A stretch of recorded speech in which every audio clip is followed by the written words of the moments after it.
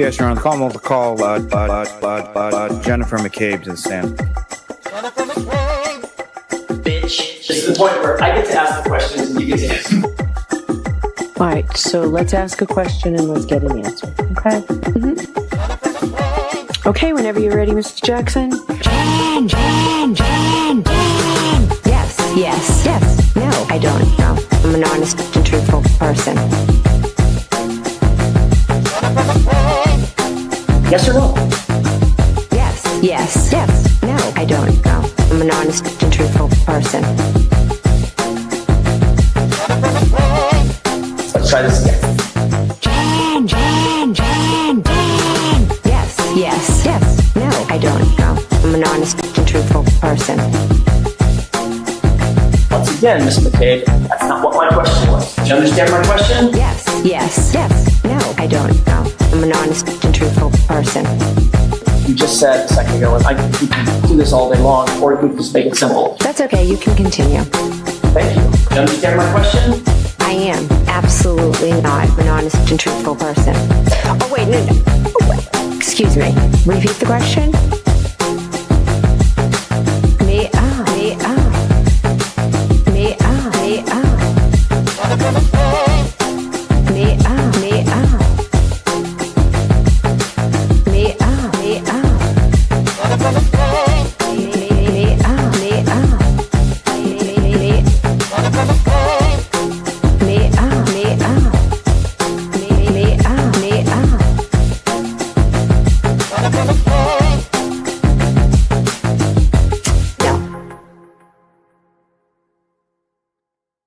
Welcome to the Weekend Live Show. 508 is where I'm from. We run down the biggest stories of the week with you every Saturday night. Let us know in the comments right now where you reppin'. Apache Junction, Taunton, Worcester, Long Island, Manchard, South Florida, Webster, Malden, Framingham, Tucson, Billerica, Salem, Gloucester, Moosop, Connecticut, Charleston, South Carolina, Roslindale, Moosop, Connecticut, London, Hanson, Glendale, Arizona, Lynn, Mapleville, Quincy. Food stamps, leave your clothes, buddy, and hey, you funny ass guy, man. Have you ever heard of Turtleboy? Yeah? Are you a fan?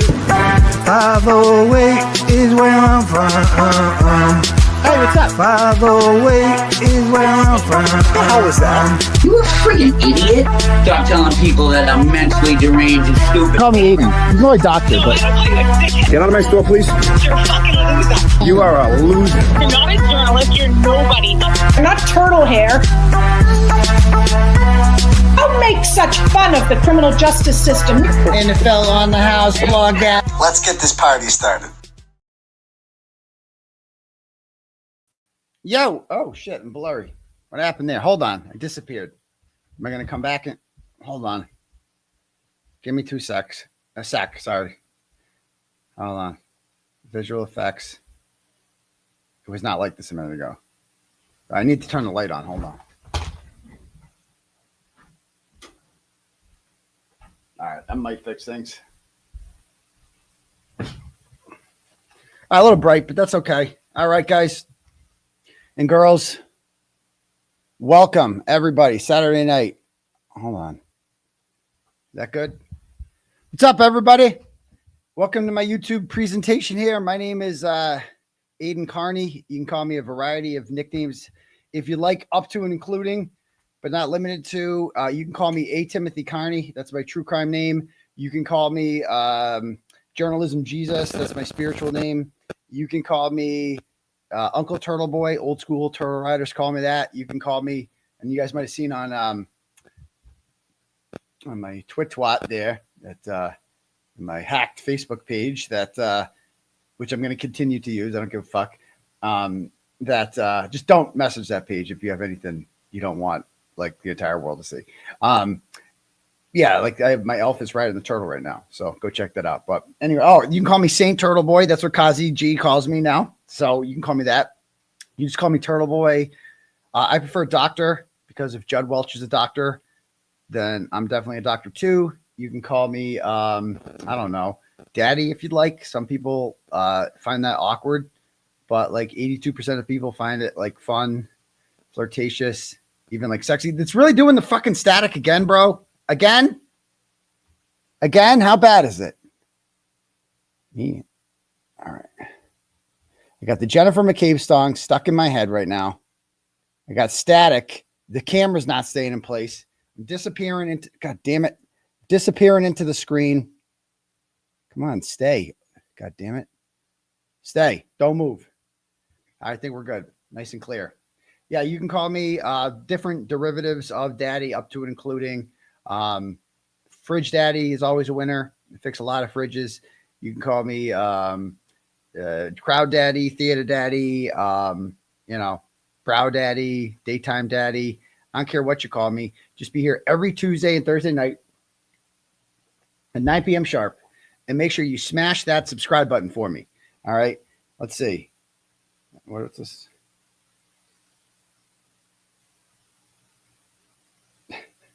Okay. So let me see here. How many subs are we up to now? We're up to 165,879. Whoa. And we've already got over 4,000 people watching. We just started. That's cool. I bet you at least 121 of you haven't hit the subscribe button. So if you haven't done that, go ahead and smash that subscribe button for me. And let's see if we can get to 166,000 by the end of the program, the presentation here. The Notre Dame game doesn't start till 10:30. I thought it was 7:30 for some reason. That's fine. Just keep me updated. Oh, God damn it. On the Alabama score, please. Go Auburn. That's what I say. No, come on. I think we're good. Whatever. All right, cool. Yeah, I just forgot to shave. You might notice this is not like facial hair. This is just me being lazy. That's all this is. Okay.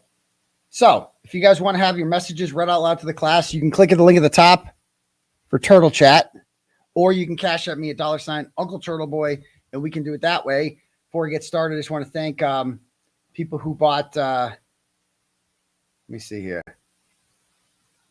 Let me know if they're static, too. Yeah. Hold on. People who bought memberships up to including, we have Florence Nightingale bought a membership for someone. Elf 1845. Grant's Rope Belt got 5 for people, and Berkshire Girl got 5 for people. So, appreciate that, guys. So anyway, yeah, there's that. All right. If you guys want to have your messages read, you click at the link at the top. Why don't we start with some? I bet you there's some from last night that I didn't get to because we were up last night. I could have gone longer. Everyone could have, but I'm like, it's getting late, dude. 2:30,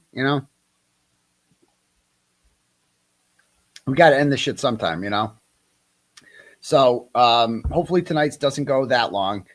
Believe it or not, there is some stuff that maybe we'll get to the end that I didn't get to last night. But okay. Okay. Are these from? I think I read. Okay, here we go. I'll start with. So these are ones. Some of these I didn't get a chance to read. I was up to like 4 last night. I was like on a high when I went to bed. I'm like, that was fucking awesome for me. Not so good for other people, but yeah, I still don't have that key fob back. It's like $700. I'm like, can you just give me the goddamn key fob back? It was on the coffee table. I know where I put it. Give me that key fob back. Anyway, let's start with some turtle chats here. We got Yvette Stoddard sends $25, goes, love you, Turtle Boy. She reminds me of the mom from Netflix doc called Unknown Number. Wild. Time for an RO. Highly encourage it. Then jizz all over it. I don't know if I do that. Subteach. I appreciate that. Yeah, the Kendra Lakari lady, it is somewhat familiar, with that. But, some people are like, why didn't you call the cops that night? I'm like, because I'm on bail and it's a domestic. And in the domestic, I know that like somebody has to be arrested. And it's like a 50% chance it's going to be you. They just decide on the scene, like who's to blame. And I'm like, that is not a risk I can take. Not at all. Especially with this person who will just lie, Next, Miss Sarcasm sends $5 and goes, disconnect your Apple Watch from your Apple account. Done. Change your Apple account password. Done. Check all devices connected to Bluetooth on your phone and car. Done. Got it. Thank you. Kira sends $10, goes, that was abuse, plain and simple. And Jimmy, you are amazing. The amazing gay best friend everyone has, who's ride or die. We love your Turtleboy. He's cooler than most gay best friends, though. You know, he's like gay, but like not gay, kind of. You know, so yeah, he's pretty cool. Next, Kathy sends $10 and goes, remember when you were at the restaurant and someone always knew where you and your son were eating? Her. Oh, I put that together. You know, it happened 5 times. And most recently, I'm almost positive that I'm almost positive that they are I mean, it's just too much of a coincidence, man.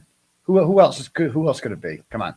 All right, Kathy. No, and Jill sends $5 and goes, not an accident, sending $100 twice, but meant to send this message. If anyone doubts your kindness or character, they should think about how you've struggled even tonight to make the public, because even that's what she's done, trying to protect her from this, which is admirable. I mean, I did. That's the thing. Like Nurse Kim and Jess Machado and them, they wanted to rip her like back when this was all going down.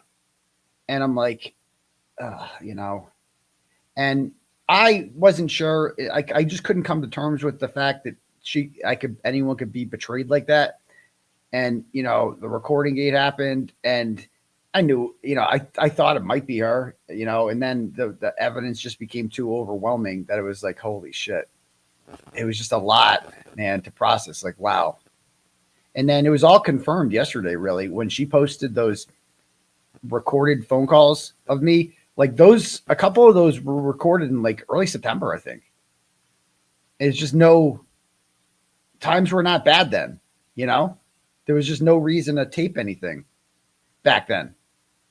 And it's like everything was taped. Like I heard during one call, on September 28th, I was talking to her on the phone when this was all blowing up, and I thought she was like in my corner, that she would like never try to hurt me, you know? And I talked to her on the phone, and little did I know that everything was being recorded. And I heard it say, this phone call is no longer being recorded. They got like the automated thing, no longer being recorded. And I'm like, what was that? And she's like, oh, I don't know. She played it off. And I'm like, what? So now I know, like when I heard those, as soon as she posted those yesterday, that she has been holding on to illegally recorded phone calls of me. And people are like, he did the same thing to Karen Reed. Did you ever see me play any recordings on my programs? No, you saw nothing of the sort. You wouldn't even know any such thing existed were it not for Karen Reed going on fucking JFK and making a big deal out of everything, right? You still haven't heard anything for the most part. At least anything that makes Karen Reed look bad. Whereas hers, it's like, she just like, what? You were, I had no idea. Like there was no reason to do that whatsoever. So like, as soon as I saw that, I'm like, wow, okay. It's like you don't know a person. They're like, I didn't know you at all. Like I didn't know you. I thought I knew you. I thought I knew you real well. But you're just like a completely different person.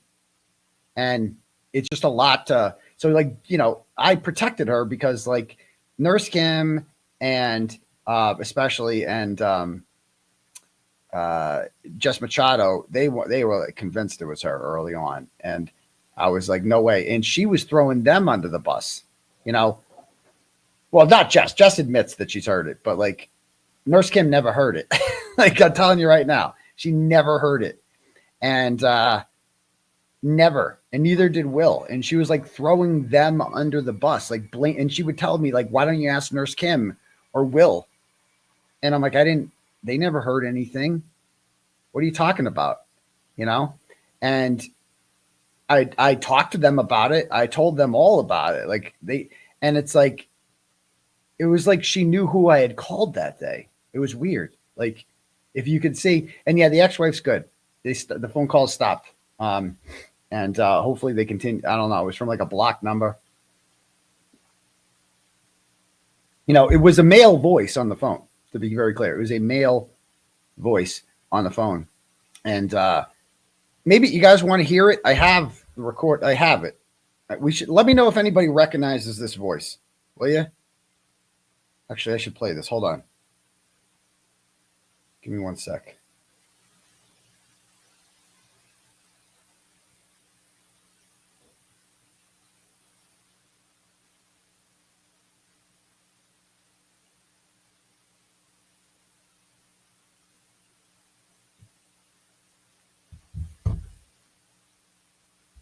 It was not John Barron, at least the voice I heard.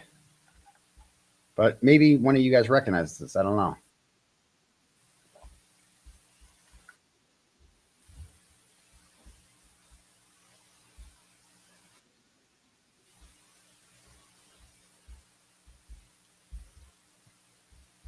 By the way, watch this. Watch what I do here.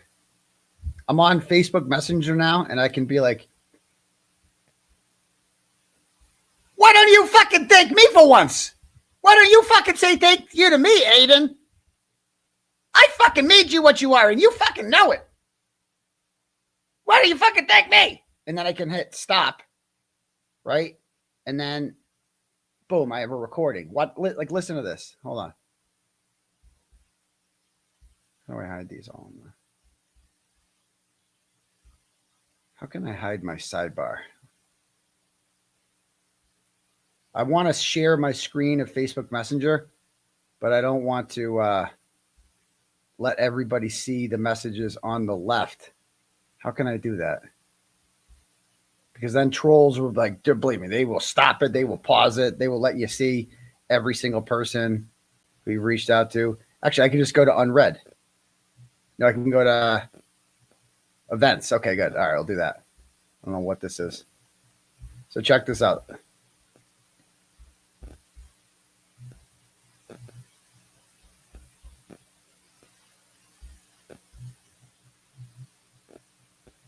All right.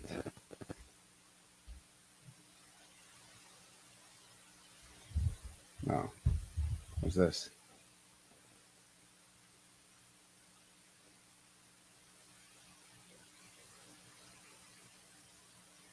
Oh, wow. Chris Albert and Kerry Roberts are making their YouTube debut. I got to see this later. Okay, check this out. All right, so you see this thing down here? Look at this. This is what I just recorded. Did it not play? Did it not record? Why isn't anything playing? Hold on, that's not how it's supposed to be. See this function right here? This lets you record. So you can be like, yo, testing 1, 2, 3, testing 1, 2, 3. I don't know why it's no audio. Usually it works, but you guys get the point. So theoretically, you could have an audio in your Facebook Messenger like that. Okay. I don't know why there's no sound there. It wasn't working for me either. Oh, God.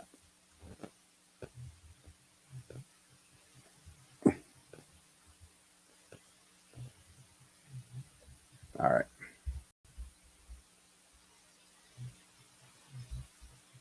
Let me know if you guys recognize this voice. Ma'am, I am watching. Ma'am, I am watching your ex-husband, and he is harassing a unstable woman that has potential of unaliving herself. And the address. You guys can't hear this? I'm giving the police. So if he's not living with you, we're going to be knocking at your door. So you got to listen to that. Ma'am, I am watching your ex-husband, and he is harassing a unstable woman that has potential of unaliving herself. And the address that I have, I'm giving the police. So if he's not living with you, we're going to be knocking at your door. So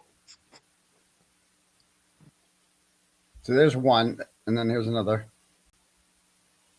Came back and ma'am, he just came back and he put out a complete lie. He said that we're having your house swatted, ma'am, and that we're putting you in danger, and the police. have already started watching your home. Ma'am, I did not say the police are watching your home. I called in an effort for you before I called.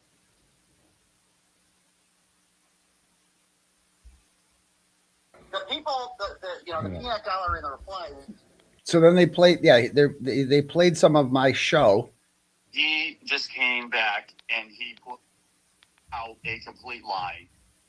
He said that we're having your house swatted, ma'am, and that we're putting you in danger, and the police have already started watching your home. Ma'am, I did not say the police are watching your home.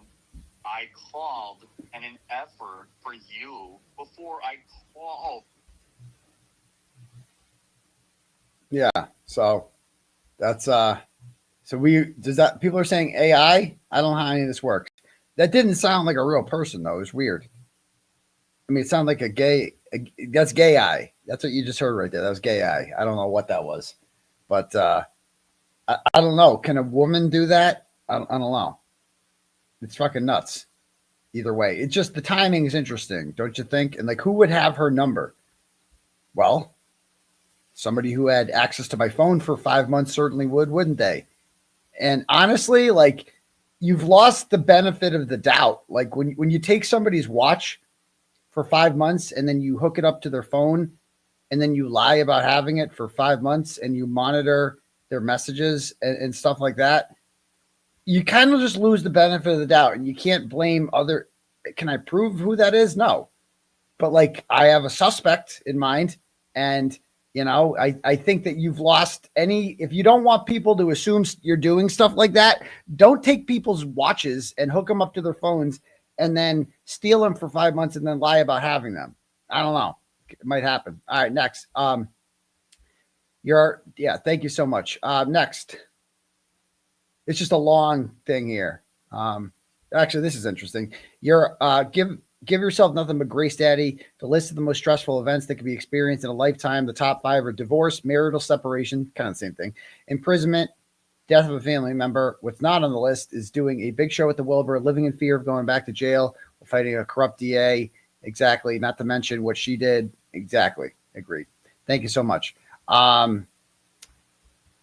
Patrick sends $10 and goes, Jessica just called Mayor a butterface.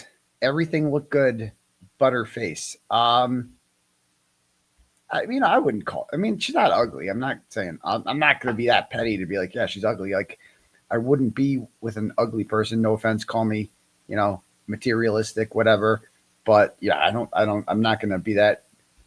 Yeah, I was attracted to her, obviously. Just not like that much. But yeah.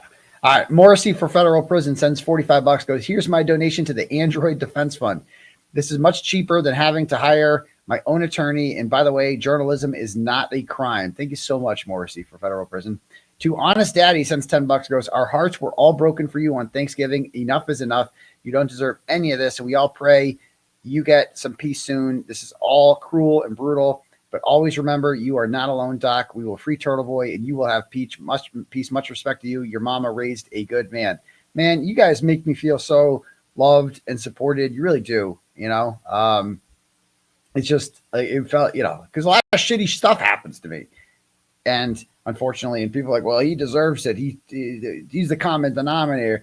I don't get how I was the common with Meredith. Can anybody explain how the Meredith thing was my fault? Like, what did I do? I went to jail for a crime I didn't commit. Okay. A woman messaged me in there, was all nice to me and shit. I fell in love, right? I had high expectations, unrealistic expectations that I couldn't meet when I got out. And I wanted out of the relationship. And like one thing about this, and I tweeted this out because people are like, oh, people are really going at the Chelsea O'Neill character. And they're like, oh, you were wrong for, you knew he had a girlfriend. Pretty much because I had no girlfriend for all of 2025. It was a beard. Let's be honest. It was like, how like gay guys have like a beard, a woman that's like makes them look straight. It was basically that. except I was straight, you know, and like for the vast majority of 2025, like I was basically single. Like I could do whatever I wanted. Like if I'm separated, like if I'm not with her, if I'm not talking to her every day, if I'm not saying I love you, if I'm not making future plans, like that's not a relationship. Okay. If you just get together the night before every court date, right? And then you make plans for the next court date, that's not a relationship. I don't know what planet people are living on. And you are free to sext with whoever you want during the several weeks that you are apart from her. And there's nothing wrong with that, to be perfectly clear. All right, next. Claire Brown sends $25 and goes, "Hi, doctor. It's been a minute since my last dono, but just wanted you to know how very sorry I am that you're continually fighting uphill battles. It's never ending, and I can only imagine how it must be wearing on you. Please keep your head up, and we know that you are loved and supported. Loved and hugs from Phoenix. Free Turtleboy. It's the bitches that'll get you." Yes, it is. And, you know, people forget, like, besides all my personal struggles, I also have a whole bunch of legal struggles going on because I have, I'm facing like a whole bunch of felonies and shit still. Cosgrove is putting up a fight. He passed in his motion to dismiss, or his opposition to the motion to dismiss, kind of whenever he felt like it. I think it was Tuesday or Wednesday this week. He just passed it in whenever. And we are preparing for it. We have the hearing Friday is moved. I mean, it's happening, but it's on Zoom, which is dumb. You know, people were looking forward to that. I thought we were going to argue the motion to dismiss and all this, and you know, we're just not now, apparently. So yeah, we are now going to have, I don't know what it is, like a status hearing. You've seen what was posted about what we're going over. It's nothing like crazy. So don't expect fireworks, basically. But, you know, we're going to make, we're having a strategy session meeting. Bettero's in town already for the week. So we're going to have a strategy session coming up this sometime this week in which we go over everything. You know, we got a lot. People forget about this. We're so distracted by the Meredith shit and all the other drama out there, which is very interesting. Don't get me wrong. And, you know, it needed to be addressed, unfortunately, but we still have legal struggles. And on Thursday, I have a trial in New Jersey with the new fake victim, also named 𝗫𝗏𝗄𝗃 𝗧𝘂𝗍𝗃, and the one from New Jersey who wants me arrested and going to jail for saying her name and telling the world what she did to Paul O'Keefe and what a conniving, temptress she is. She didn't like that, and she wants me to go to jail for that. And it's just not going to happen. It's just not how this works. So we have our trial coming up on Thursday with Linda Kenny Baden and Darren Gelber, my New Jersey attorneys, my other New Jersey attorneys, not named Mark Betterow. And so that's on Thursday. All right. Next. Patricia sends $5 and goes, "I'll try to give $5 every show." Oh, thank you. I just want to say, be happy. You have great friends and a great fan base. You didn't deserve the abuse from Meredith. She's a stone cold psycho. Unfortunately, it is. It's really, I hate it. I hate that. I hate that. Michelle sends $50 and goes, "Turtle chat from a boomer. May everyone have a Deanna and a Lauren in their life." Seriously. Seriously. She's so lucky to have like such good friends who are so loyal to her. And, you know, there's so much I didn't get to last night. And I thought one thing I thought of too is that, like, I think it was Deanna, Lauren, and I think Jen Altman, like during one of our many breakups in like March, I don't even know what month it was, February, March, they were worried about how Meredith was doing. And they're like, you know, so they all took her out to dinner and I was telling them about how concerned I was about her behavior. Now, this is a sticky situation because it's like they're friends with her, they're friends with me. So I'm very sensitive to this, and I don't want to like make them pick sides or talk shit about her to them. Like I told them that I was concerned about her behavior and that I just, you know, I was concerned. Like some of the things that she was doing, it was like unhinged. And so, you know, because they're her friends, like they can have a talk with her. They actually are looking out for her best interest. And so they all took her out to dinner. And they were like, "So how's," and this is what I've been told. They were like, how's Aidan? How's things with Aidan?" And she's like, oh, it's great. We're doing great. We have plans. We have this. We're going to do this. We're going to do this. And like they all knew the truth. They all knew that we were separated. We were like not seeing each other. And yet Meredith just told them all like, oh, we're great. Things are great. George Glass he's doing great. You know, oh, we're so happy. And it's like, how do you help somebody get better who's just lying to you and is just unwilling to tell the truth? Like, how do you help them get better? And it's just awkward because they all three of them knew that was not the case, that we were not together, that we were not talking. And, you know, that she was just like, you know, just like, how do you help somebody like that? You know? So there's that. Next. Brittany sends $10. No, I read that one already. $10 from Brittany says, hi, Turtleboy. I did not see the video, but I did listen to the stream last night. She embarrassed you, but what did she prove? It's not like the video showed you hitting or threatening her. Have you had your electronics checked yet? She's already leaked a sex tape. Be careful, an old sex tape at that, which is just bizarre. I mean, I guess the embarrassing part is that I still have, and people are like, why'd you still have that? Because I don't want to delete it. Because I don't like getting rid of my greatest hits. I'm sorry. I don't care who the other person is in them. And because it's art, you know, because I just don't want to. So there's that. And, you know, and I guess, I think that she got triggered by that. I'm guessing, seeing that in the messages. And like, as soon as I saw that there was a screenshot out, this girl, Jules, sent it to me. She's like, this was just sent to me. Just want to let you know that this is floating around out there. And there it is, sure as fuck, a screenshot from a sex video. And I'm like, I sent that. Like, that was shocking. Because I'm like, I sent that to no one, you know? And, you know, it was a good movie. Don't get me wrong. But, like, it was not for no one's consumption but my own, you know? So there's that. And so, like, oh, what was it? Valerie the other day said, oh, she's such an idiot. She went on some Spaces. Oh, we love Valerie here. And Valerie said that, oh, like, what if a man has porn, like homemade porn, then he's like, it's for public consumption. Like, that's what she said. It's different if a woman has it.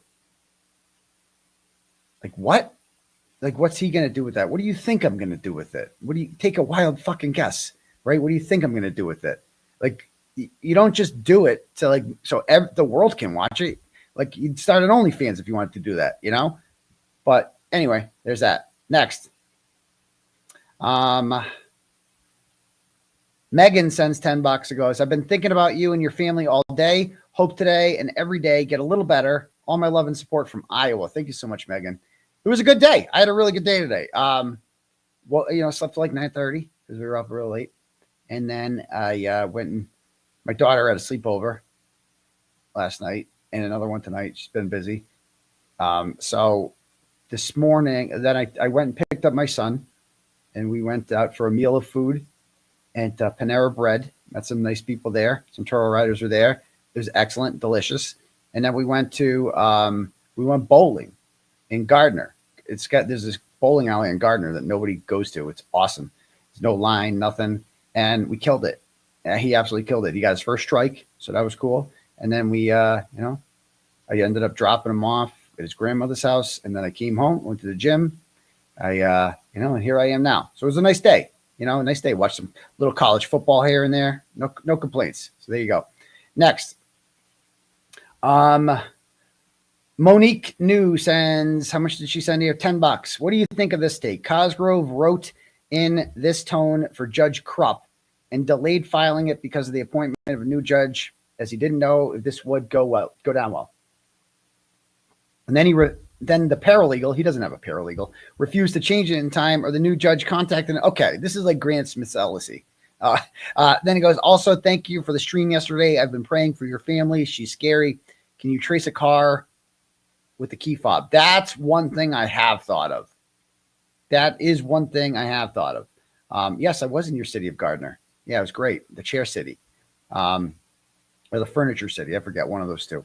And but you can change. You definitely can I wondered about that. I'm like, what can you do with the key fob?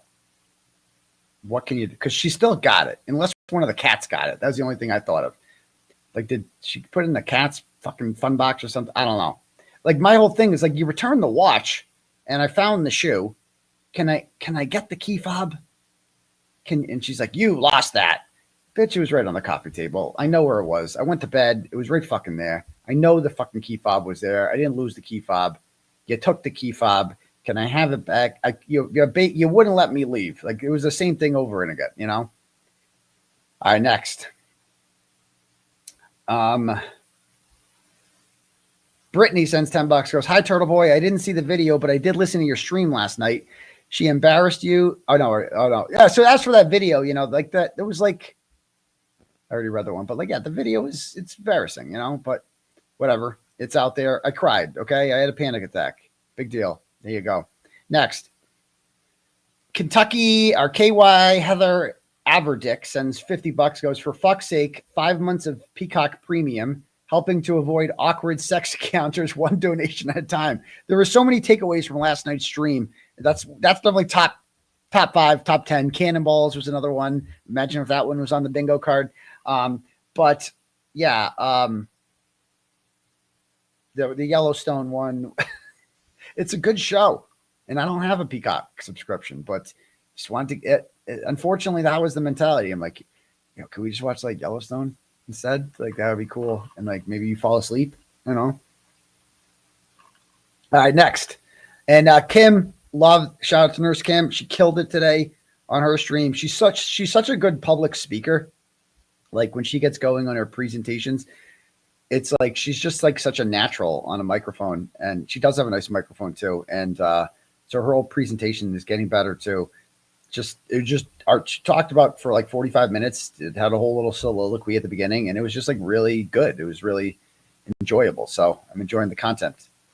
Thank you. Cyber Chicken Boston sends $50, goes, Turtleboy, I simply don't have enough time for all this drama. If Meredith's going after Turtleboy and Jess, that's enough for me. Hashtag Team Turtleboy. Exactly. Morgan sends $10, goes, I normally like to keep my messages half shaft, but man, do I want to go off. Meredith showed her true colors in her actions more than her words tweet. She essentially told on herself and proved that she is willing to say whatever to get her way. She lied on video about you hitting her in order to cause you great distress. This is showing you how both her words and actions are vindictive and will never have any credibility ever again. Your vulnerability is to be admired, Doc. The harder they try to break you, the stronger you become. Well, thank you so much for that, Morgan. Let me read a couple more here.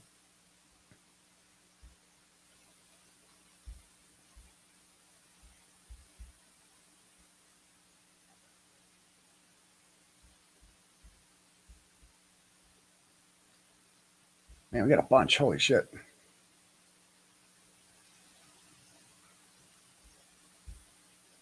Trisha sends $10, goes, we love you from Dallas, Texas. My brother lives there. Keep being you and stay away from the crazy girls. Move to Dallas and you find a normal girl, but we know you, I don't want a normal girl. I don't want any girl, you know, but we know you love your kids and I wouldn't leave mine either.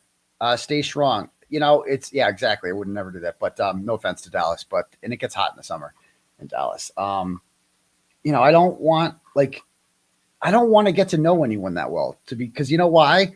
Because if you don't get to know somebody very well, then you don't know the worst qualities about them and you like them. Like, I knew Meredith somewhat before we started being like that. And I liked her because I didn't know her, you know, all I knew was she was one of the Canton 9 and she was a supporter and she was nice. And if we had just kept it at that, we'd still be cool today, you know? And I wouldn't know what a psychopath she is. And I would still like her. And I don't want to, I bet you some of you guys might be psychopaths and I might not even know it. And that's cool because I don't want to get to know you too well. I don't want to get to know anyone too well. And if you don't get in a serious relationship with somebody, then you can't get to know them too well. And then you won't. So yeah, I just don't, that's another thing. It's like, I don't want to be in a relationship with anyone because I don't want to get to know anyone too well, if that makes sense. You know what I mean? I want to like everybody. So I don't want to have any reason to dislike you. And so if we don't get in a serious relationship, that'll never happen. And I'll like everyone that way. You know, that's the way I see it. Next one. M. Bradley sends $10, goes, new t-shirt ideas. How do you know I don't bang Turtleboy? Oh my God. Also, please tell Jean she's full of shit and bad manners. Love you, Uncle. Thank you, M. Bradley. Take that, Jean. Denise sends $25, goes, a big thank you from hubby and me from Bam, Alabama. You fight for our voices and against the corrupt garbage. Could you spare a Roll Tide for us tonight? I can't do it. War Eagle. I can't do it. I'm an Auburn guy when it comes to the Iron Bowl. And I'm not like a big Auburn fan, but like when it comes to the Iron Bowl, I go for Auburn. So you got to root for the underdog. You feel me? Next. Christy Anderson $10 goes, grow that beard out, fridge daddy. You guys like the beard? Should I keep it? I don't know. It's not really a beard. It's just like peach fuzz, you know? But we'll see. I don't like facial hair. It feels weird. I don't know. Do you guys like kissing men with facial hair? I always wondered that. Doesn't that bother you? That doesn't feel weird, like kissing a man with facial hair? I mean, I'm serious. Like, is that like, what's that like? I've never kissed a woman with facial hair because I've never been to Albania. So I don't know what that's like. What's it like? I don't know. What's that like? Is that, no, you don't like it? Okay. You like facial hair, grow it, no beard. You hate it? Yeah. It would just feel weird. I don't know. As long as it's soft. Yeah. Okay. Hate the scruff. Yes. No. Okay. Anyway, I'm probably not going to do it. I'm just not a beard guy. All right. Next. Yeah. So most people are saying no. So I think we'll see. All right. Next. Jenny sends $5, goes, you can have my Peacock login and can watch Yellowstone all you want. Well, thank you. It's a little late for that, but thank you. Maybe the doc will be on Peacock. We don't know what streaming service, but that's one of them that is, there's going to be a bidding war for this documentary when it comes out, like in the spring, and it's going to be awesome. Like, I can't wait. So it's going to be cool. And no offense to Albania, but they're a little hairy woman, you know, just saying. All right. Next. Roasted Bean sends $5 and goes, take her to small claims court for the key fob. She'll just deny it. Those things cost a fortune and you have to go to the dealership for Lexus. That's totally uncool of Mo the Ho to do that. Mo the Ho. Peace, brother. Thank you. Cinnamon Bun sends $5 and goes, hey, Saint Daddy, can an NDA be a future relationship requirement? All the love and support. It should be. She offered to sign one. But again, as Bob Motta said last night, that NDAs are not worth the paper that they're written on. So they're very hard to enforce. All right, next. Shannon sends $100. Thanks, Shannon. Goes, Daddy, I watched the show last night today with the rewatch crew. I screamed when you told us about the Christmas gifts that Mo gave to your family. She totally stole that idea from the movie The Family Stone. I heard about that. Somebody else told me about that today too, which coincidentally is about a grown man who brings his girlfriend home for Christmas to his very close-knit family who all hate her, including their dying mother. At the end of the movie, the hated girlfriend gifted the entire family a framed picture of her boyfriend as a newborn in their mother's arms. No joke. Check it out. Love and support. Sorry for the centigraph. I mean, we all agree that that's bad, right? That's like not nor. Does anyone think that was good? Like to do that? Because I'm not going to lie. I was very sentimental. When I saw that picture, I loved that. It was a really nice picture. And it was a really nice picture. And, first Christmas without your mom, you're like, I thought it was really nice. And so I liked it. And I maybe I'm just fucked up, but when she did it, I was like, oh, that was nice, but then my family was like, no, they didn't want to I could tell they didn't have it in me to be like, bro, that's like weird. That's like creepy, it's like, is that weird? Cause I'm like, I mean, that's what my sister, she's like, you're in it. She was all of our mothers. Like, it's just you. No offense to you, but like, why is it? And we also haven't met her or talked to her. And it's just kind of a weird first time gift for somebody that you've never met before, you know? Yeah, you don't, again, is this why I need like a consultant to be like, is this weird? You know, is this, cause sometimes I don't know when shit's weird, you know? Cause I'm just so like, I wanted everybody to like her, you know, and I wanted her, but she just wasn't doing herself any favors. Like she made it, I'm like, oh, can you stop? Like, definitely blocking them is not going to help. Not going to help if you block the whole fucking family. And they all saw it, and like they talk, and they're like, so Aidan's new girlfriend, did you get blocked? Yep. What about you? Did you get blocked? Yep, got blocked too. So we're all blocked. Okay. Well, this is a tough start. This is kind of weird. I don't know what I did to get blocked, but you know, it's just a tough start. I'm like, I want the family to like you, but you're making it difficult by doing that, you know? And it's like, and they were like, and they even told me, they're like, after the funeral thing, they're like, it's cool. Like they go, you know, we'd like to meet her someday. It's just now is not the right time. It's just not the best place. They go, you know, but if she's a mature adult, you know, she'll understand, you know, that she'll understand and accept it. And yeah, we'll meet her, you know? And I'm like, I'm thinking in my head, I couldn't tell them like, oh, she's not understanding. She is not, because if I had told them like what she was saying, they'd have a fucking intervention with me and be like, dude, you need to run. You need to run. So I'm like, I was trying to fit doing the square peg into the round hole thing. I'm trying to make her likable to them. But in order to do that, I had to pretend that she was a completely different person and that she wasn't doing the things that she was doing. And it was just like, you know, in like the public spec, she's like, no, her rationale was they're judging the things that I'm posting on Twitter. So I'm just going to block them from seeing it. Okay. Or you could just not do those things on Twitter. You know, you could just not, it's just hard. You know, it's one thing if it's a friend doing this and like a pal, like if Jimmy and me were doing that, you know, I'm not bringing Jimmy home for Christmas. If he was holding a sign that said, well, it wouldn't make any sense. If he held a sign that I'm not pregnant, 𝗺𝗃 or something like that, it would be one thing, but it's like, it's different when it's your girlfriend, you know, it's just like, you know, anyway, let's see here. Franny sends $10, goes, Aidan, I'm concerned for Meredith's mental health today. Has anyone checked on her? Oh, check out her Twitter. She's rolling away. Things are good. Things are good. Like in her mind, things are going just according to plan. Like she is exposing me and I've been exposed and the whole world is finally hearing her truth and it's all coming out and things are going swell. Like this is what she thinks. And because no one in her circle is telling her no. And that includes, and I had a long conversation before the show with Jason Broyles. And I'm like, you're enabling her, dude. You are enabling, he's like, I just want to be, you know, be neutral in this and come to a resolution. There's no resolution to be had, dude. She's fucking insane. What she's doing is evil. And you shouldn't want to be friends with her. Like, that's weird that you want to be friends with her still. I'm not telling you not to be friends with who the fuck you want, but that's fucking weird. Because the thing about Broyles is that he's usually, he can be spot on with a lot of shit. Like, he has been virtuous in some ways on his little Haley Wahlberg account in like, you know, calling out bad people. He was a Karen Reed supporter.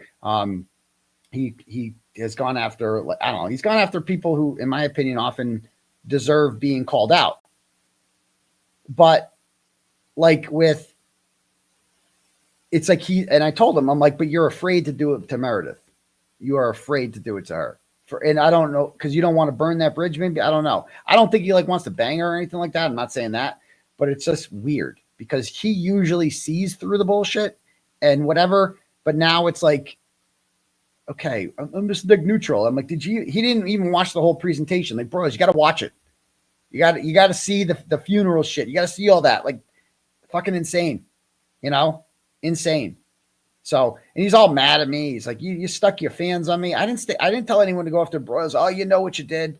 I'm like, so I'm just not supposed to talk because people have their own opinions. I mean, this is an easy one. This is an easy character test.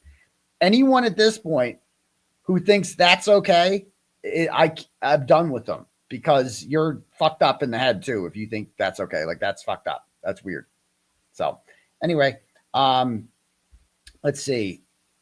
Jessica G sends $10, goes, check your car for air tags and remember to change your house code. Keep being you. Much respect. Will do. Thank you.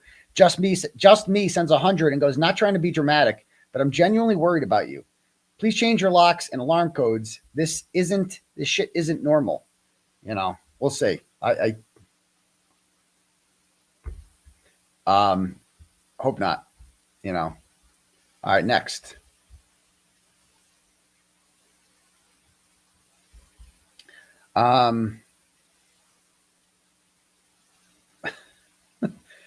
It's like watching a meltdown. Like I'm like watching this over here. I'll just share it. Just fuck it. Let's just see what's happening over here on the twat.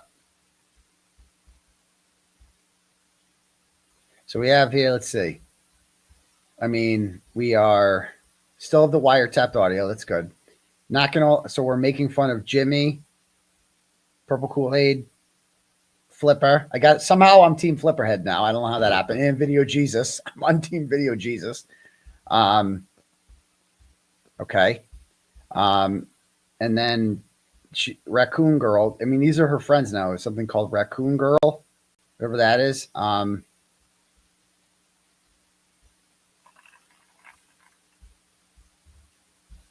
Let's see. This is a banger indeed. What?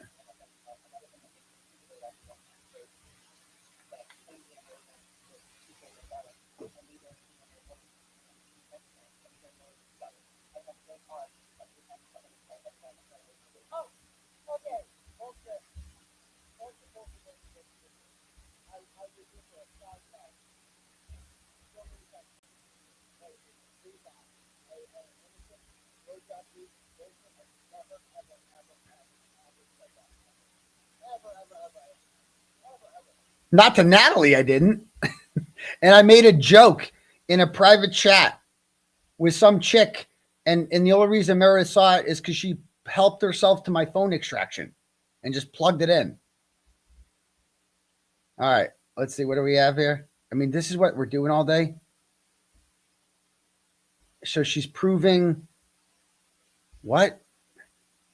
A lot of people have messaged me with theories about who really made these mysterious phone calls, if they even happened. And honestly, I'm starting to wonder if they even happened. Yeah, you just heard the voicemail. So I'm starting to wonder the same thing, especially since there's been 0 tweets showing a police report. Yeah, because unlike her, I like spend time with my kids on the weekend and do shit. We know someone would love to post police reports when they serve his narrative. If someone was truly receiving threatening phone calls, that's not complicated. You report to the police and they subpoena the phone records. Not all of us do this all day, dear. Like I don't just sit on. It's not what I do all day. Oh, I'm trending again. Nice. And fun fact: the Holden police can do it in their sleep. Let's take a walk down memory lane to November 2023. I mean, this is your life when someone ordered a pizza to Aidan's house. How does she remember my life better than I do? I don't. He called Holden police, and they pulled the call logs in 20 minutes. And then you click on this. Like, this is your life? Like, what is happening? What kind of life is this? That this is what you're doing all day? Why exactly is there no resolution on the phone call crisis? Why no police reports? Why no records? Because we're all not you. We don't just sit around reading police reports and like posting shit and like doing FOIAs. Like some of us just go bowling on Saturdays with our kid and like go to Walmart and, you know, get some Christmas ideas. Like that's what I did today and watch some college football. Almost like it didn't happen or it did happen. And what do we have here? We have like, what? And post activity, reposts. So I retweeted something 2 years ago. What is she saying? Oh my God. And now she's basically turned into LG from a year ago, you know, not LG 2.0, like LG, you know, LG when she was like, you know, with the baddies. Funny, I just made a post about the boner prevention panel's vile dissection of my sex life. Okay. And what's this? I'm assuming this clip is part of the discuss. Oh my God. Oh my God. Like, what is happening here? What is going on with these?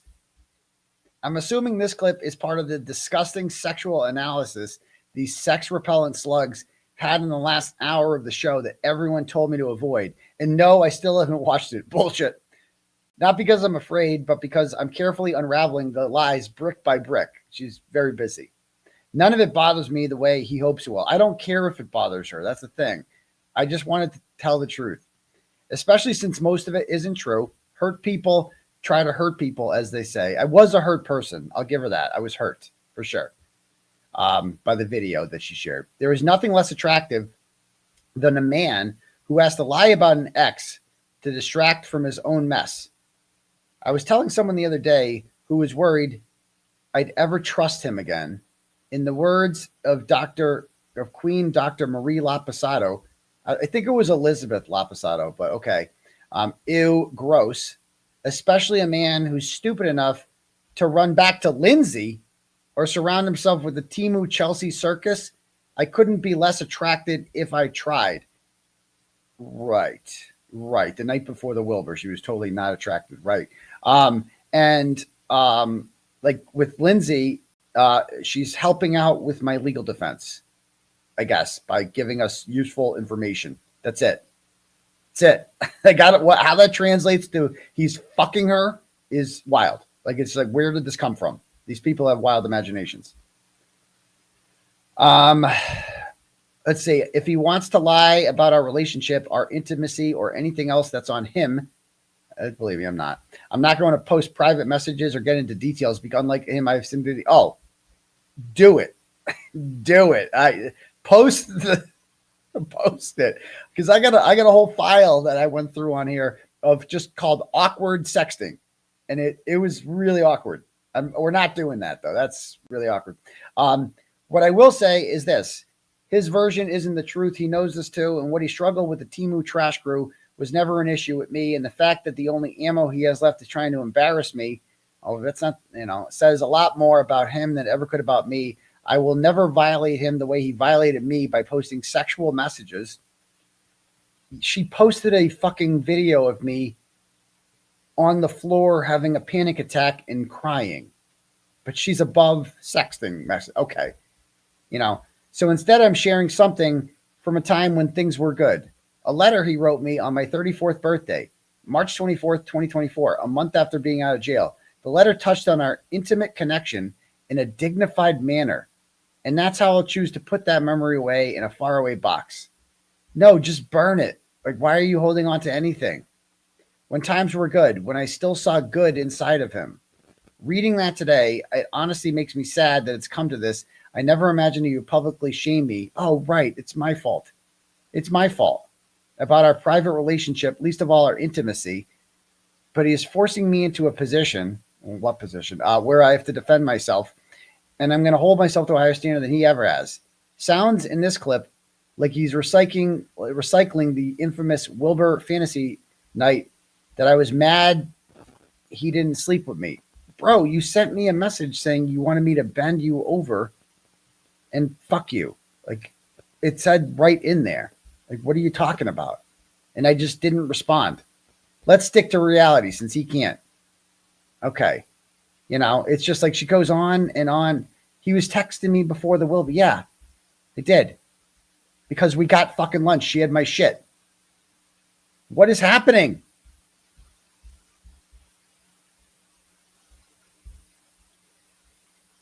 Anyway. Fucking insane. Absolutely insane. So this is normal. Things are going well. Okay, next. So if you're wondering, like, if she's at all embarrassed, no, the answer is no. Things are going great for her. Next. Other Mary B sends $5, goes, first of all, roll tide. Thank you for last night. I saw Auburn's coming back. I hope you have a little relief. We all love and support you. I'll keep waiting for JFK to bring Mer onto his show to demand answers about her recording people. That recording sounds like the twink from the Spaces. Yeah, I mean, they're really against recording, right? Really against it, right? Just a normal boy mom sends $100 and goes, I know this is long, but please read it. It's really long, but you sent $100. Just wanted to say this. I have 3 kids, 2 of them are young men, technically, even though I'll always see them as boys. One of my biggest fears isn't them. It's who they end up in a relationship with, because the truth is the crazy ones don't get picked. They pick you. They've got a sixth sense for men with genuinely good hearts, and they lock on this radar. People always talk about abusive men preying on vulnerable women, but no one ever talks about the other side of it, how manipulative, unstable women prey on good, kind men. I mean, I feel like some do, but I get it. Especially when those men are at their most vulnerable. The crazy picks you, they don't pick them. Meredith saw an opening, walked right through it, and took advantage of you in a moment when you should have been protected, not exploited. If the situation was reversed, if you were a woman, everyone would be screaming from the rooftops, and they should be now. But here's what she didn't calculate: your strength, your perseverance, your ability to stand back up to every single time someone tries to knock you down. You don't just survive hard situations, you fight through them with the kind of courage most people never tap into. You don't quit, you don't fold, and don't let somebody else define your story. And when they're trying their hardest to twist it, she thought she picked an easy target. She thought your kindness and meant weakness. She seriously underestimated the type of man you are. You're built different, steadier, stronger, and far more resilient than she ever expected. I mean, how did she not expect that? She follows me, you know? And for someone who thinks she's so intelligent, she can't hide her crazy as well as she believes. Meredith, get off the internet. You're crazy is showing. Exactly. Like, isn't she like, I'd be so embarrassed to just sit there and be like, oh, you know how I'll prove I'm not crazy? By fucking writing gigantic books about my relationship. Like, what? And then I will only allow people to comment who I follow, which will make it seem like no one thinks I'm fucking crazy. Because God forbid we have any sort, you know, well, whatever. Anyway, next. Jeffrey sends $10, goes, I laid my dog to rest a couple days ago, bad week. Can you say hello to my daughter, Tiffany? You and her correspond back and forth. I'd have your house and vehicle checked for air tags and bugs. Hello, Tiffany. Thank you very much. You know, I'll tell another story later. Okay, I got more stories. Actually, I got one right now that I forgot to tell. So this was a crazy one too. This was October of 2024. We had Canton Trivia in Taunton. You guys remember that? We did Canton Trivia. We sold it out, 200 people. That was wicked fun. And Meredith helped organize that. Like, she was a big part of those events. She did a lot of work. And at the end of the show, I thanked everyone. And I didn't forget to thank her, but I didn't like, it was like the last one I said. Like, wasn't enough, you know? Or maybe I forgot. I don't remember. I forget. Whatever it was, she was pissed. And I made it up. I was like, actually, no, Meredith did great too. I forget what I said. But like, obviously Meredith did a lot. Like, everybody knew that. Like, but I didn't thank her loudly enough. And so anyway, so I go and remind me to talk about the trial, the end of the trial on June 12th as well. But so I go down to the bathroom, which is downstairs, and I come back up a minute or two later, and she's pissed. She's real pissed about me not like thanking her appropriately enough. And she accuses me. She said, where'd you go? I'm like, the bathroom? Oh, really? So you just happened to disappear at the same time as Lauren Murray? Like, what? And she started like accusing me of like smooching. Like, you think I made out with Lauren Murray for like a minute? Like, what? And, you know, she was driving that night because I'm on bail, so I can't drive. So, I can't drive after having any drinks. And so then I didn't want to get in the car with her. So I wanted to I'm like, I'll just take an Uber back. I don't even, you take my car. I'll get it tomorrow or whatever. And you know, that didn't happen. I ended up getting in the car. Okay. And on the way home, this is one of the few times I was like freaking scared. I remember this well. Cause she was like, she was so mad that I didn't say thank you to her appropriately enough. And she thought I was smooching downstairs with Lauren Murray, which is fucking insane because she's friends with Lauren. Like, you know what I mean? And so And I'm like, okay, no, what? Why would I do that? And so I'm like, on the way home, she drives like a maniac. Okay. Actually, on the way home from court, which I don't think you can see anymore, on my way home from jail, we almost got in a car accident on the highway. It's nuts. But she drives. I can't stand when people do this too. It gives me like anxiety in a car. When people accelerate on the gas so much, it's like, whoa, chill. Your miles per gallon are going to suck. I'm big on miles per gallon. Everybody knows that. My car has I have this constant game with my car. Okay. I am always trying to move the average miles per gallon up. If I can get that to go up 0.1, that's a big fucking victory. It started off when I first got the car at 21.9 miles per gallon. That's what I was averaging when I just got the car. It is now, I got it up to this summer, 25.8. Okay. That's the high. And so Meredith drove my car one time, and that drive home, it was like 17 miles per gallon because she was going like 100 miles an hour. Yeah, like 𝗵𝗫𝗄𝗃 style. Like 100, like just angry driving. Angry fucking driving. Like I was scared. And I'm like, and I'm also like, yo, chill. You're going to fuck up the miles per gallon too. Because I'm really working on that. I'm about to lose like 0.2 on the average. I've been working on that shit for a while. And you're going to fuck it all up, you know? But also I might die. I was like really scared. Like that was a scary night, you know? But I forgot about that one. And then there was the June 12th thing. Let me pull this up.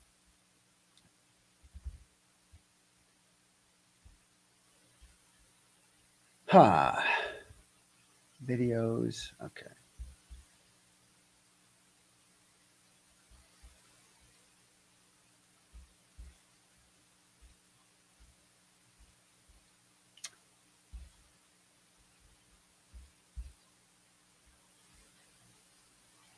Is this a YouTube stream? Do we do it?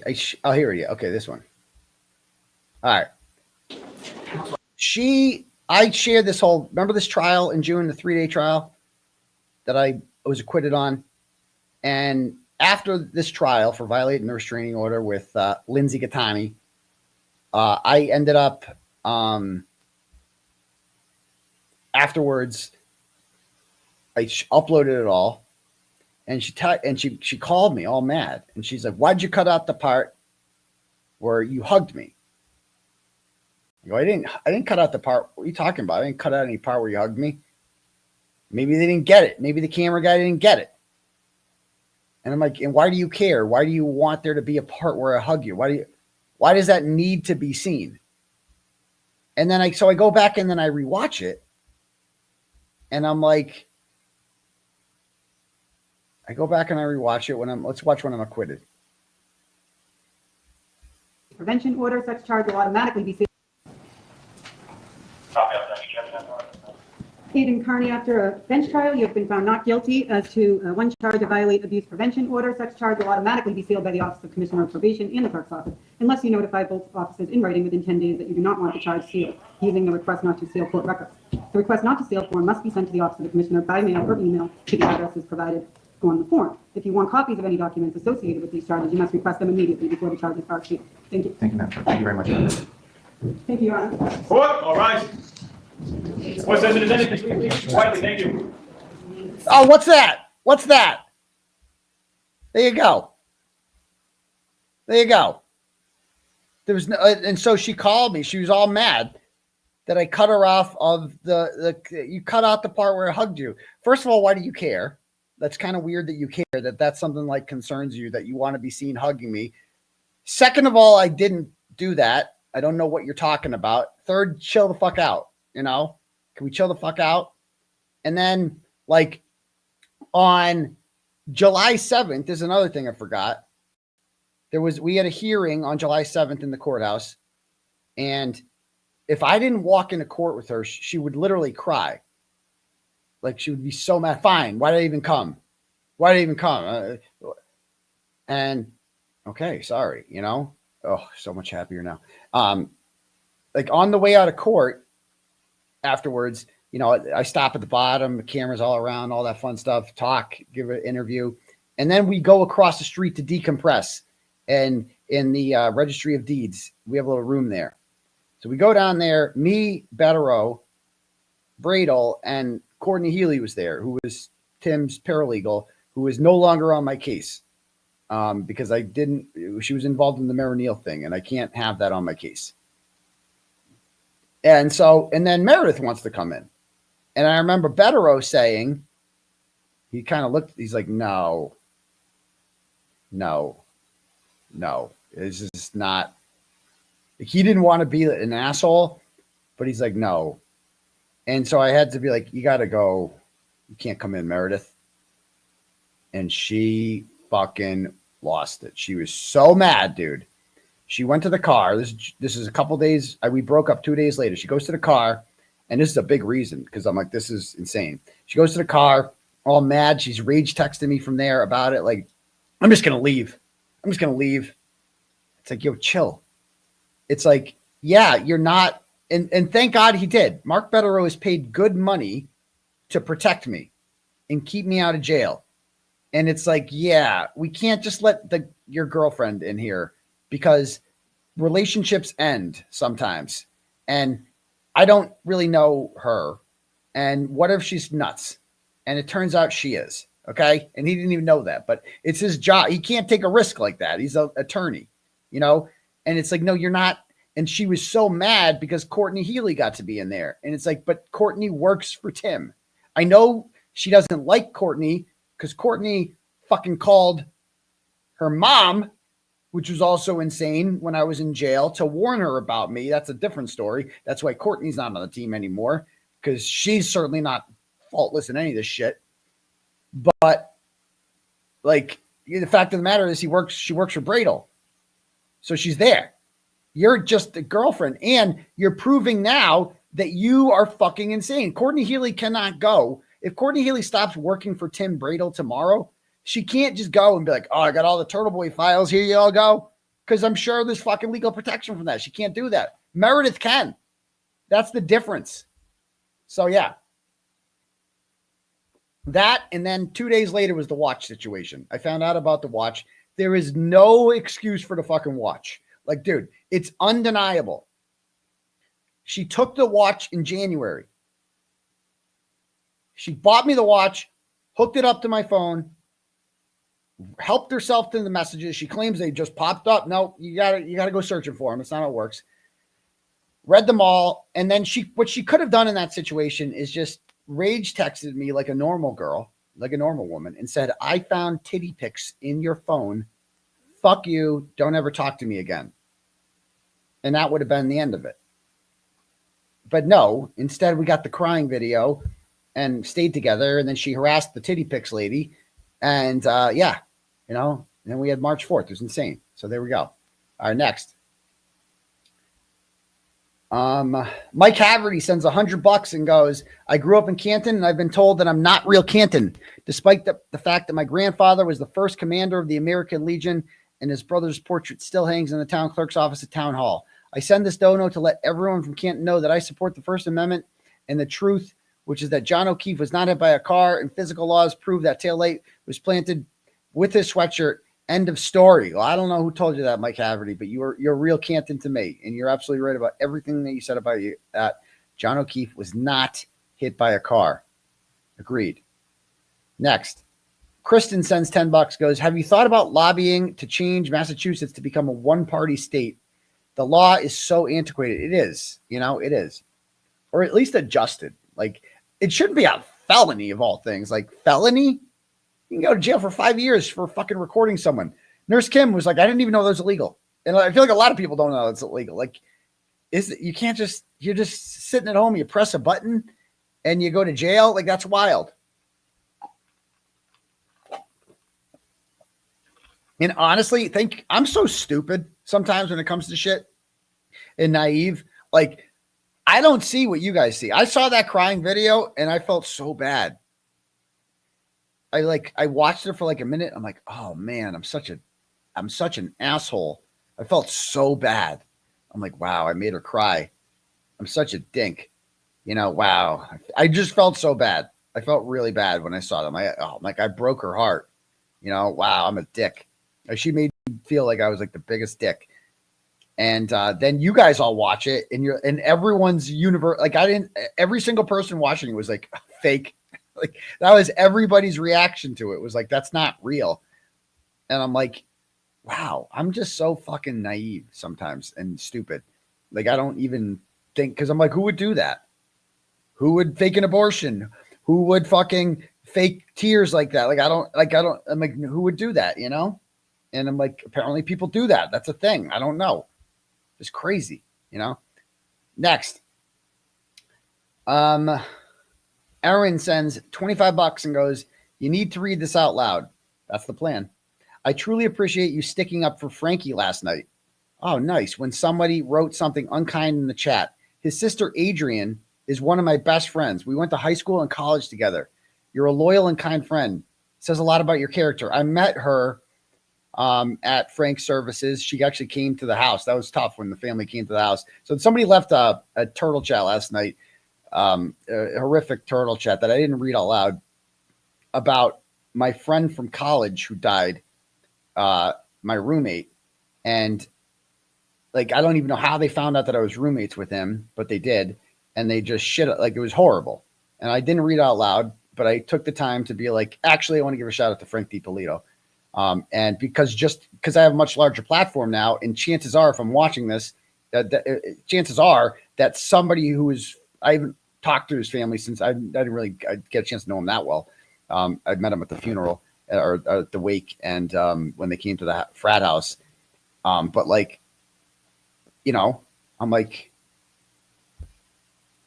you know, maybe somebody out there will know him. You know, maybe like, because I've heard it from his family. I don't know what so apparently they did. So mission accomplished. So hope they're doing well. Thank you. Anna sends $5, goes, ask Will about a call-in named Shane, asking him weird, who would you rather screw questions. It really sounded like that recording. Did it really? I mean, that was AI voice. That's what people are saying. Yeah, I don't know. Thank you so much. Did Meredith know about him? It's a good question. I don't know. You say a lot to a person over the years. It's just fucking weird. Like, if I search his name,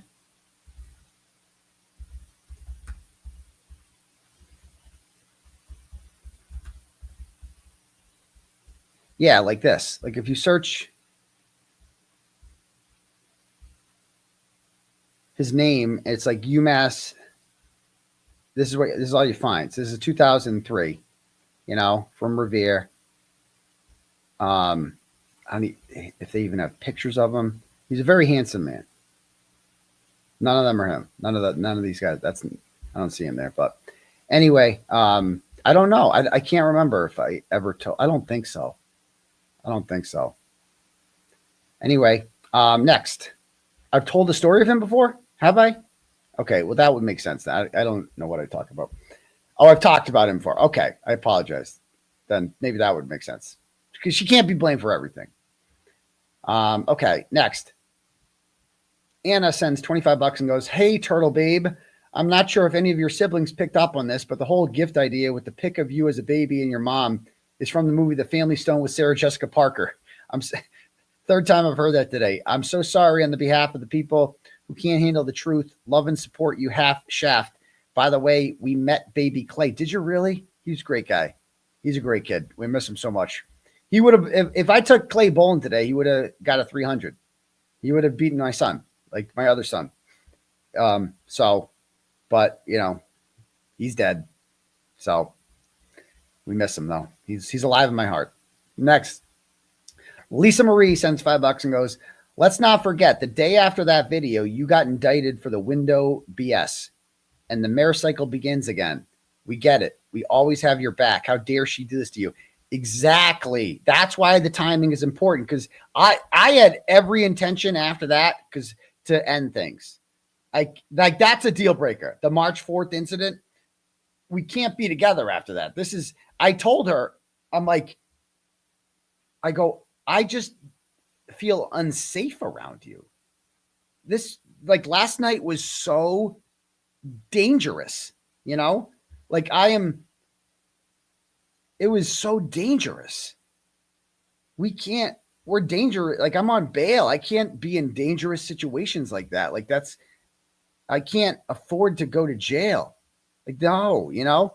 And I think about it too. So she's supposed to drive because I'm on bail and she knows I can't drive if I have any drinks. And so she started driving home from the hillside all mad in my car. And she fucking almost crashes on the highway and gets off at the wrong exit. And I'm like, I fucking drove and I'd been drinking and I drove. And I'm like, that was the other thing. I'm like, bro, I drank alcohol and drove last night because you got so shit-faced that you couldn't drive. And I can't be in that situation. I was the more sober one, you know? And so then I'm like, but so why'd you stay? Because they tried to revoke my bail 12 days later, you know? And that was the emotional aspect of it. That's why I started off the show explaining why I wanted to be with her. You know, why, like the bond that we had, the trauma bond. And I knew she'd be there. She was there on March 18th. You know, I was looking across the courtroom at her the whole time. And she was just there, like my rock. And I'm like, but that was what kept it together. You know, I didn't want to be with her. Like, but that, you know, it was just, and those were strong sangrias. Like, C.F. McCarthy packs a punch, you know. I mean, ask Karen Reed. You get pretty shit-faced there. Next, 𝗀𝗵𝗂𝗀𝗂𝗧𝘂𝗵 sends $10, goes, hey, Turtle, I sent you a supportive email the other day, totally G-rated. I hope you get it. Pain, recognize pain. I'm not sure what email that was, but I did want to play this. I forgot to play this. The twisted, no word, edit, flip horizontal.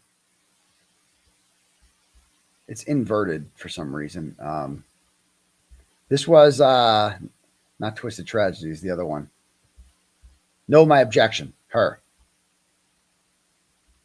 And let me change the audio real quick.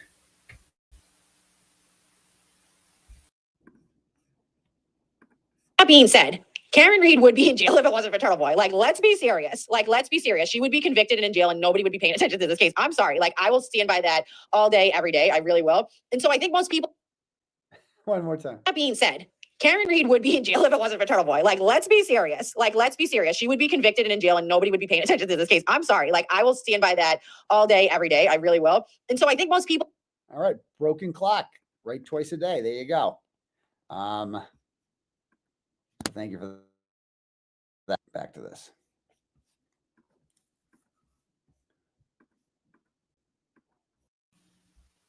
All right. Next. Renee sends $25 and goes, sending love to you, Daddy. Well, I'm sending love back to you, Renee. Appreciate that. 𝗵𝗄𝗆 sends $5 and goes, I saw Meredith at your trial in June. All I could think about was Isla Fisher from Wedding Crashers, stage 5 clinger, who's always watching you. Oh, that chick? Is that her real name, Isla Fisher? She was the one that Vince Vaughn, he's like, I dig it, but I dig it, but I dig it. You know, she's a little bit crazy, but I dig it. I dig it. Yeah. Next. Free Kylie K Cosmos from the Glare Chat Purgatory sends $10 and goes, I can't hear about these bitches ruining your holidays ever again. From now on, it's up to all the cool massholes to make sure you always have the best time by whatever means necessary. Otherwise, he's coming to Chicago for good, everyone. We can always use another Southside Irishman. I know you're a good person, Aidan, because your kids know you are. It's evident that you are a father first and foremost. Yeah, I am. Yeah. It also shows just how much you love your kids and they love you. Keep your head up, man.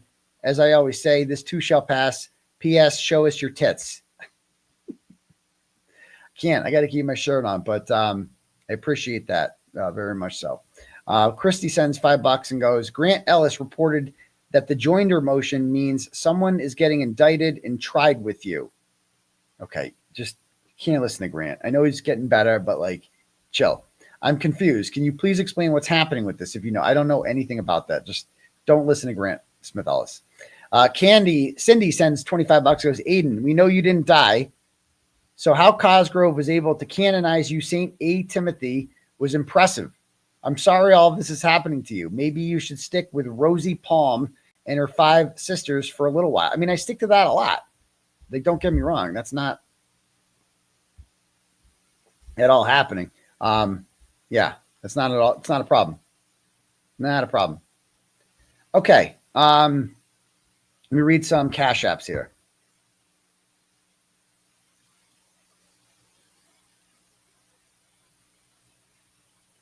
Actually, I want to hear this. Jess Machado just texted me, and she downloaded a voice change app and recorded her voice. She goes, listen. This might be a little staticky, so just listen.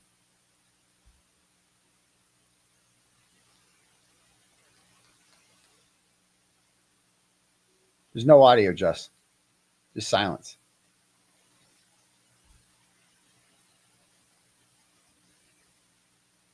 I think it's just, I mean, is the sound on? If I play a video, will the sound come on? Oh, you know what the problem is? I gotta turn the Bluetooth off. My fucking headphones are in the car. And does this happen to anyone else? I'm gonna turn the, okay.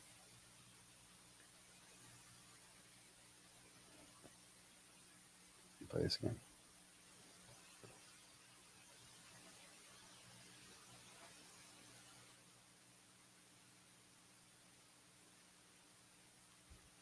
Herself.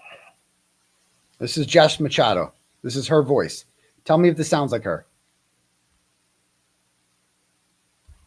Ma'am, I am watching your ex-husband, and he is harassing an unstable woman that has potential of unaliving herself. Wow. It's that easy, huh? That's definitely AI. Wow. That's wild. Okay. So there you go. I don't think that was, that could be anyone. That could definitely be a female, just to be perfectly clear. I mean, who would say that about you could definitely AI yourself? Interesting. All right. Next. And by the way, Jen O'Donnell, some people are like, Jen O'Donnell redeemed herself last night. She's not, doesn't seem crazy. Jen O'Donnell was rage texting me during the show.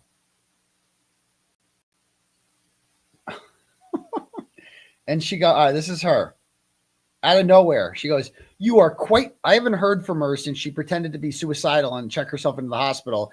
And her husband called me, nice Irish guy, and said he was like concerned for her and her erratic behavior around the kids.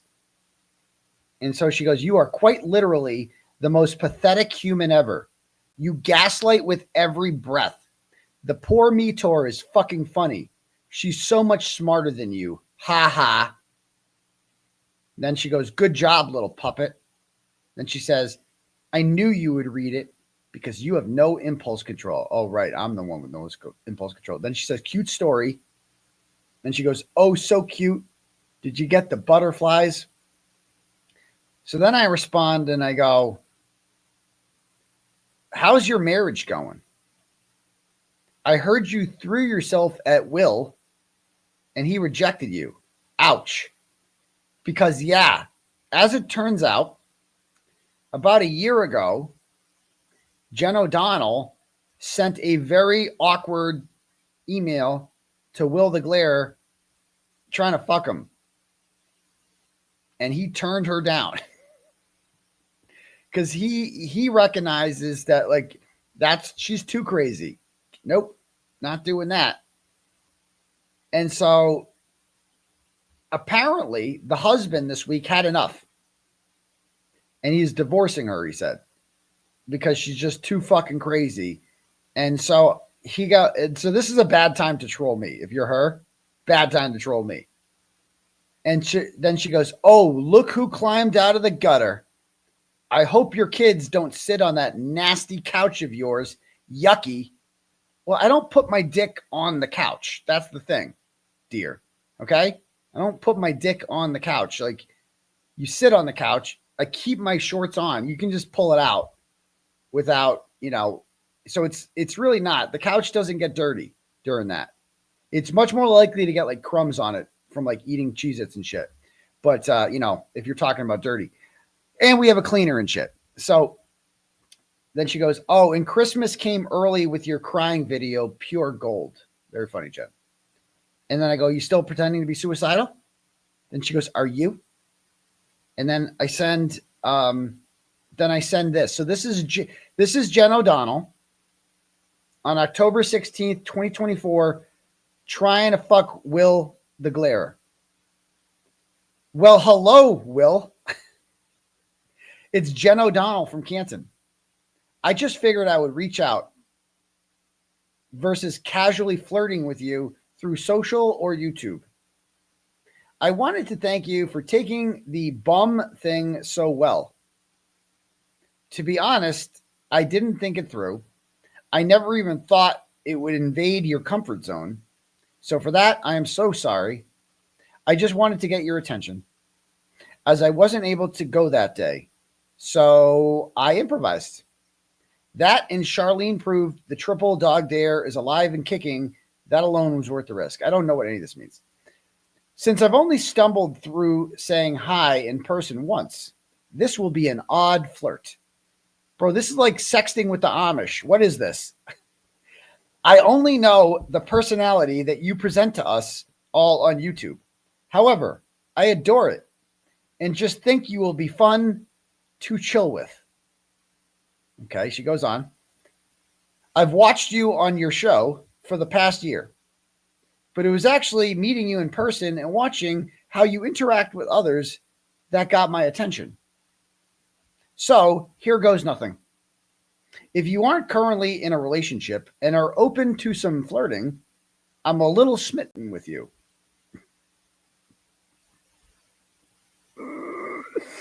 Oh, then she goes, if you are already taken, then my bad. No regrets, though, as you never get what you want if you don't put yourself out there. If you just haven't any interest, that's totally fine as well, since you live far away, so the embarrassment will fade quickly. Oh, no, it won't. I hope you have a great night, handsome, Jen.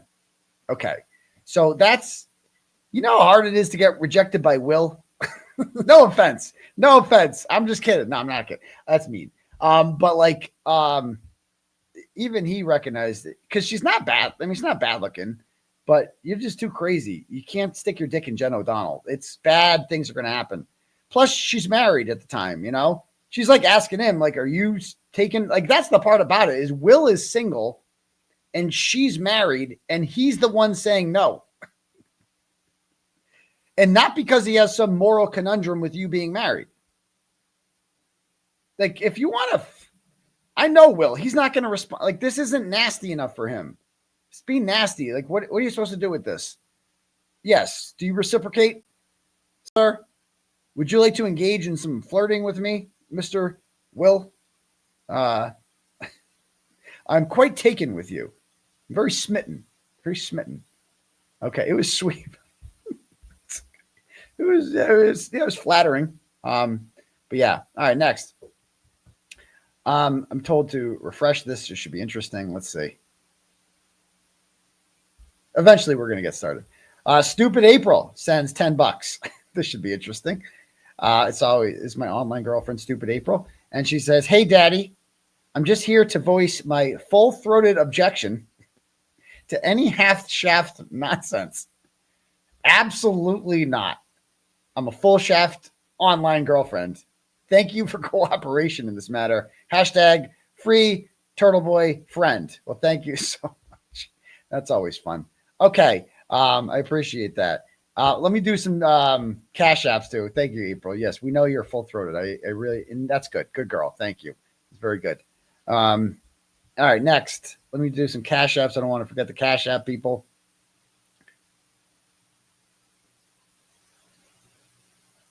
Okay. All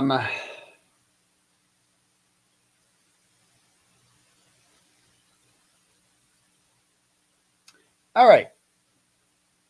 Stephanie sends $10 and goes, you need psycho bitch repellent. Love you. Yeah, tell me about it. Where can I buy that?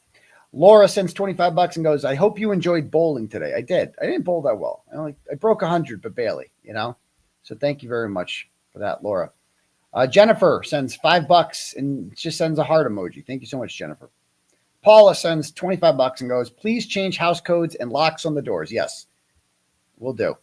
Carly sends $5 and goes, we believe you. Free Turtleboy. Thanks, Carly. Carrie sends $5 and goes, when you got the watch back, was data on it current? Actually, I've never touched it. Let me see real quick. Hold on. I've never turned it on. I probably should.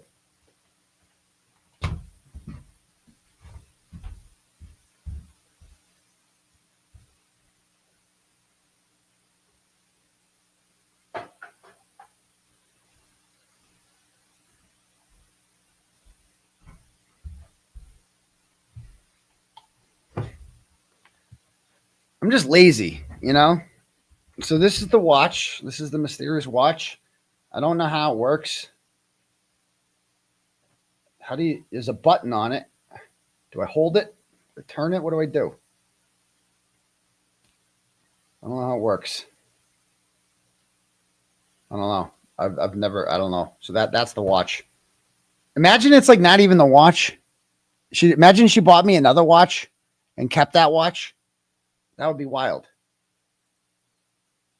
But I did get an email that the watch was erased. That it tells you that in your email, like all your data has been erased. I don't know. We'll see. All right, next.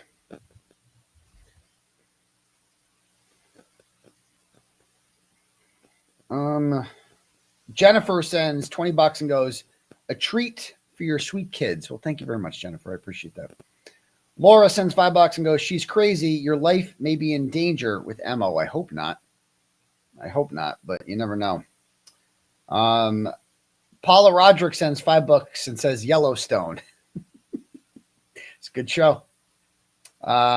Chrissy sends $10 and goes, change secondary emails for associated your accounts. We'll do that. Thank you, Chrissy. Okay. A bunch of other people sent chats. We will, we'll get to those when we get to those. And that'll be that. I want to go over the Cosgrove thing. We haven't even gotten to this. Let me pull this bad boy up. Give me 1 sec.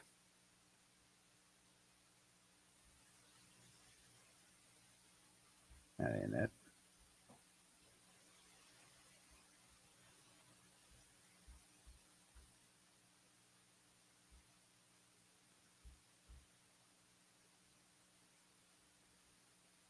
All right. Here's Cosgrove's stupid response to our motion that he took like 50 weeks almost to come and respond to. Okay.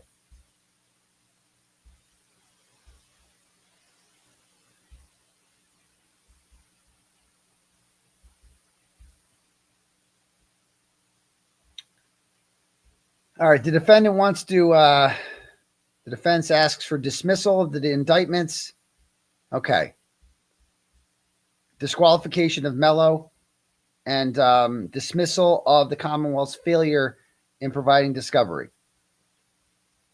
The 𝗵𝗄𝗄 affidavit first lurches into a section entitled Background, which is essentially a hagiographic portrait of the defendant as a crusading, heroic journalist fearlessly pursuing the truth, exposing the falsehoods of the Commonwealth's witnesses in the Kearney case, laying bare the corruption of local and state police, and resisting the attempts of the forces of evil, the DA's office to deter him in his courageous and never-ending battle for truth, justice, and the First Amendment. Name one thing, 𝗁𝗄𝗄𝗧𝘂, that's not true in that statement. Name one thing. Let's see. 𝗵𝗄𝗄 calls me. We didn't say I was hagiographic. I had to Google that. It means like saintly. Okay. Never said that. As the defendant of, as a crusading, heroic journalist. I mean, what else would you call me? I'm definitely a journalist. That's what Judge Doolin called me. It's been established. Heroic, kind of. I mean, I'm a little biased because I'm me, but I stood up to the forces of like bad guys. I stood up to corruption. I created a social movement, and we got an innocent woman an acquittal. I saved a life. What do you call that if not heroic? Like, how is that? In what way is that not heroic? You tell me. Okay, so that's true. Fearlessly pursuing the truth. Check, right? I mean, there was good reason to fear, right?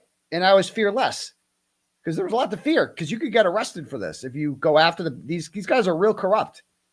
And I went after them and I exposed them. I looked into the truth and I asked them, what is up with that Fort Edge? I asked 𝗃𝗃𝗺𝗃 that outside of court. And I'm like, you guys ever go look at that Fort Edge? But because I had a bullhorn and I called them 𝗃𝗃𝗺𝗃 loser, I'm charged with like a whole bunch of felonies over that. I got indicted over that. Because I asked Jennifer McKay's question. I'm pursuing the truth. And that put me directly in harm's way. And I got indicted over that. So that's true. Exposing the falsehoods of the Commonwealth's witnesses. Yeah, for sure. I absolutely did that. Jennifer McKay lied her face off. Like, you know which falsehood I exposed? Ian Whiffen and Nicholas Garino. Because the two of them said that John's iPhone went up and down 3 flights of stairs because the road was steep. Cedar Crest Road or whatever that flat road in Canton was, Oakdale Road. So I did a test with like multiple phones to see if it would register the car going up and down flights of stairs, and it didn't. So that's what's called, that's a perfect example of exposing the falsehoods of the Commonwealth's witnesses. I did that. That's undeniable that I exposed the falsehoods of the Commonwealth's witnesses. I mean, I could list you 100 examples probably. Jennifer McCabe Googled how long. I didn't really expose that. Like Richard Green exposed that, but like I asked her, what's up with that? You know, I got up and I asked her questions about that, you know? So, I exposed the fact that there was a relationship between the Proctors and Jennifer McCabe because I exposed the fact that Jennifer McCabe's car was at the Proctor house September 25th, 2023, and then they indicted me for that. So that's true. Laying bare the corruption of local and state police.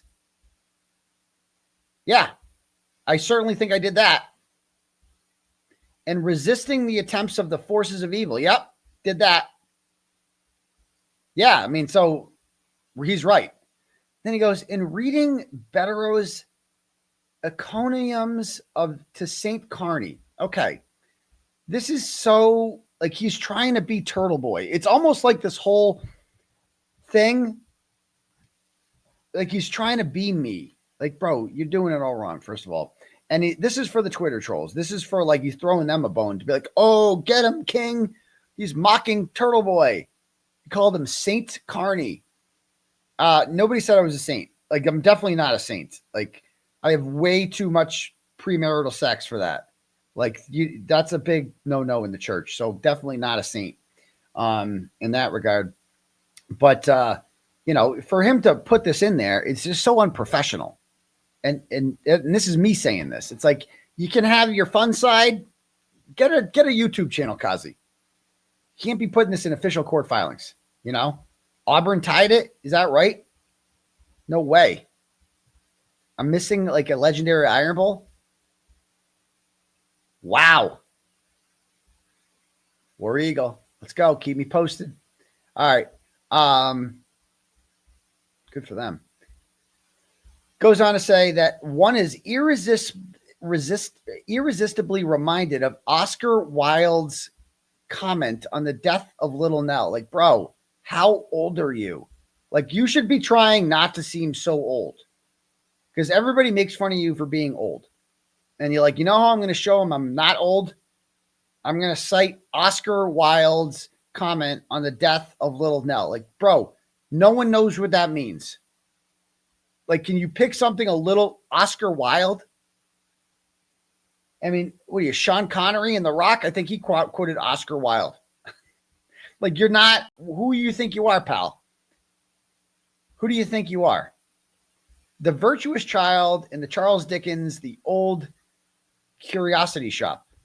One must have a heart of stone not to laugh. Oh, you're laughing? I mean, but what's not true about it? Like, dude, I can't wait. I cannot wait till 𝗁𝗂𝗺 gets me on the stand. I am going to fucking annihilate him with facts and just tell him everything I did and how awesome it is. Yeah, fuck you, MC 𝗁𝗂𝗺. I see you in the chat. Can't wait. The Commonwealth has had occasion to respond to such drivel. Like, this is so unprofessional, bro, to call it drivel in the past with some reluctance.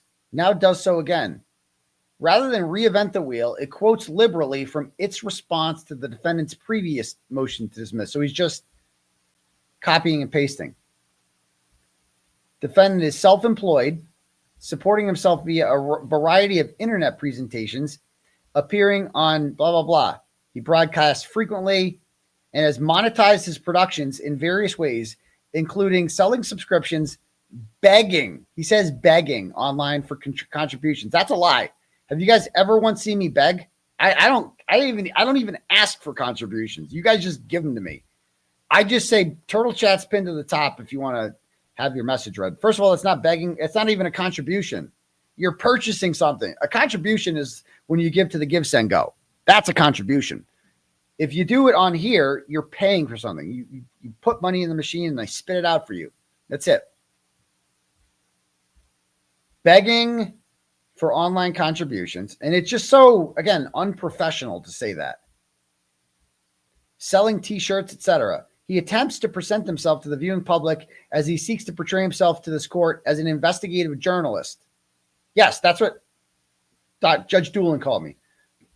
Reporting matters of public concern, who often break stories by conducting investigations into matters neglected by law enforcement.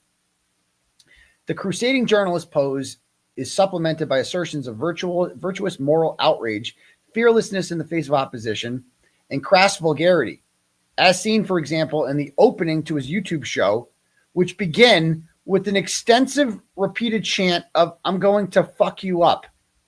Oh my God, dude, I'm so embarrassed for you. He's talking about the Alan Jackson song. "I'm going to fuck you up." Dude, that's a clip from Alan Jackson at the Kearney trial. It's also the Bang Bang song. So he's actually citing that as like an example of why I'm not a journalist, because I play the Bang Bang song at the beginning of my presentations. The indictments against Kearney at issue in the defendant's original motion to dismiss largely, perhaps entirely, grow out of his activities connected to the Kearney case and its witnesses. Reed has pleaded not guilty to the charges of second-degree murder, blah, blah, blah. She's been acquitted, actually. As recently summarized in the press, okay, blah, blah, blah. The defense claims that Reed was framed and that O'Keefe entered the house, of course. At some point in the Kearney prosecution, on or about April of 23, Kearney made her the subject of some of his online presentations, apparently drawing a favorable audience response. This guy's so cringe. It's so cringe listening to explain this all. Like, guys, I have a... Do we have a favorable audience response tonight, ladies and gentlemen? Would you call it favorable? Why would he want to come after me? I'm so popular. That's the thing. It's like, and I'm not like a bad guy. Can anybody watch this show and be like, that guy is a real criminal? Does 𝗁𝗁𝗺 believe this? Does 𝗁𝗁𝗺 actually believe like that? You know what courts are made for? That guy on YouTube, who everybody seems to like, who there's crowds outside for, who like has fans all over the fucking world. Like, that guy's the bad guy. That guy needs to go to jail.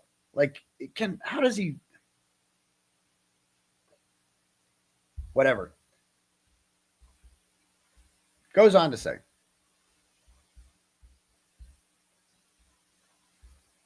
one person who took note was Natalie, the German who attended Bentley. 𝗺𝗿𝗄𝗆 saw news articles about Karen's arrest.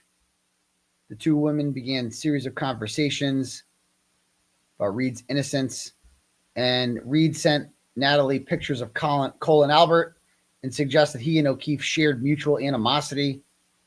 She spoke with a Facebook supporter of Reed's who told her she had a friend, Kearney, who would be willing to cover Reed's story.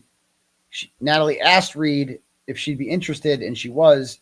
To facilitate communication about the case, Reed instructed Natalie to download the Signal app, which auto-deleted. That's untrue. I never used the Signal app, the Funky Fresh app with Natalie. We just texted. She was the go-between. We already know all this. 𝗃𝗃𝗍𝗂 stated that these text, okay, blah, blah, blah. We all know this. Reed and Kearney took pains to conceal their relationship from the public, almost like a journalist. She would sometimes send him information, but tell him he could not put it on the air. Oh, you mean like something's like on the record or off the record? Oh, yeah, like a journalist. All he's doing is proving that I'm actually a journalist. Because it was information that had come to her through discovery but was not public, inferably use of this information would alert this court and an observant follower of Kearney's, if such exists, he's such a fucking asshole, that she was feeding him information. It is also clear that Reed enlisted the cooperation of counsel and coordinate, again, like she also, Kara Reed feeds information to everyone. How come Nick Rocco's not getting arrested then? Like, if this is a crime, is it a crime to feed information to someone? Is Nick Rocco not acting as a journalist if he's reporting what Karen Reed's telling him? Like, it's the same shit, isn't it? But he doesn't have a YouTube presentation yet. That'll be interesting. If they go after Nick Rocco when he creates his YouTube channel, that'll be interesting. Probably not. Okay. In mid-May, okay, blah, blah, blah. All right. They go on and on and on. We've already been over all this. This is his first motion to dismiss or against it. Having previously brought and fully litigated a McCarthy-Odell motion, the defendant has no right to bring a renewed attack on grand jury proceedings already upheld by this court. Arguments he previously raised have been considered and decided and are settled. Arguments he failed to raise but could have are waived. So this is we knew this was going to be their option. This was going to be their defense to the mega motion. Was you guys already had a bite at the apple? You already had an Odell motion to dismiss. You should have brought these. Like, we didn't bring up in the first motion to dismiss the whole thing with the titles. Why? Why did we bring up the titles thing? Because we didn't have the emails. They withheld discovery from us. We didn't have the emails showing Krusty Pants' involvement in this, in sending them files that are just disappeared and shit like that.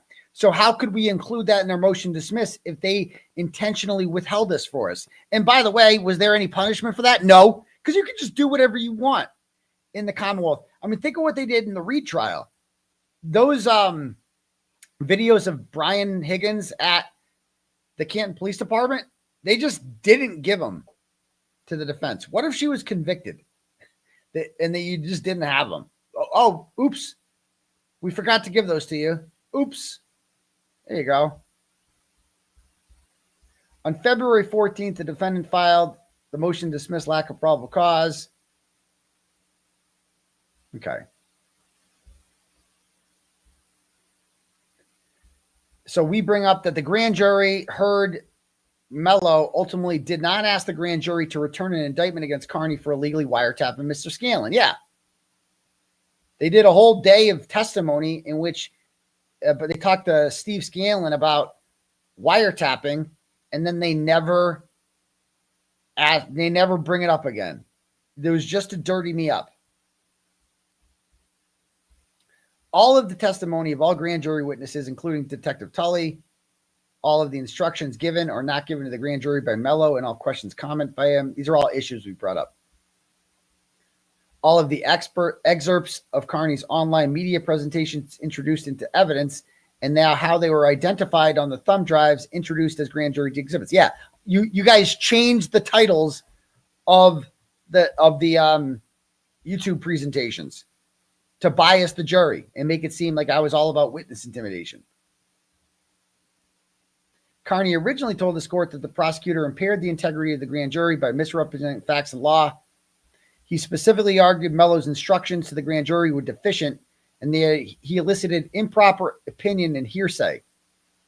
However, he did not bother to raise any argument concerning the absence of a wiretapping indictment alleging that Scanlon was a victim, and neither did he complain about the accuracy and completeness, editing, or titling of the video excerpts introduced as exhibits. Yeah, because we didn't get the emails. Undersigned counsel. Can we just say we forgot? Like, bro, you passed this in 10 days late. Can we be like, we were going to pass it in? Like we're going to pass it in 7 months later because there's no deadlines anyway. You just pass it in whenever you want. On May 19th, having the benefit of both parties' memoranda, the copies of the grand jury minutes and copies of the online excerpts played for the grand jury by the Commonwealth, the court issued a comprehensive decision allowing the motion in part, but otherwise denying it. Neither party moved for reconsideration. Neither party sought interlocutory appeal. Now the defendant wants to do it all over again. Writing on Kearney's behalf, 𝗏𝗏 has made the same arguments, having adduced various examples of alleged sins committed by Mr. Mello, some the same as presented by attorney Bradel in the first motion to dismiss. He plucks a few different examples, but all of them were readily available in support of the defendant's position in round one. As one justice of this court has aptly put it, a motion is not a dry run, a dress rehearsal to come back. Okay. So then case law. You can watch Melanie Little, our brother counsel, for this. They can probably explain it better than I can. Not really my specialty. In his initial motion, the defendant did not attack, as he now does, any of the video evidence offered by the Commonwealth. For his present motion for reconsideration, the titles are all fucked up. For his present motion for reconsideration, he now claims that the prosecutor and Detective Tully deceived the grand jury by grouping the videos the Commonwealth offered as evidence of intent on a folder on the drive, exhibit labeled as intent, showing edited clips that allegedly deprived the grand jury of viewing Mr. Kearney's actual full episodes, and assigning titles to the episode clips that don't match him. Exactly. Although, as the Commonwealth will shortly develop, these arguments have been entirely waived by their omission from the first motion to dismiss. It first stoops to briefly address the substance of his newly raised claims concerning the videos. So he's like, okay, the substance is wrong, they're saying. What about the substance is wrong? Let's see. Tully never testified that Kearney created the thumb drive folder labeled intent, into which Tully placed the videos showing Kearney's intent. And no reasonable juror would have drawn the inference, implausible reference. So he's saying that no reasonable juror would assume that I came up with the titles for my own videos. Why would they not assume that? Why did you change the titles at all? Why would you do that? Moreover, the jurors had available for viewing the video clips themselves and could view them and draw their own inferences as to Kearney's intent. But the key is the title. The title is the most important part, bro. Like, it's like what? It's like, and you labeled the folder intent. You're saying that that's my intent. Madness. Counsel's use of the term edited to describe the clips is artful in falsely implying that the contents were somehow modified or distorted. No, they were clipped.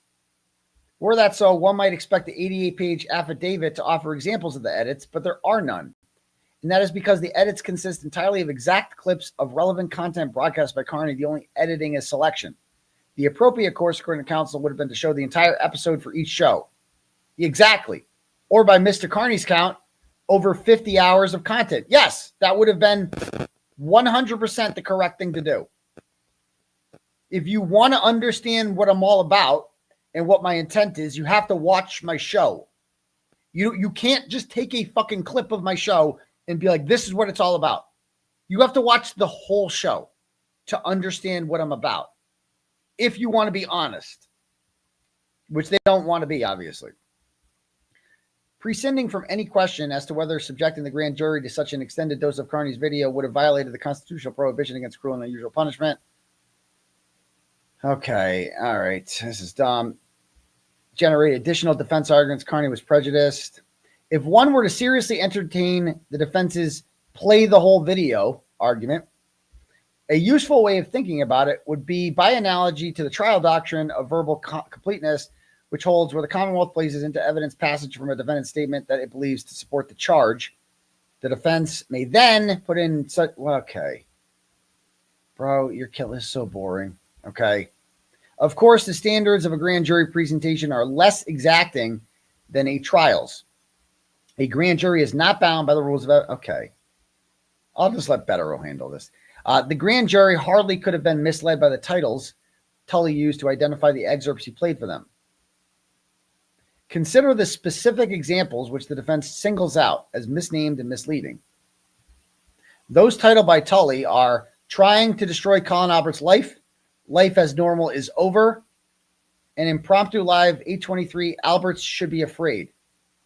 All of those titles were taken from Kearney's exact words, but they weren't the titles. Do you understand the importance of a title, especially when it's from a folder that says intent, which the grand jurors saw and heard him speak as the YouTube clips were played, and which this court had as exhibits as the defendant. And I got to be honest with you. You know who the person was who identified these grand, and this is part of the situation. The person who came up, who first realized this was Meredith. Like she brought this to my attention first. She's like, they're renaming the titles. And again, this is another reason I wish we could have just been friends. You know, it's like that. I felt like I can't, what will I do without Meredith? Like that, goes back to like the whole emotional attachment to her. Like, I'm like, I need Meredith, you know, like I felt like I needed her because she's really smart. She's really fucking smart. But obviously that's not how it be. It's like, but I'm just explaining why this went on for so long. If there was any, this is his footnotes. In trying to destroy Colin's life, Kearney begins by musing about whether Colin's aunt, Jill Daniels, whose photograph he displays, has a crush on him, a proposition he modestly thought at first to be ridiculous. After asking his viewers to weigh in on the important topic, he opines that it's wild because I'm like trying to put her like godson in jail and like kind of like destroy their life, but she also likes me. Like what? Imagine reading this statement and which is me just riffing and making a joke about like, but like, does Jill Daniels have like a crush on me?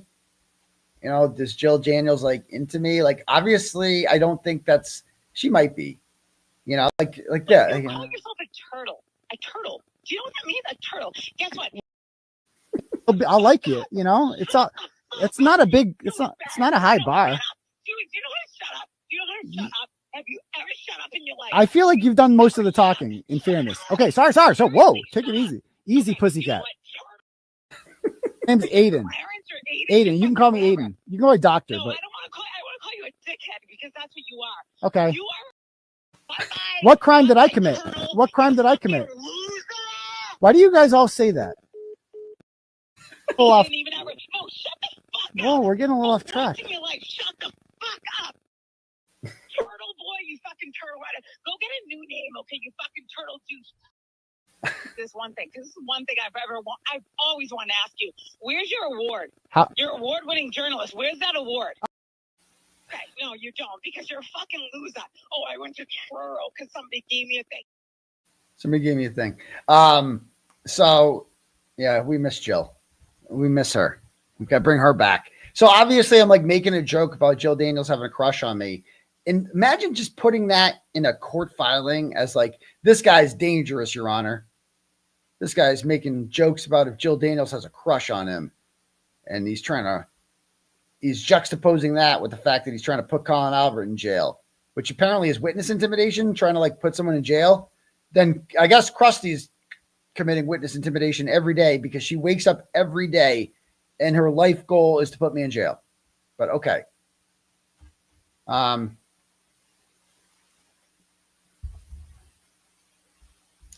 Anyway, back to this. All of the above examples chosen and singled out by the Commonwealth, but by the defendant himself, either 𝗏𝗏 affidavit or illustrated the truth of his statements that he named the videos to accurately describe whatever. Okay. Let's go to Tully's affidavit. Because I could read this. I want to go to this. And skip out of that. All right. Now, this is interesting. Check this out.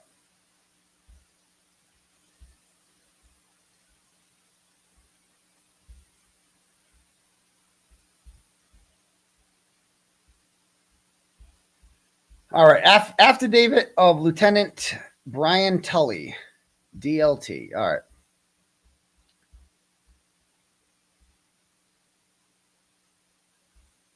At the time, I was the commanding officer. Not anymore. All right, Mello was hired.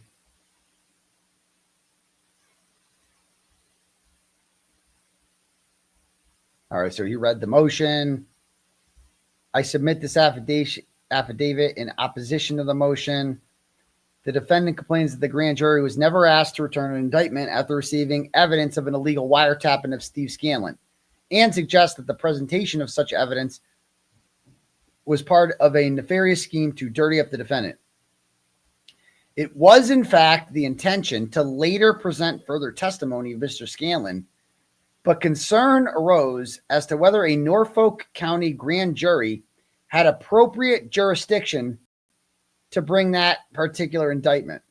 What? Because Mr. Scanlon, having been in Suffolk County at the time, so further presentation was held in abeyance while that issue was considered, a situation that extended through the natural expiration of the then sitting grand jury. So what's up with, wait a minute. So why didn't, when they, why, if you weren't sure about whether or not this should take place in Suffolk or Norfolk County, then why have them in? Why shouldn't you have figured that out before? And secondly, if they're saying that they're not sure about the jurisdiction, then how can they be so sure of the jurisdiction with me? Because 95% of the things I'm indicted for are things that I said on my YouTube show. And where do I do my YouTube show? From which county? Worcester County, not Norfolk County. So why am I being indicted in Norfolk County if you're unsure about the jurisdiction of this thing? Like I'm in Worcester County right now. So why am I not being indicted by the Worcester County District Attorney's Office? Oh yeah, because they don't have a gang of state troopers that I've been criticizing. It just so happens that the state troopers I've been criticizing and exposing are the same ones who are arresting me. As Michael Proctor said, why aren't we just arresting him? The defendant raises various issues about my role in presentation to the grand jury of all relevant video excerpts from his online presentations that were played out. With two exceptions, the Scanlon video and the before and after 𝗵𝗃 videos, wherein the Commonwealth alleged that the defendant altered the original video to evade wiretapping charges. Well, that's been dismissed. All of the video excerpts were found by me online. He just found them. Except didn't we find one of the videos that was like not online? I forget. It's been so long. I've been distracted by other things. I am told, wait, what's this? As previously noted, the Scanlon video has not resulted in an indictment. And the relative 𝗵𝗃 indictment, I am told, had a null pros. Yeah, because she sued your ass. She sued your ass. She came through. And you guys had to recuse yourselves. That was not, Hurricane 𝗵𝗃 was not something I was expecting. I was not expecting that one, but it came through. And it fucked everything up. Mr. Mello is not what? Mr. Mello is not electronically sophisticated. Then why are you putting him in charge of a prosecution that revolves the internet? Remember, he couldn't bring the whole internet to court? Oh, touchdown Bama. God damn it.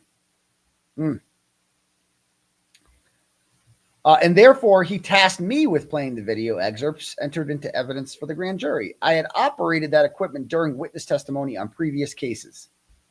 To facilitate my finding the correct videos at the appropriate time, I grouped them into electronic folders by alleged victim or topic, and I named the videos to accurately describe their content.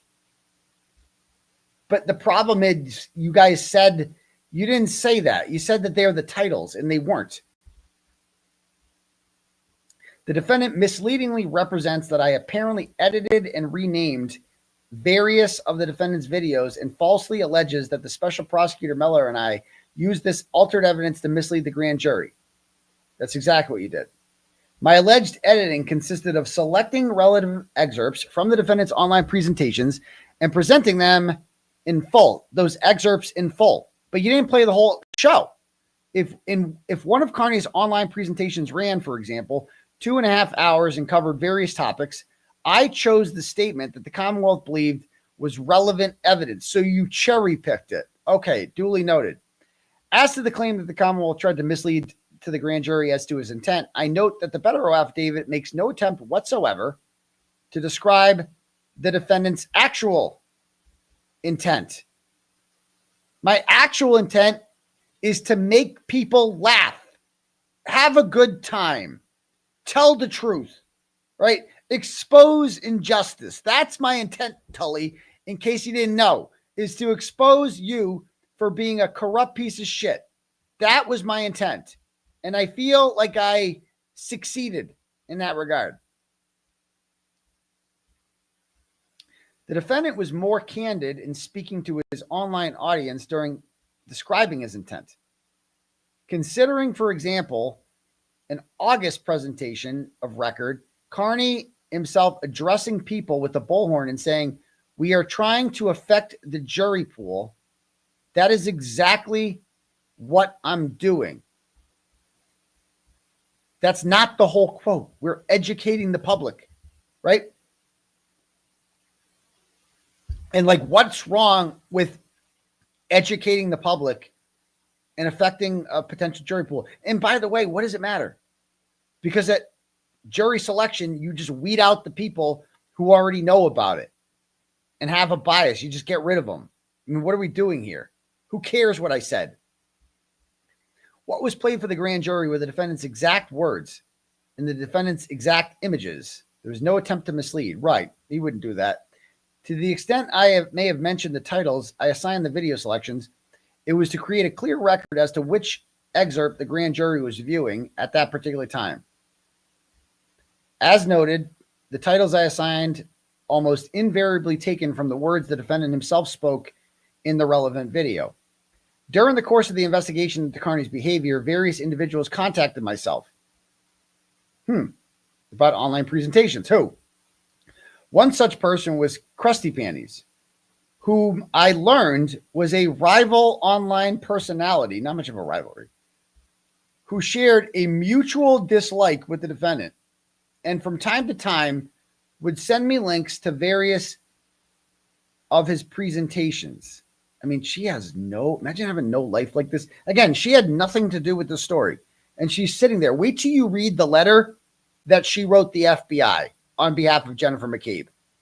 That's coming out too. You got to see this letter. It was a doozy. It was a doozy. She just writes to police all day about me. That's all she does. I was not aware of Miss Peters' 2020 YouTube copyright dispute with Mr. Kearney, or his alleged use in that dispute of a forged federal civil complaint. I never viewed the interview with Miss Peters, and neither did anyone bring it to my attention. But I thought you were a detective. I thought you were like thorough. Why don't you know about that? Why don't you know? Like, you didn't do any background search on the person who is like sending you critical evidence that you're using in front of the grand jury. You just trusted her that she was some sort of honest broker. Okay. I had no knowledge that she planted a false story about Colin Albert. Had I been aware of such a thing, I would have informed Special Prosecutor Mello. So you admit it. You guys didn't know, you didn't look into her at all. Yeah. As to any person who contacted me and suggested I should speak to some person who allegedly had information concerning Mr. Kearney's criminal activity, including 𝗄𝗄𝗄𝗆, my response was the same. That person needs to call me directly. As to any person outside law enforcement agencies who sent me links to an alleged online presentations by the defendant, including 𝗄𝗄𝗄𝗆, having been extensively trained and retrained in cybersecurity and being aware that I was a potential access point to the office system, I made it a practice not to access such links. If the material as described seemed of possible interest, I would request information as to where it could be located online and then go to that source. Except we don't have a single email from Brian Tully in which he asks 𝗃𝗃𝗃, where can I find that? Like, where can I find this YouTube presentation? Where is this? Where'd you get that from? We don't see that anywhere. So what's up with that? Looks like Auburn's got the ball close to midfield with 2 minutes to go. Auburn has, Alabama's a 90% chance of winning, but you never know. Back to this. In point of fact, when the email arrives from outside the Commonwealth systems, it typically comes with the following warnings automatically attached. Okay. The suggestions that the investigation of Mr. Kearney was outsourced to 𝗃𝗃𝗃, and that the state police told her several weeks before Mr. Kearney's arrest that they intended to arrest him on October 10th, is unequivocally false, he says. Interesting. So she had no idea, but yet she knew that on October 10th something was going to happen. October 10th, he knows the deal. Kearney's arrest was in conjunction with the execution of a search warrant for electronic devices in his home and car. I was particularly concerned that there would be no leak concerning the execution of that warrant, and the information was thus very closely held. I was concerned that there be no leak concerning the execution of that warrant. I want to bring this up. This was something I found interesting.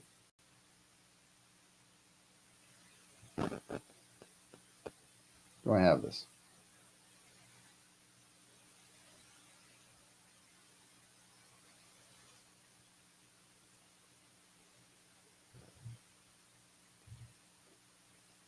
So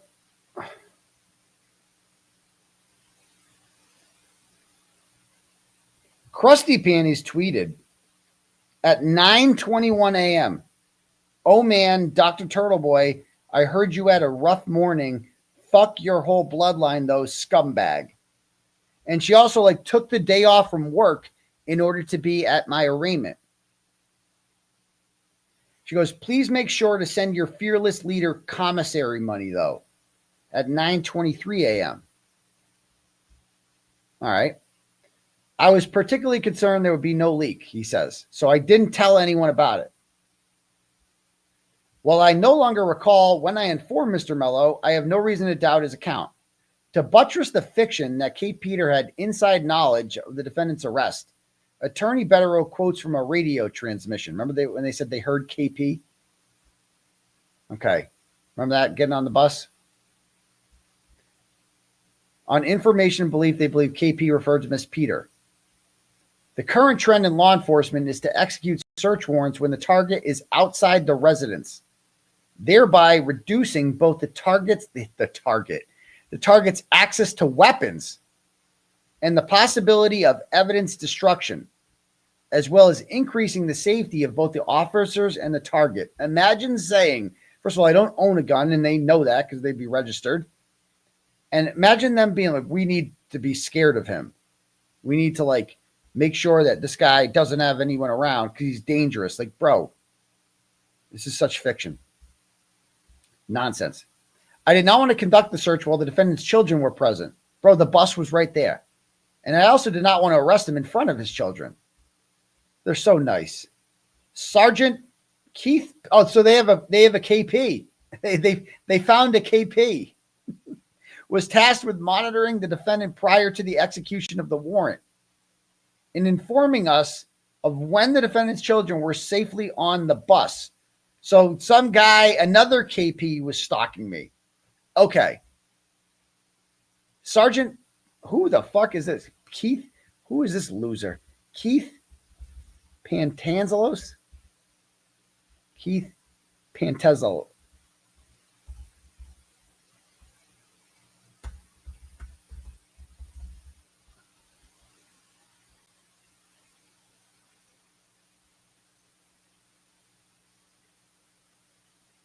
Oh, he was sued.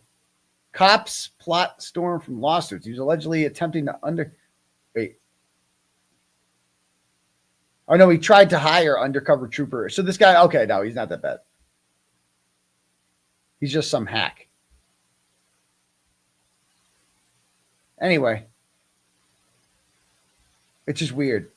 And by the way, Brian Walsh starts Monday, doesn't he? Doesn't that trial start? Should be interesting. He led the narcotics unit, people are saying. All right. After 6 hours elapsed between the defendant's arrest and his arraignment at Stoughton District Court, about 6 hours. During his, no, not really. It wasn't, I think it was like 4 hours, but okay. During his booking, the defendant was accorded his right to make a phone call, which I believe he made to his mother. That was at 9:52. Possibly by means of his conversation with his mother or by other means, word of the defendant's arrest soon became public knowledge, and the phone calls came in to the booking station about Kearney's status. He's blaming the fact that Krusty Panties knew about the arrest on my mother, because apparently my mom called her. What? Except I called my mom at 9:52 a.m. and Krusty tweets out that I've been arrested at 9:21 a.m. So that can't be right. When I arrived at the Stoughton District Court, the halls and immediate areas outside the courthouse appeared to be occupied by Kearney supporters, while the courtroom itself was largely occupied by supporters of Jennifer McCabe and the O'Keefe family. Yeah, how come they all knew? How did they get there first? Turnover Bama. Oh, so Bama's going to win the game. That should do it. Oh, man, they drove all the way down. Wow. Hold on. I got to get more water. I'm a little parched here. Hold on. Excuse me.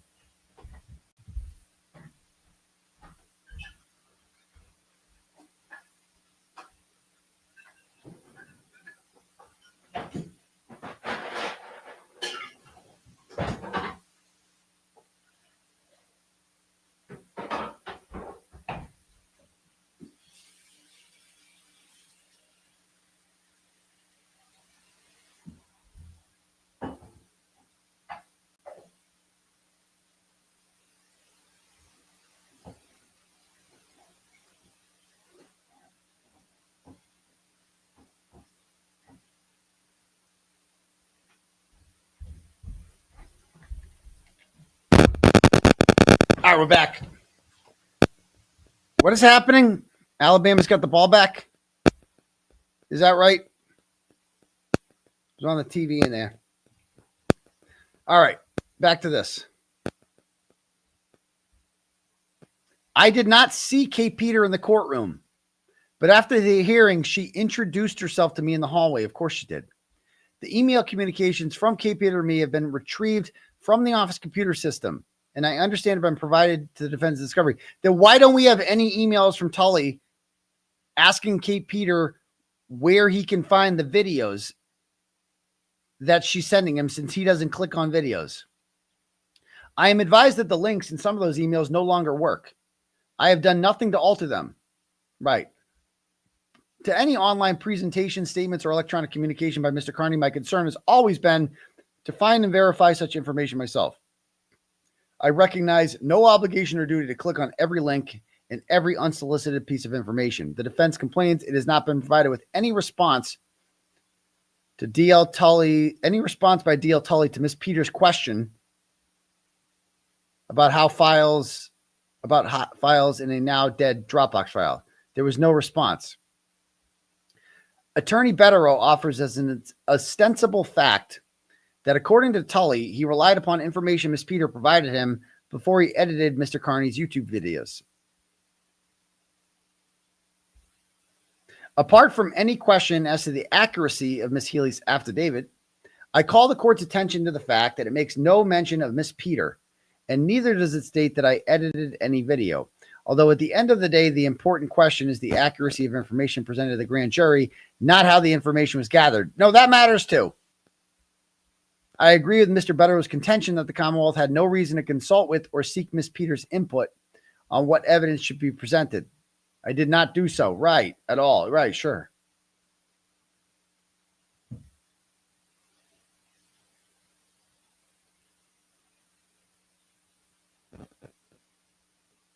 Interesting.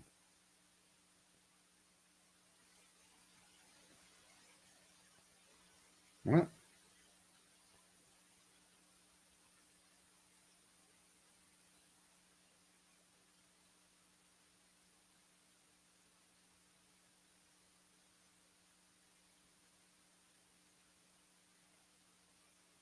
The fuck? Anyway, I gotta read this later. Back to this. That's fucking nuts.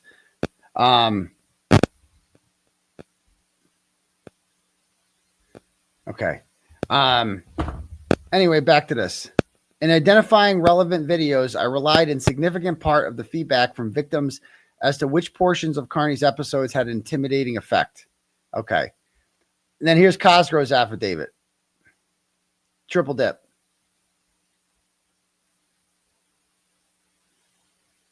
So they hire him because Mello's sick. He attended a luncheon in Bristol County consisting of Attorney Mello and 7 other people, mostly officers, with the exception of Tully I previously never met. As it turned out, that was my last face-to-face meeting with Attorney Mello in the course of the current proceedings. Right. I effectively assumed his role by default. I have reviewed what is captioned as an affidavit in support of the motion, blah, blah, blah. I submit this affidavit. I begin commenting on selected items. Okay.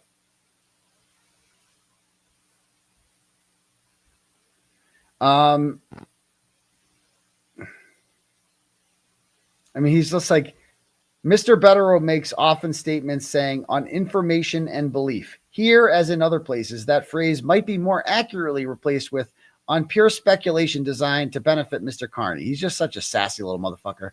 He sneers that D.A. Morrissey ludicrously decreed that Colin Albert did not commit murder.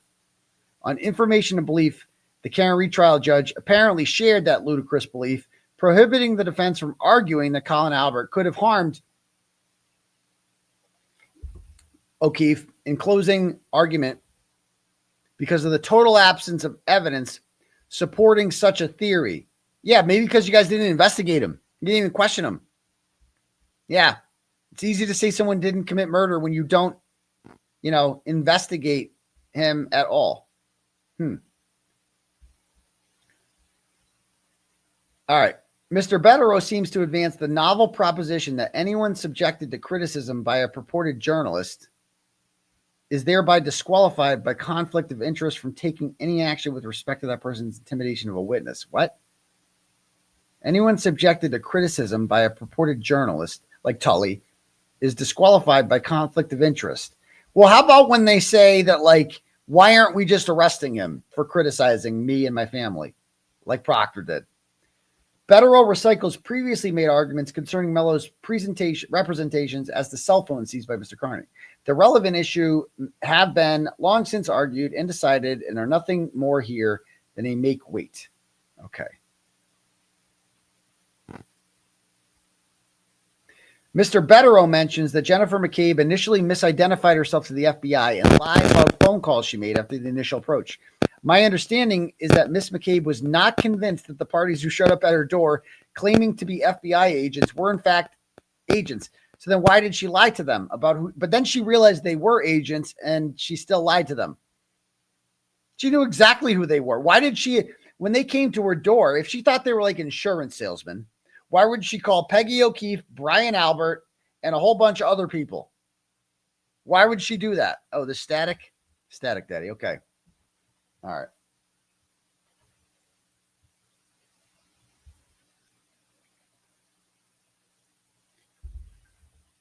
Okay. Yeah, it looks like, yeah. So Notre Dame is winning, right?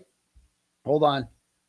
Notre Dame's winning. We're still right. Again, Notre Dame fan, but we're playing Stanford. They blow. It's not even worth it. 21-0. So Alabama won. Oklahoma held on. Texas A&M lost. So they're going to be in anyway. So that's it. The playoff is closed. Notre Dame's going to get in. Ole Miss won. They're going to get in. Texas A&M's in. It's closed. No one else can get in.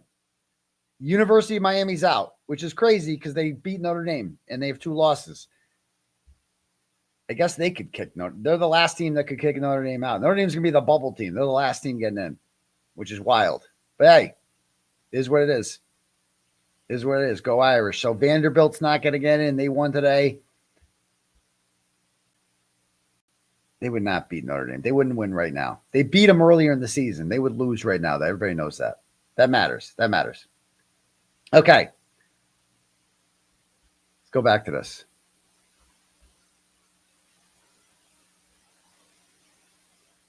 Putting aside, the court cannot take that Judge Betterow, I mean, he's just such a douchebag, describes Ms. McCabe's statement as material lies to the FBI. I observed that when the FBI believes someone has material lied to them in connection with an investigation, that someone is typically charged. I'm not aware of any charges. So she obviously lied to them, but because she wasn't charged by the FBI, she's not lying. Okay.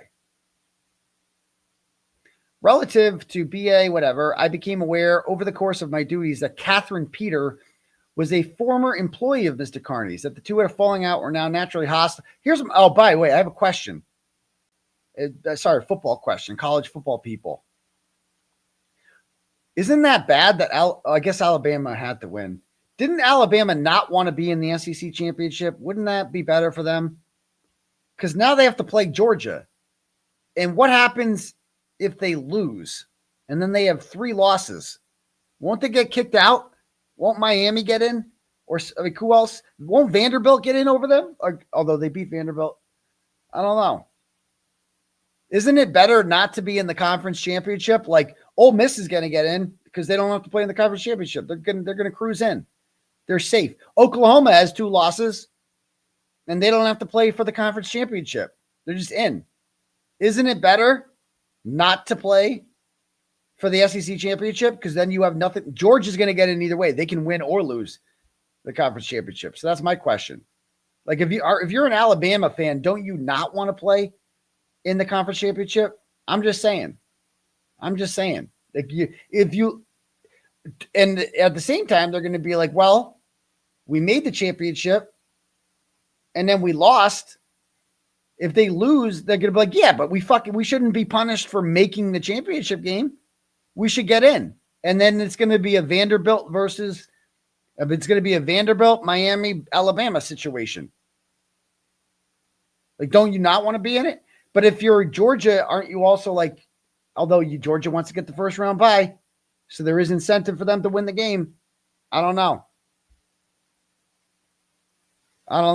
But even as a Notre Dame fan, it's hard. I don't know what to say to that when it's like, okay, if it came down to Notre Dame and Miami, okay, they both have 2 losses, but one of Notre Dame's losses was to Miami.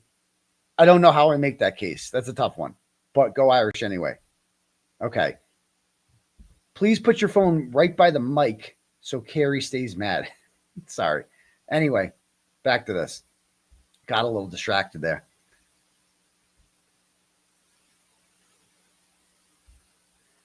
I've never met Miss Peter. I've never spoken to her on the phone. Prompted by a demand letter. Okay, I texted Mr. Mello in pertinent part requesting copies of my communications with K. Peters. On or about December 16th, he forwarded me these emails. Yeah, and then we gave them to the defense in July. We gave them in July.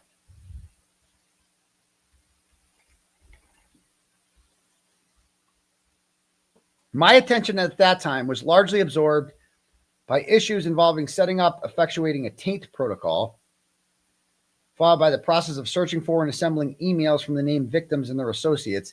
It was my thought to turn over those emails and the Peters emails more or less simultaneously. I concede that I did not get the Peters emails to the defense until July of 2025, after the motion to dismiss. Although the delay is regrettable, it was always my intent to provide that information. It was an intent to. And I did not believe the defense was prejudiced. He doesn't believe we were prejudiced. After consultation, I decided that the most effective way of finding an email sent by Miss Peter in Lieutenant Tully's possession was to do a term search through the NDA computer system. Okay. I reviewed each page, making electronic redactions, a process that took me about 20 working hours, and I billed the taxpayers for that. I billed every single one of those hours to the taxpayers. Phone static. Okay. What does this say?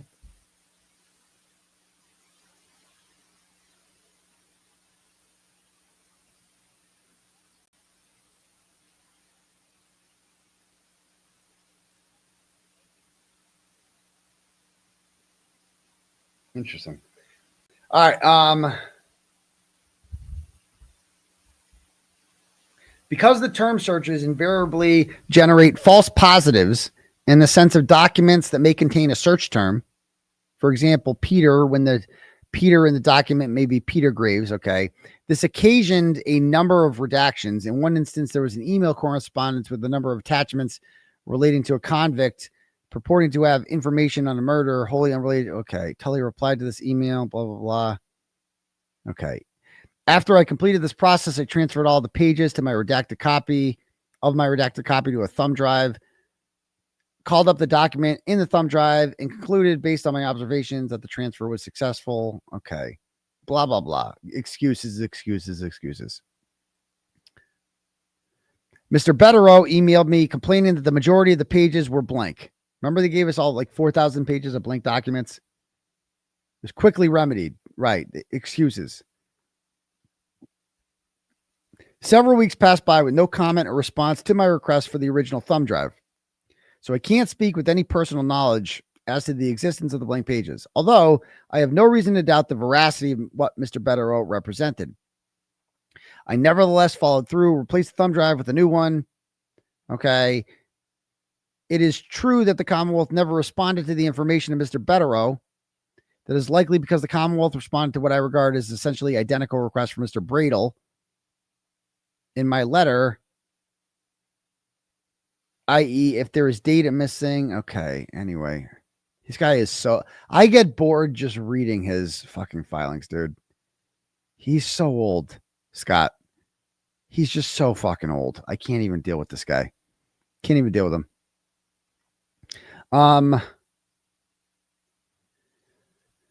Lacking that, the next best thing appears to me to be to report on representations I am confident he made during our conversation, which is, of course, hearsay, but one hopes reliable hearsay. Per Mr. Mello adopting his invoice. And then all of a sudden, the font changes. Do you guys notice this? Why does the font change? Attorney better. So now we got Mello's affidavit. Contends that I used the first day of the grand jury proceedings to dirty up Mr. Kearney. It is true that on my first appearance before the grand jury, I presented in good faith evidence relevant to the defendant's wiretapping of Mr. Scanlon. I considered the case to be in the process of investigation and did not present an indictment at the conclusion of that day, intending to later present it. Shortly thereafter, a question arose as to whether the Norfolk grand jury had jurisdiction. Yeah, so they just brought him in and they're like, actually, we don't know if this is the right jurisdiction, because I'm sure that would stop them. I'm sure that would stop them. Guys, we don't have jurisdiction. We can't go forward. I considered the possibility of seeking appointment as a special prosecutor in the Suffolk County, which would, of course, have required my presenting the case to a Suffolk County grand jury, and put possibility aside, intending to research whether Kearney's actions could make out a complaint of intimidation of a witness under statute could proceed in Norfolk. I turned my immediate attention to charges that did not present a jurisdictional question. Right.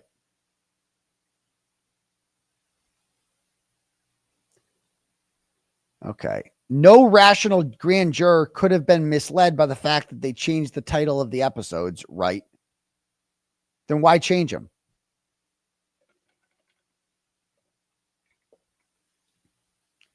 It was drawn from actual words. It is true that K. Peter provided certain information concerning Kearney to the Commonwealth. At the time, I was aware of her as a rival blogger of Mr. Kearney's who believed she had been ill-treated by him, a status which hardly made her unique. I regarded Peter as a possible source of information, just as I regarded various others. She did not in any sense run, direct, or control the investigation. Right. I had no knowledge of her federal civil suit against Mr. Kearney years earlier. No, because no such federal lawsuit existed. She made it up. And neither was I aware of her subsequent alleged role on May 28th, 2023, feeding Mr. Kearney false information with respect to Cole and Albert as described. I did not follow her social media presentations, and neither did I view each and every one of Kearney's numerous social media offerings. Don't you think you should have watched my social media offerings, sir? Seems relevant. In fact, the most common means by which Mr. Kearney's behavior came to my attention was through complaints from alleged victims, which included Michael Proctor and 𝗺𝗰𝗲𝗺𝗀𝗃, who were both involved in the investigation. Miss Peters' primary contribution was to provide contact information relative to Natalie, the early go-between for Kearney and Reed. Natalie was then interviewed by the Commonwealth, and a recording of that interview was presented to the grand jury. Peters' other primary contributions consist of providing purported recordings by Kearney of a phone conversation with Scanlon, but as previously, okay.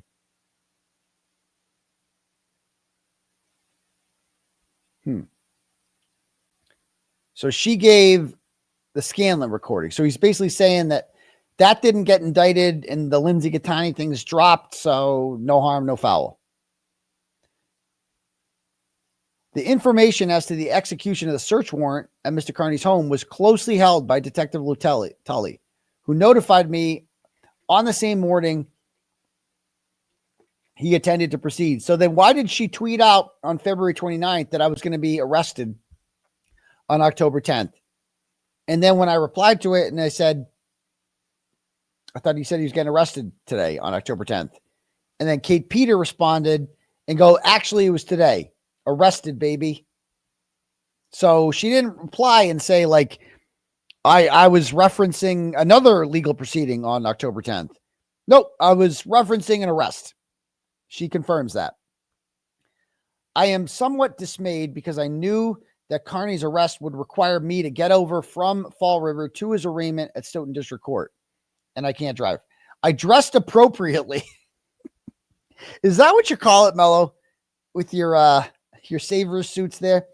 I gathered such papers as I thought necessary, and I called an investigator and asked him to drive me, which he did.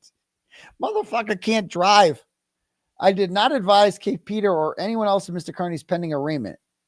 When I arrived, I was sitting for a time in the lot with my investigator in his truck. A number of Kearney supporters were outside the courthouse. We are approached by a blogger named Thomas DeRosier, who I believe has or had an online presence as Tom CPU, and whom I regarded as a supporter of Karen Reed and Kearney. He immediately began a conversation, but I noticed he was recording. Advised him that he did not have my permission to record and that he was in violation of the wiretap statute. Bro, tell me you don't know how the law works if you don't know how the law works. If you notice that someone is recording, then they cannot be in violation of the wiretapping statute, because the wiretapping statute requires secrecy. You have to secretly record someone, secretly intercept audio. If you see him recording you, then it's not a secret, dumbass. And it doesn't matter. He doesn't need your permission to record. And Tom CPU does not secretly record anyone because he comes up to you holding a fucking thing like this. Hey, Mr. Mello, what's going on here? Why are you guys going after Turtleboy? Why don't you guys just leave him alone? Huh? Why are you doing that? Are you in on the corruption? You in on the corruption, Mr. Mello? Sir, you're secretly transmitting. You're secretly transmitting audio right now. I'm not aware that you're doing this, but I'm also admitting that I'm aware you're doing this. The contention that I outsourced investigative work to Miss Peter, discussed strategy with her, and was aware that she edited his content with her own editorial slant is utterly false. Oh, because you say so. Except she says otherwise. Except as previously noted, I relied on Tully to independently locate each and every video excerpt introduced before the grand jury in his own internet presentations, all of which were introduced without modification. After the defense complained that certain links in some of the emails from Ms. Peter to me provided in discovery were not active, Cosgrove asked me to revisit the emails. Okay, I did and could not. He also asked me to check if I downloaded any of the material theoretically accessible by link. I did not. To the best of my knowledge, understanding, and recollection and belief, any of the Peter links I may have chosen to add to and been able to access were to materials posted online by Mr. Kearney himself and thus remain with the defendant's knowledge, custody, and control. With the above noted exceptions consisting of a recording, which ultimately I did not ask the grand jury to return an indictment, blah, blah, blah. Okay. In the event that Mr. Mello is able to complete his affidavit and I secure it in time for consideration by this court, I reserve any right this court may afford me to move the strike and submit that. What? Why is it in a different font again? I'm so confused. By the way, I'm blown away that they just got to pass this in whenever the fuck they felt like it. You know what I mean? Whenever the fuck they felt like. Hold on, my phone fell. Hold on, time out. All right. So enough of that shit. I really don't like reading. Like, that's more of a Melanie Little thing. Just reading the court docs online. I get bored doing it. She loves that shit. All right, cool. Let me read some turtle chats here. And then I got a few things that I didn't get to in last night's presentation that I want to go over. So hold your horses. We got some more entertainment. All right.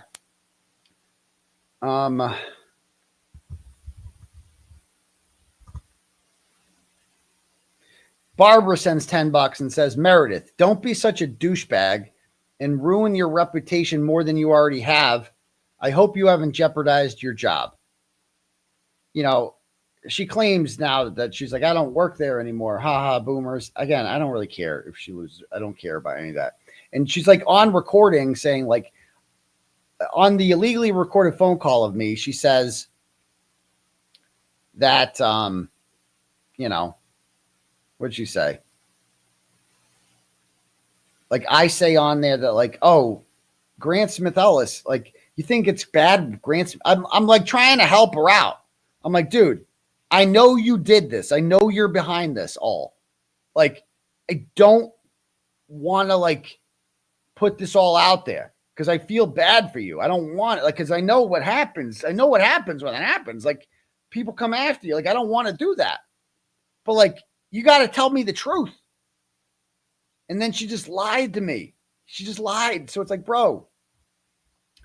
Courtney sends $25 and goes, sometimes the difference between a good woman and a broken one is that a good woman prays, God, please change my heart. And a broken woman prays, God, please change him. Oh, I like that. Humility and selflessness are rare, but essential qualities. I love you and your heart, Aidan. I love you too, Courtney. Thank you so much. Kristen sends $10 and goes, what is Meredith's relationship like with her baby daddy? I'm curious if that relationship also went down in flames. I mean, they seem to get along. I mean, they co-parent well. She drops him off, picks him up. I don't think they hang out or anything, you know. But anyway.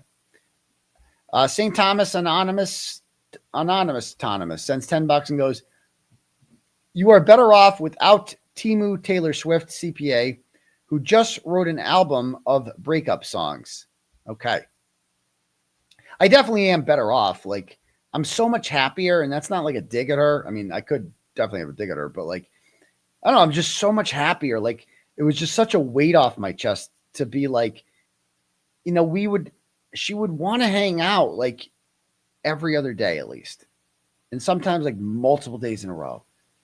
And it's like, dude, I need like 3 days off. Can we do like every fourth day? Because I like just 3 days. It's just too much. You just wanted more. And I'm like, yeah, I just want to chill. You know what I mean? I just want to chill. I like my time alone. Cal sends which said $20 and goes, the fact that while all this was going on, you still didn't speak ill of Meredith or Karen should tell everyone everything they need to know. Your integrity overall and maturity lately is not indicative of the persona that the haters want to assign you. Love you, Daddy. You know what? And not to brag, but that's basically what, I mean, that's true. I didn't want to do this. I held this all in about both of them. And so thank you for saying that, Cal. Renee sends $5 and goes, but seriously, what woman doesn't love a skilled mustache ride? It's true. It's true. I'm very skilled in that art. Very skilled. Thank you. Princess Buttercup sends $50 and goes, that voicemail to your ex is 100% a voice changer app. I bet we could run it through AI to confirm. Jess Machado did. Mary Lynch sends $100 and goes, here's ransom for the key fob. As I've said before, you're a good man with a good heart. As you know, I support you. Is your email and 𝗃𝗵𝗃 Kearney Facebook account still safe to send, or will you have new ones? You could definitely do the email. Email is probably the easiest. But you can, I mean, I'll still, honestly, I don't care. I don't care. And like, I'm so pissed that Meredith shared that video from the messenger, like the sex one. But like, part of me is also glad she saw it. Like, yeah, good. I hope it hurt. Like, mind your own fucking business. You know what I mean? Like, yeah. You like that? You like that? We never had that chemistry, did we? You know? I hope that hurt. I hope that hurt your fucking feelings, because that's what you fucking get for snooping, for going through my shit and reading that shit. And just really, and you're probably like, she's probably thinking, why didn't we ever talk like that? Why is he never like that with me? Exactly. I hope it hurt your feelings, of course. That's it. Next.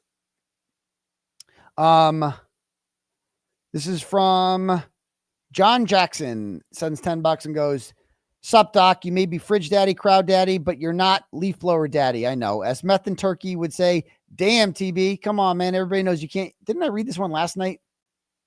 I appreciate that, John Jackson. Next, we have here Kim from Texas. Okay. Kim from Texas. Let's see. Says, let's see. Never got the full shaft. Hello. She sends $25, goes, that's a long one. I might have to keep it short. Hello, Turtle Daddy. I'll make this brief as possible. My ex daughter-in-law is a narcissist. When we first met her, she was nice, respectful, etc. until my dad died in December 24, and she got upset when she found out my son's first wife reached out to me, and she proceeded to tell me how disrespectful it was to her that I talked to her. That's fucking ridiculous. What? So your dad died and that's nice of your former daughter-in-law to do that. She made it all about herself. Now she wasn't even married to my son at the time. What? Anyway, she thought she could tell me who I could or could not talk to. So I proceeded to tell her to go fuck herself, as you should. After that, she was on a mission to destroy my relationship with my two sons and grandchildren. Narcissists lose their mind. It's a very overused word, narcissists. When they no longer have control over you. I'm glad you told your story. She no longer has power over you and she can't stand it. I'm sorry you went through this. My son still has issues because you tried to send him to jail. Well, sounds familiar. I'm sorry to hear that. And sorry about your loss, Kim. Joy sends $5, goes, I think she put a device in your house when she asked to use the bathroom. Get a device from Amazon and scrub your house and your vehicle to hire a professional. Bro, it was crazy when I came back here and she was covered in blood, crying.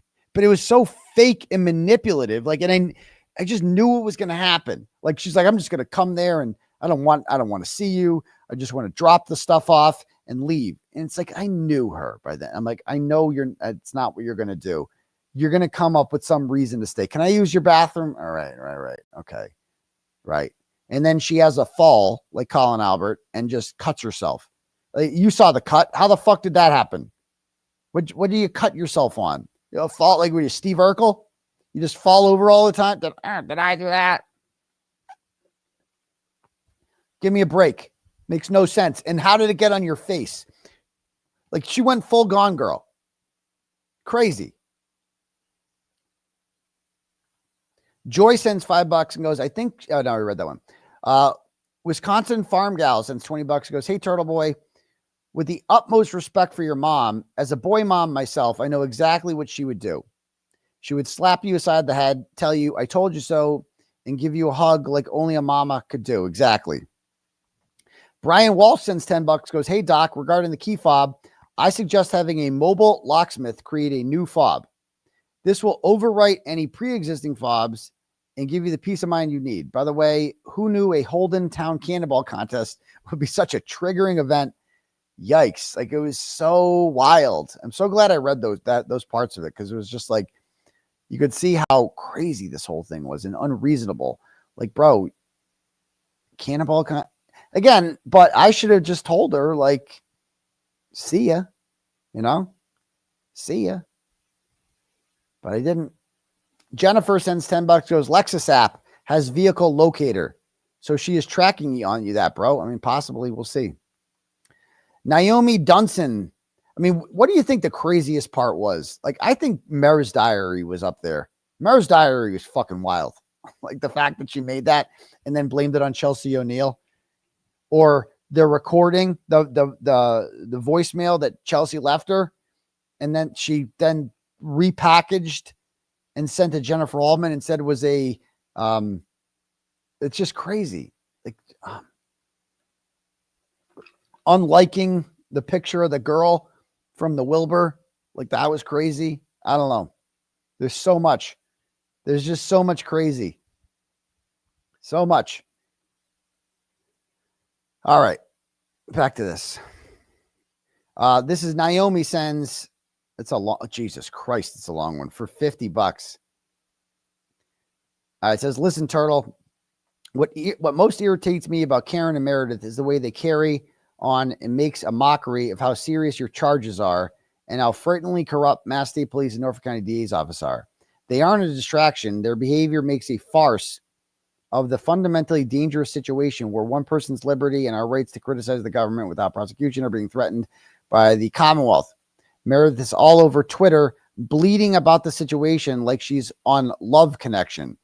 I think she liked knowing that you were on bail and dealing with trauma because it put her in a position of power. Totally. You saw that smile she had. She wouldn't have had that smile if I wasn't on bail. Like, haha, motherfucker, you like that?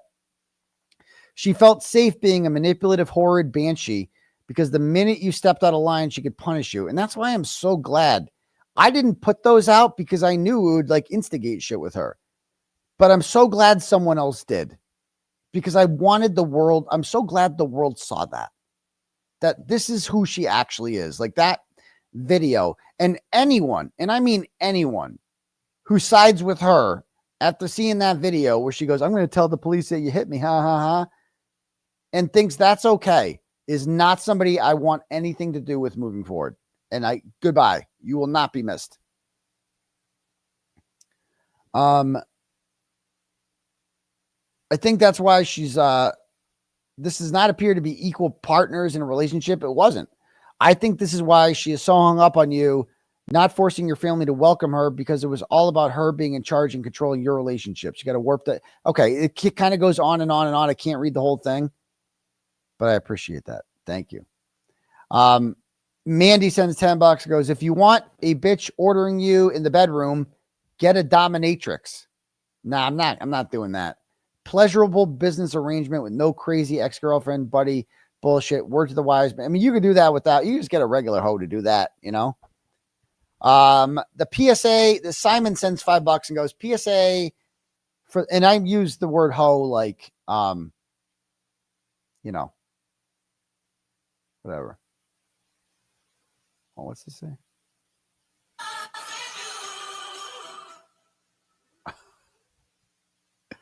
I can't believe Flipperhead is sharing videos that I like.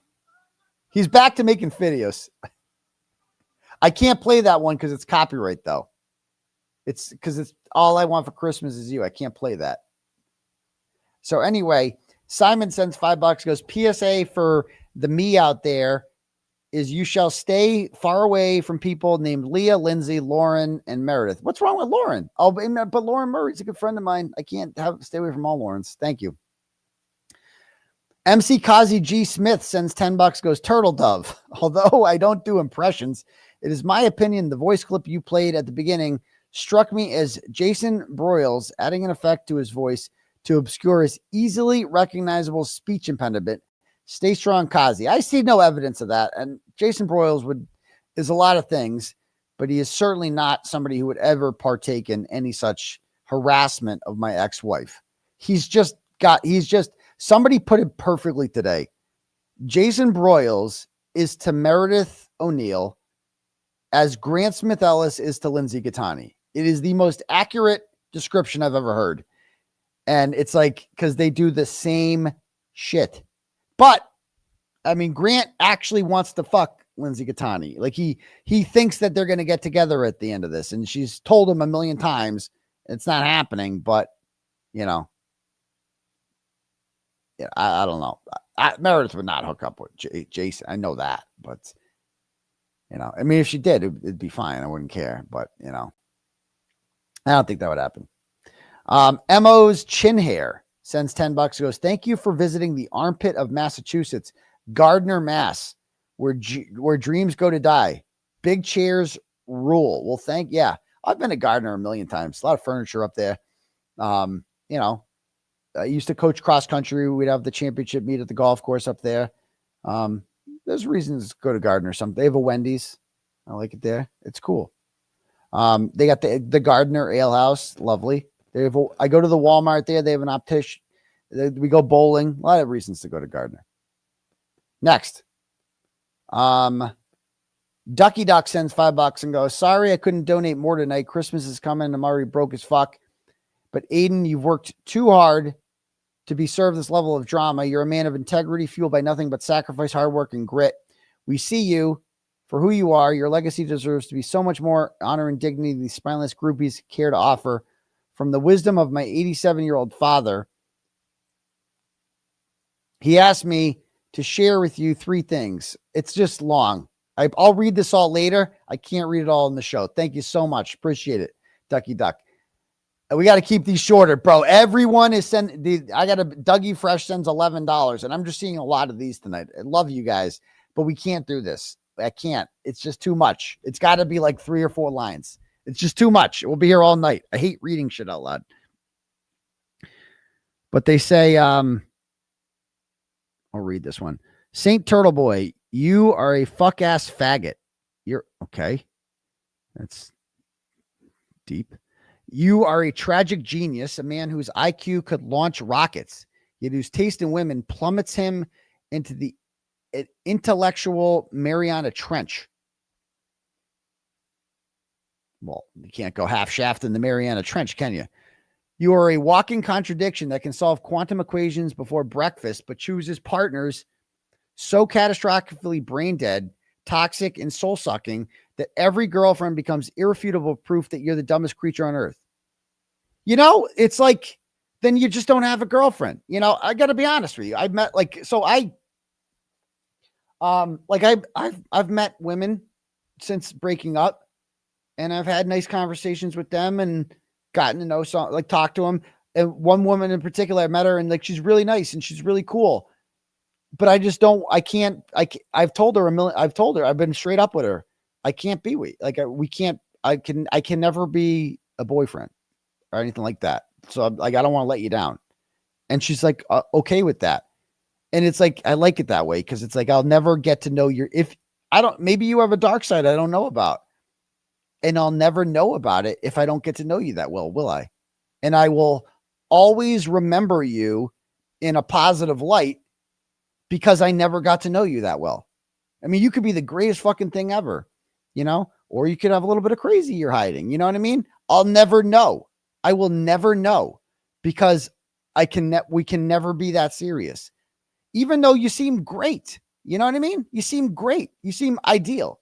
It's without saying too much, she's like, good job, good age, very pretty, all that stuff, has her shit together.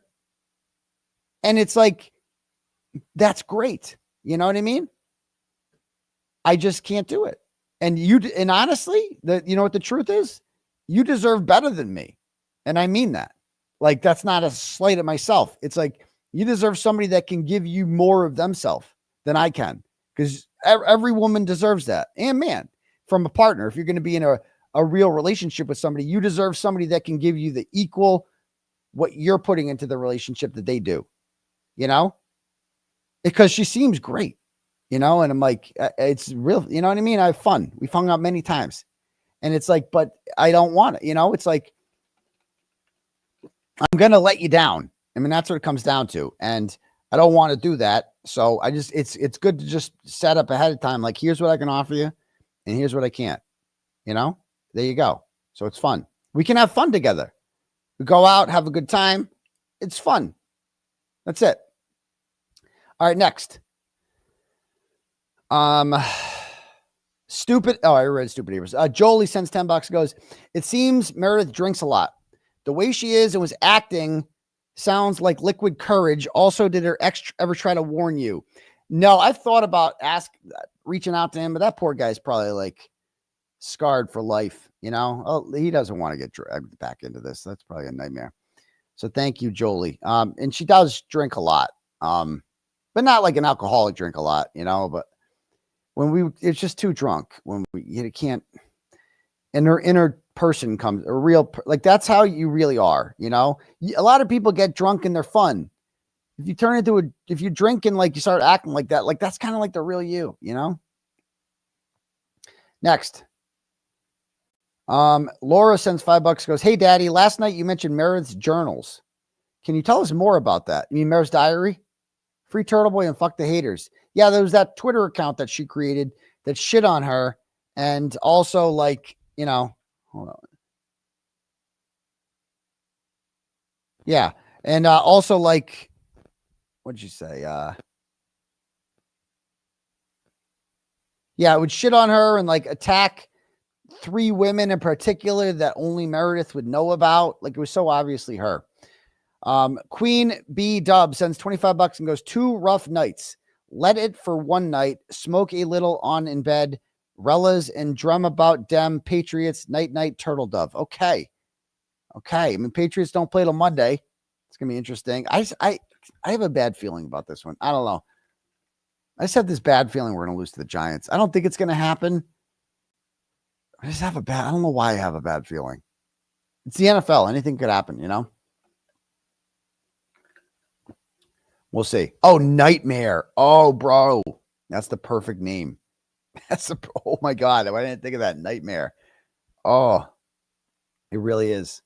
Okay. Let me read some Cash Apps here.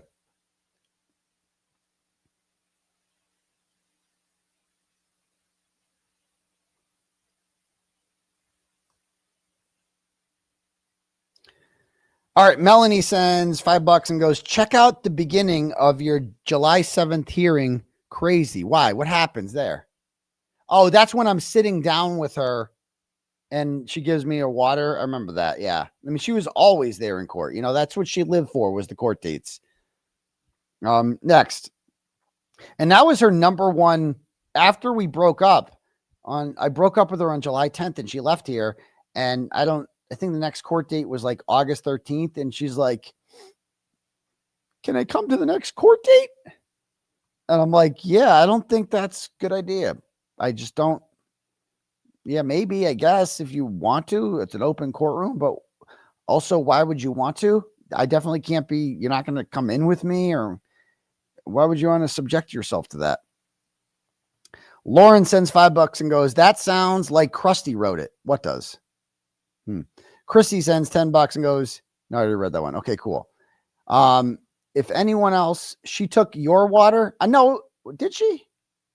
Well, she brought the water. She always had waters. Like, that's what she was good. She was good for that. You know? All right, cool.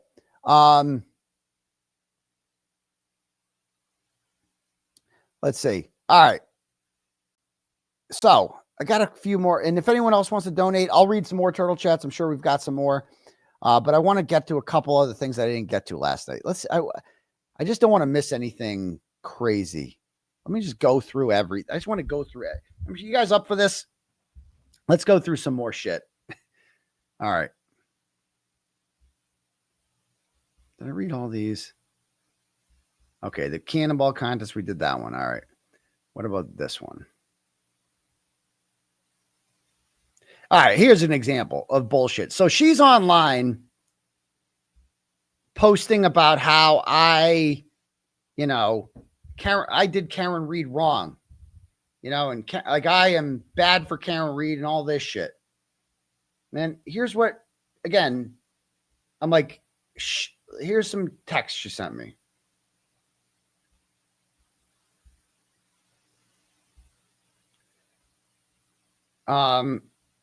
I'm like, I did go to jail for this, and it's all over now. Yes, she should publicly thank you, even if she comes on the show for a half hour or something. I go, yeah, public thank you would go a long way. Recognize my role in making this all possible. Everyone knows what I did, so it makes her look bad if she doesn't, which it does, which is 100% true.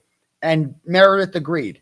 Like, this was her. She was the one telling me, like, it's fucked up she's not coming on. It's fucked up she's not doing this. What did she say? I wish we thought, it was always we. I wish we thought to ask Nate. Oh, remind me, don't let me forget about Nate, the fake boyfriend. Remember, I got to bring up Nate, the fake boyfriend. I got to bring that one up. Okay. Don't let me forget Nate, the fake boyfriend. There's so much that I keep forgetting about. I wish we thought to ask Nate Reed.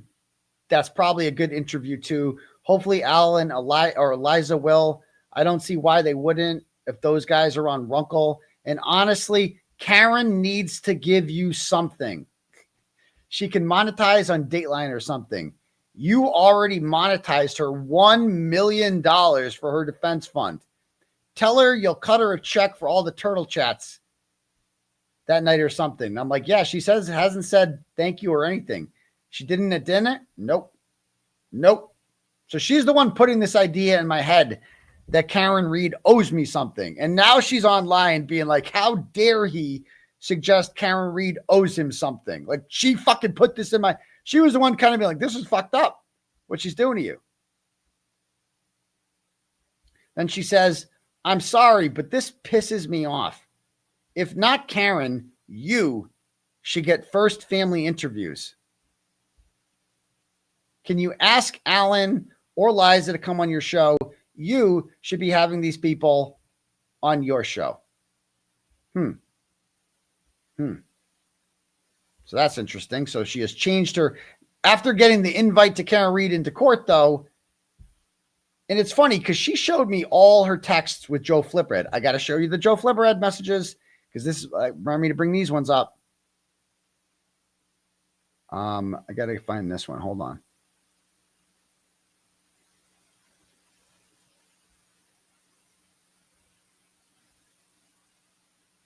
Oh, shit. Look at this.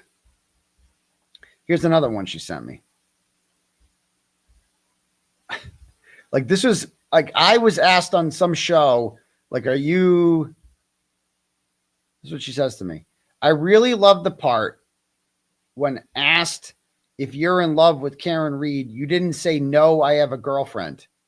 I was on some show. I forgot what it was. And they're like, are you in love with Karen Reed? And it's like, I said, no, I'm not in love with Karen Reed. She's the subject of my reporting, but that wasn't enough. She wanted me to say, no, I don't have a girlfriend. I'm not in love with Karen Reed because I don't have because I have a girlfriend. Okay. Then she goes, I also listened to the rest of Turtle Club. Can you confirm that you're done talking about fake abortions now? You've literally gone over the whole night 1 million times on your shows. People get it. If you're going to tell it again tomorrow night, I'll just stay here. I'm just not going to come to you. So she was always trying to be like, dictate what I talked about on my platforms, and like, oh, people. It's just like, dude, are you that insecure? Like, what are you doing? What are we doing here? What's this one? Hold on. I'm looking for the whole. Okay, whatever. All right. What are these messages I have? I got files of everything. I had like all this organized yesterday and I just ran out of time.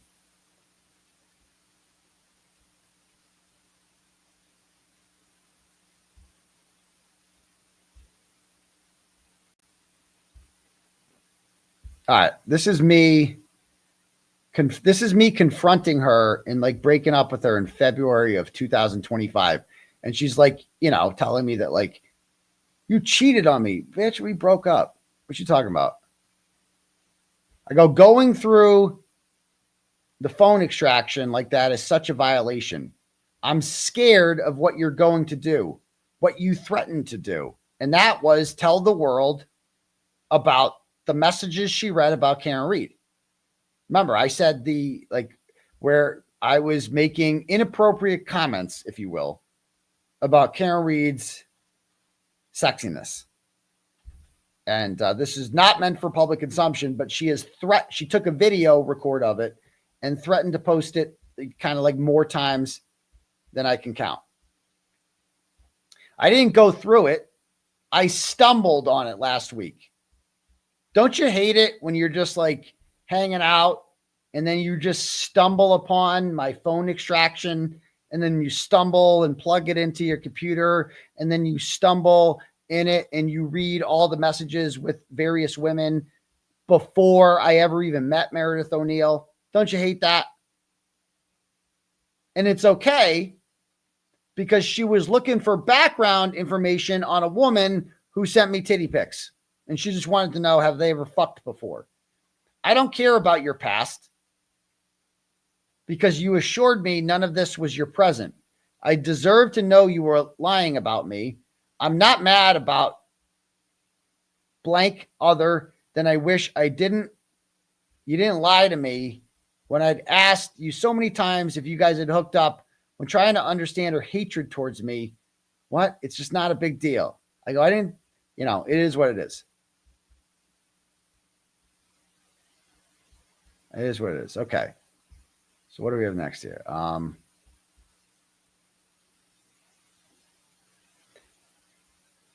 Yeah, I mean, look at this point I bring up here. Like, this is wild. I'm like, the DA can't even go through that phone without a warrant and a teen team. And you just kind of like helped yourself to it. Like, bro, Cosgrove is trying to like get in there and like read everything and use everything and filing motions and set up teen teams. He should have just hired Meredith O'Neill. You just take it, just stumble upon it, and then just read whatever the fuck you want, because I guess that's how it works. And then you can just take a video record of it and then threaten your boyfriend with it every time he wants to break up with you. Look at this one. Aidan, I just found out you cheated on me after promising you'd never do something like that. Who has to promise not to cheat on someone? Isn't it like I feel like that's a line from The Office. Didn't Michael Scott say that? You cheated on me after I specifically asked you not to. Like, what? I didn't cheat on you. I got titty pics sent to me. I was very upset. You said you've changed your behavior. Look at this. Look at this ominous threat here. You said that you've changed this behavior. It was behind you. People would be disappointed. Is that true, guys? Would you be disappointed in me and like lose respect for me if you found out that I had some titty pictures sent to me? And if I made a comment about how I'd like to decorate those, you know, very expensive titties, would you do that? I mean, they were big titties. You're better than this. Then she goes, what would your family think? I mean, it's always the ominous threats with her. See the threat here? Like, if you break up, what would your family think if those titty pictures got out? You know, what would your family think if those got out? What would your fans think? What would they hate you? I don't want this to come out, but it's very hurtful and you don't seem sorry. Like, this is just so threatening and ominous. Like, you see what she's doing here. It's the same shit.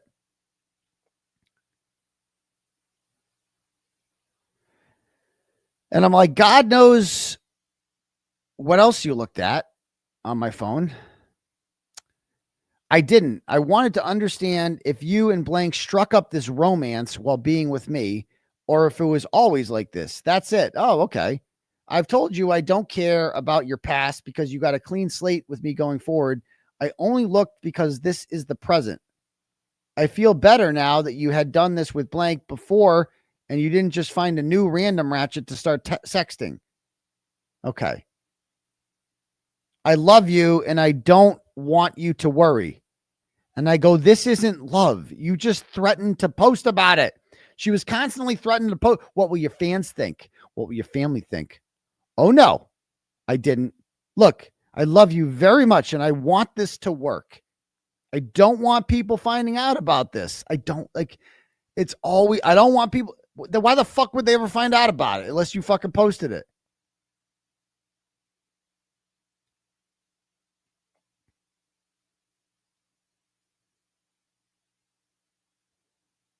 And she goes like this.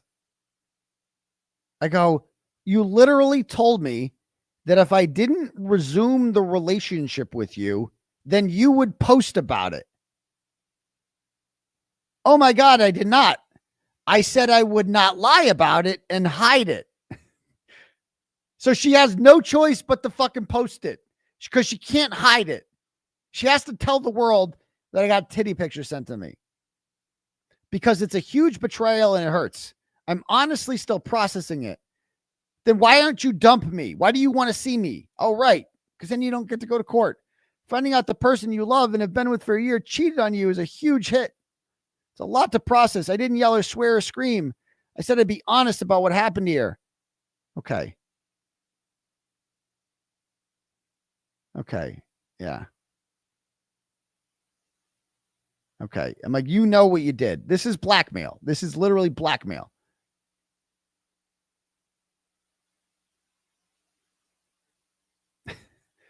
Like, she goes, look at this one. She goes, I said, I go, I never threatened to post. I said, if I asked about why we broke up, I don't think it's fair for me to lie. That's the same thing.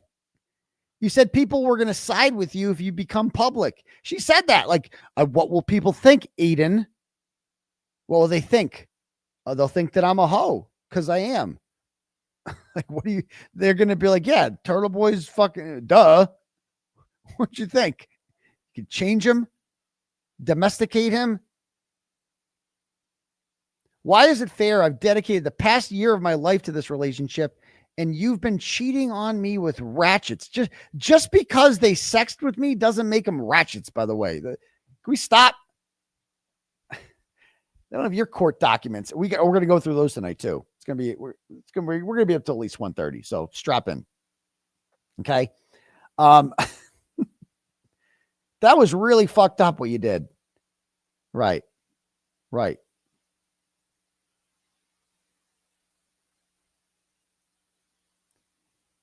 Same shit.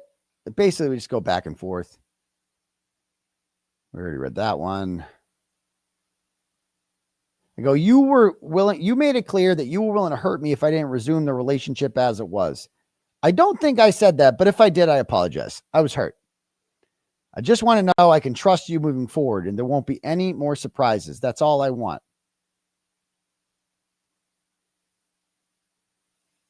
Blah, blah, blah. Okay, so that's in February. What's my next folder here? And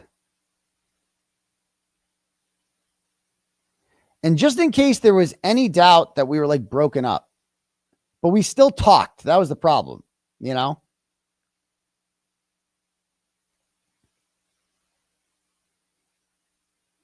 You know, she said, I love you. And I didn't respond at first. And I'm like, you know, and I probably shouldn't have said it. I'm like, yeah, you know, I still love you. It's like, you know, that's my fault. But it's like, she's saying, it's like awkward. She's saying, I love you. And I'm like, I just don't respond. Then she's like, I'm sorry.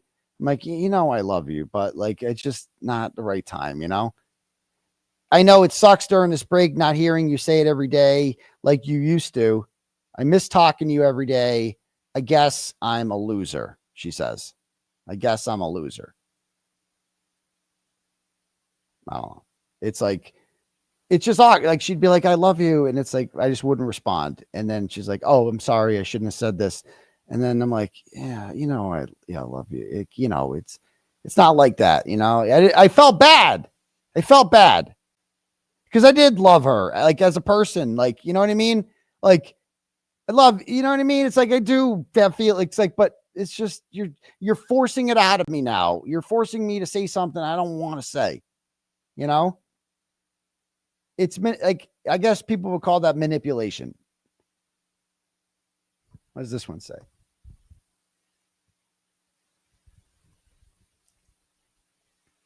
Oh my God.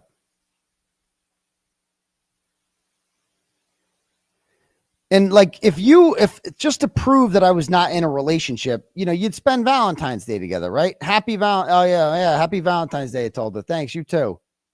Because this is the problem, is we would still talk.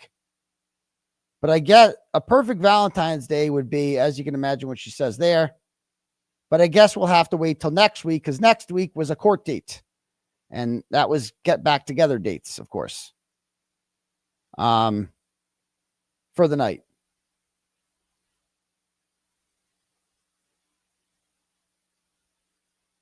All right, next. What's the next file I have here? April 2025 breakup. More evidence of this. So yeah, like, remember the timeline. As you can see, we're fucking broken up in February. And then, so I'm sexting away, doing nasty shit in my house alone.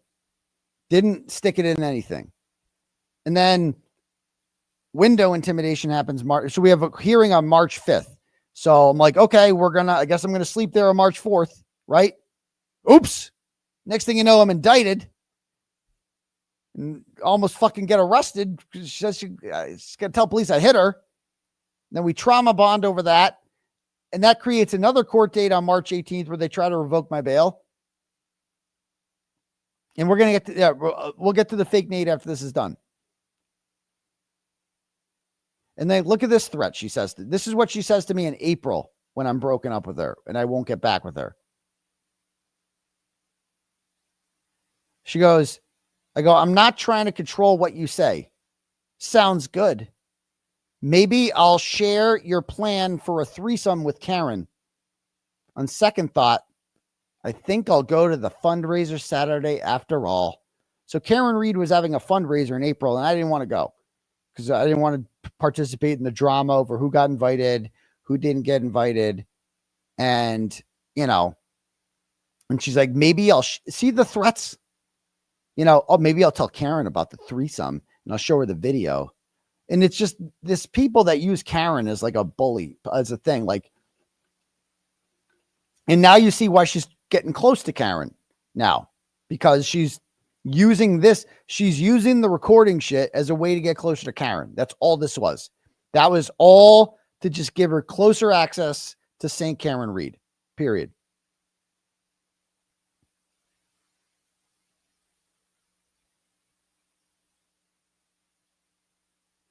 And then there's this, like, this is the, like, you need me shit.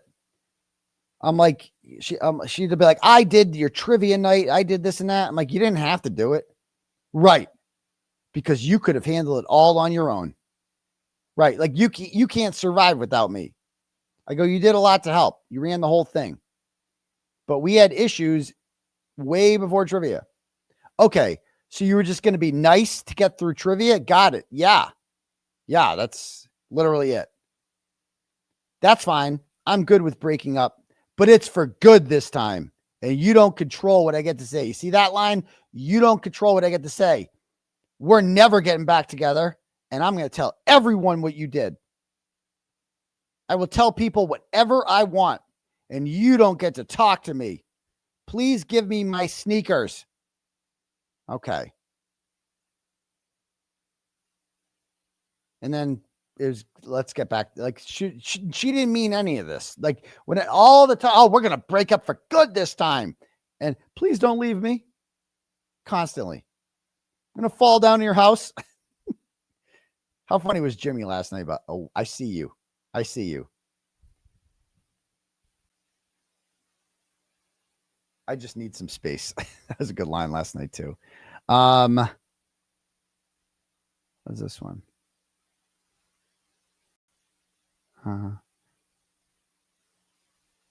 Okay, let's talk about the Joe Flipperhead thing. Oh, and then compare it to the deleted ones. Hold on. I got to find these. Give me 1 second to find. I know I got these. I just got to check my files real quick.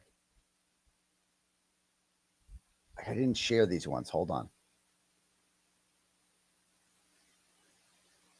Actually, I'll show you the video first. And so this is like, she didn't know Joe Flipperhead. She's never met. I don't even think she knew his real name. And of course, or is this? No, this is actually the fake. Oh, this is not the right one. I got to find that one. Give me wrong one. I think, or what was that? What was that? I remember that was Facebook recording. Oh, and this is an example, of course. Remember, like, I was supposed to show this as an example last night. I didn't. But, like, you know, this. So this is a Facebook Messenger, right? And as you can see there are 3 recordings that are 3 minutes long in the 𝗃𝗃 𝗃𝗂𝗃 Facebook account that she had full access to on August 29th of 2000, whatever, right there. I wonder how these things became made public. How'd that happen? Gee whiz. Because when I didn't share anything, nothing. What's going on? This is a message that I wrote to a woman when I was talking about Joe Flipperhead and shit that she sent to me as a reminder. I told her, I go, anyway, I removed the tweets. So I got into a thing last week, a couple weeks ago with Joe Flipperhead.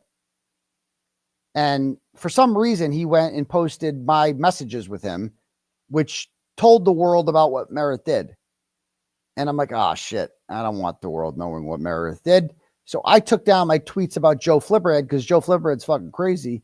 And I took him down as a sign of good faith and hoping he would take down the tweets in which I tell the world about Meredith. But he didn't because he's Joe Flipperhead. And he goes, I go, anyway, I removed the tweets to him because I want no part in this. I'm done with Meredith and would prefer that the ugliness of her behavior during our relationship not be made public. I don't want to burn her. I just want to move on with my life. Okay. These are, first of all, these are intermittent convos. Sick. Motherfucker, she posted a video of me mocking me while I'm having a fucking panic attack that she created by telling me that she was going to go to the police and falsely tell them that I assaulted her. You fucking retard.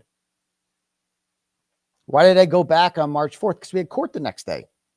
What do you think? The only reason. All right. More. Hold on.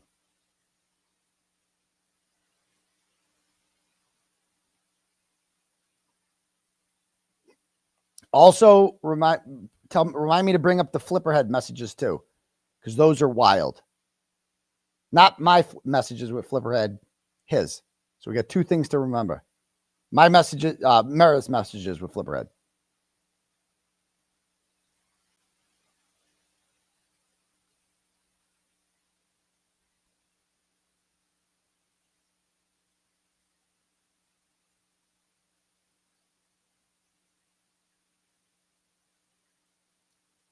Wrong one. What's this one?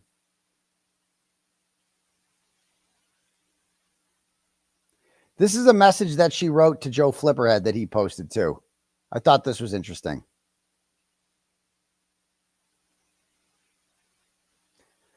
You know, she tells him, is Karen aware about you threatening me? I plan to reach out to her tonight about something else, but I thought she didn't talk to Karen Reed. But yet she's like, I plan to reach out to her tonight. Like, this whole like using Karen Reed as a weapon, like I'm going to tell mommy, it's so fucking gay. JFK and them do it too. It's just so, I'm going to tell Karen on you. Go fucking ahead. Tell that ungrateful hag that, yeah, go ahead. Tell her fucking everything I said about her. Go ahead. Do it. I'm so scared. Don't tell Karen Reed. Oh no. Whatever will I do?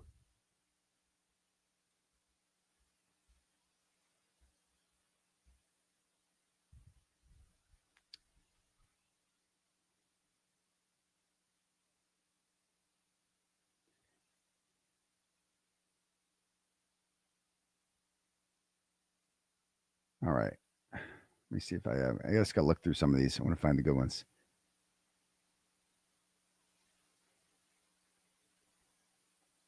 So, I mean, think of this. If you're me and you find out that she has gone, your ex-girlfriend who claims that she still, you know, you're not together, but she still supports you. She has gone to Joe Flipperhead and told him that I illegally recorded Karen Reed. And so that he could go on a Twitter Spaces and blast this to the world and create all sorts of online drama. Right? Oh, and also the message, Kim told me this one, the goodbye message to her. I got to write that one. Goodbye message. My final message to her. You got to read that. That was a good one too. So if we're going to do this, let's just fucking do it and get over with. You know, she goes to Joe Flipperhead and tries to hurt me. And I find this out on the Twitter Spaces that she has told them all about this. And I'm like, you know, and then she sends me all of her messages with Joe Flipperhead, like she does a screen record of all their messages. And again, I showed you did I show you the dates of when she was logging into the account? I think I showed you guys yesterday's, right? So let me make sure.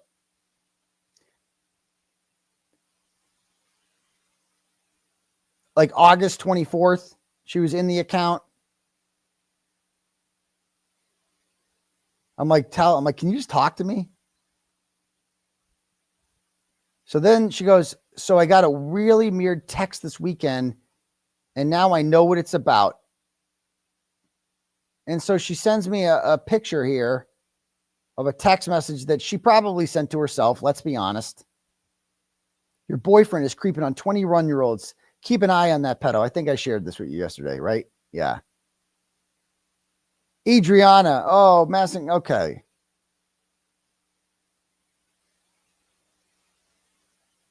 And like, I noticed this too. I'm like, Joe Flipperhead is saying that you're giving him information.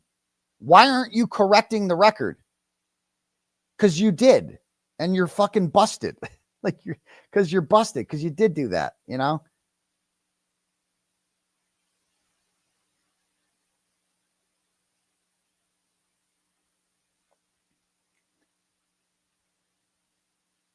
All right. And so then this is a message. This is the first time we spoke since breaking up, really. Like cordially. Like she suddenly wanted to open up after Karen Reed accused me of recording her. I was going to ask if you're okay. I go, you know, I'm okay, I guess. Pretty stressed by Karen Reed mostly. Yeah. I go, she called me Thursday screaming at me for not doing anything to silence the criticism of her. She told me she doesn't owe me a thank you and that I owe her a thank you and that I made you. So it wasn't a mistake. Well, you can call me if you want. And then little did I know that when she says you can call me if you want, she then begins recording all of our conversations because I know this because she has posted them so this was all a trap.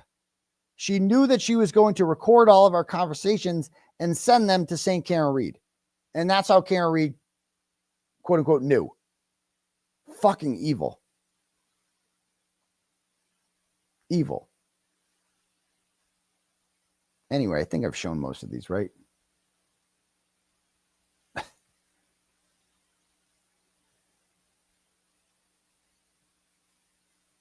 All right. I don't even want to read your bullshit. All right, we're going through all those. Okay, back to this. Let's find a new folder here.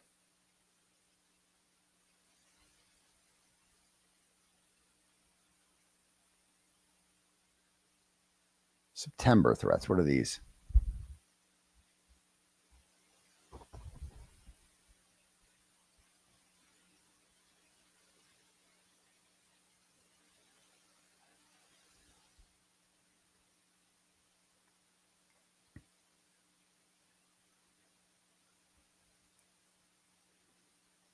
I just found this is September 19th. I just found out about this Jess Machado show thing. Please see Jen's text. I need to talk to you immediately about this. She's so worried that Jess Machado was going to post something negative about her, I think. I don't know. And like, I'm supposed to fucking fix that. If that happens, I'm going to have to stick up for myself, aka throw you under the bus for something. Okay. Like, I'm supposed to constantly. And then it's like, and Jess Machado wanted to burn her. And I had to be like, yo, can you chill? Can you not, Jess? And I hated even asking her to do that. But I'm like, she's like threatening me and shit like that. If you talk about her, you know. Anyway.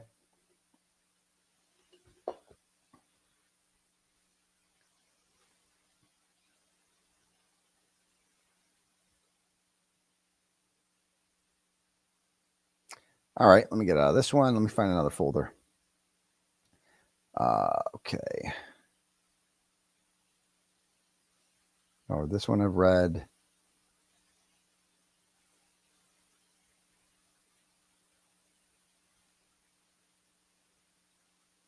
All right, I got to find the Flipperhead things. Give me a minute to find this. Hold on. And fake Nate. Let's do that now. Let me do the fake Nate one. I might have to screenshot these and give me a minute to bring them up.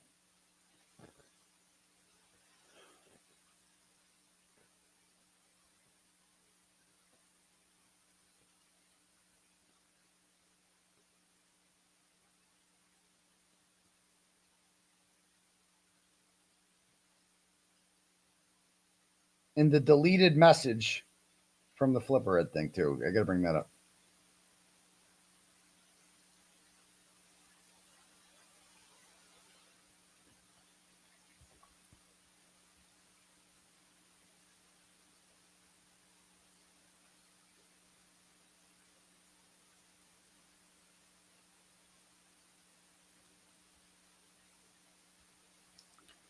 Fucking nightmare.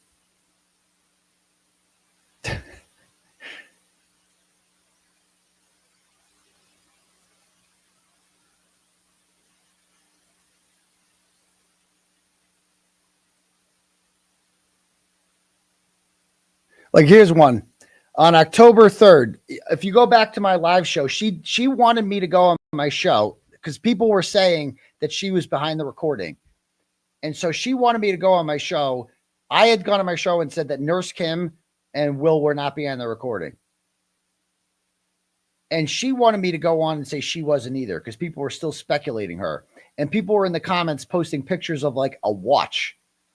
And she messaged one woman named Kate and asked her to take her tweet down. And Kate was fucking pissed about it. She called me and she's like, why is this bitch telling me to fucking take my tweets down about this shit? Like, nobody, you know. And so she messages me during the show and says, please don't forget me. I go, I did tonight. How exactly should I say it without drawing too much attention to you? Like I did tonight? What you said last night is fine. So she wanted me to like go on my show and say she wasn't behind it. You know, it's just talk. It's just crazy. Hold on. I got to find the Nate tweet. Hold on. Nate the fake boyfriend.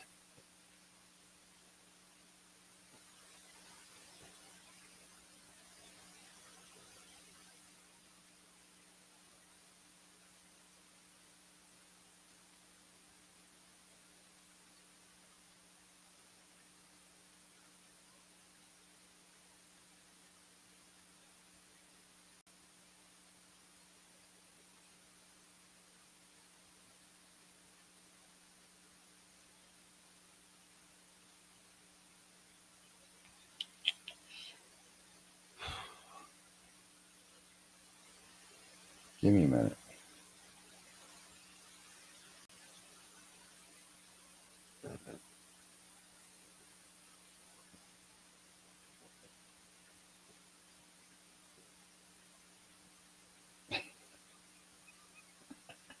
All right, October 17th. Give me a second.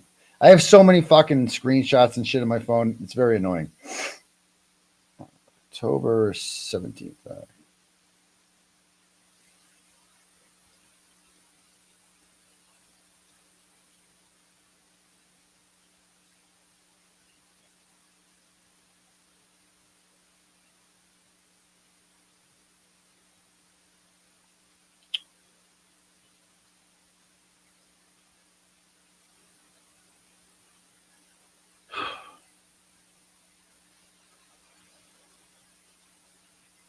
I'll show you some of these. I mean, this is just fucking madness.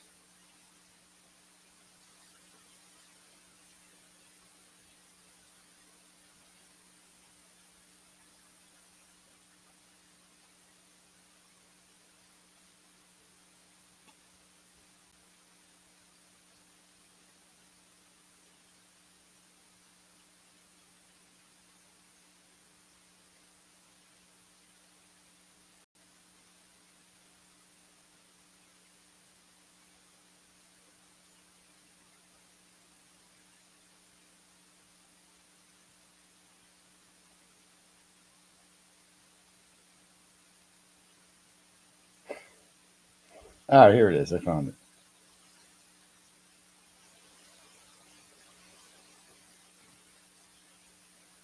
All right, let me see. I got to send them myself. Give me a minute. Hold on. The transferring of these is so annoying.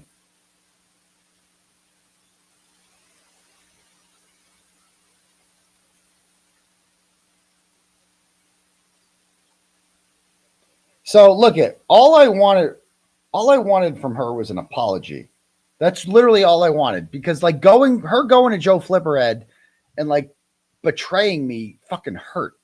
I'm like, why would you do that? Like, you're trying to hurt me? Like I didn't know at the time yet that she was behind the recordings. I didn't want to believe it. And I'm like, you know what? Like, I just didn't want to believe that somebody that was this close to could do this to me, right? So anyway, give me one sec. Oh, there we go. I just got to download these images real quick. Give me a minute.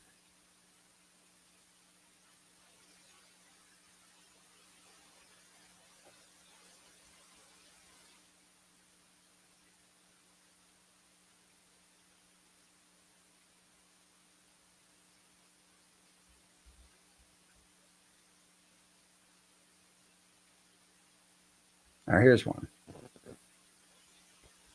So I get this message sent to me by her, and this is when I asked for an apology. I'm like, can you just like apologize for going to them? That's all I wanted from her, was a simple fucking apology. That's it. Nothing else.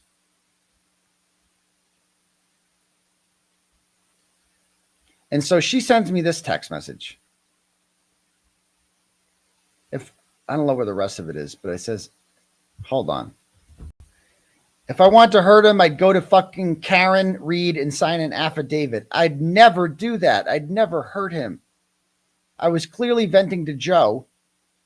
I don't know how many times I need to say this. He won't believe me. She's talking about me. But I'd rather die than apologize to him again. Kara called me crying, expecting me to like side with her. She's insane. Obviously not, but I only answered for her to confirm to me it happened this February and he was sexting her. I did not sext Kara in February. Fartbox sent me messages that I showed on my show. She's fucking insane. And like, I knew it was Fartbox, and I'm like trying to get her to admit it's her. It's fucking insane. It's stupid. Also, he talked plenty bad about me since our breakup. Jen Altman, the 𝗀𝗄𝗂 psycho who recorded him and sent him talking bad about me. She probably got the content from Mayor's Diary from him. Meredith was Mayor's Diary, and she's blaming it on 𝗀𝗂. Do you understand why 𝗀𝗂 fucking went fucking crazy on her ass? Because Meredith's been like blaming her for fucking everything. I'd go crazy too. He's talked way worse about me. Seriously, I just want to move on. I'm done talking about him or to him. I don't feel right lying to Nate about not talking to him anymore.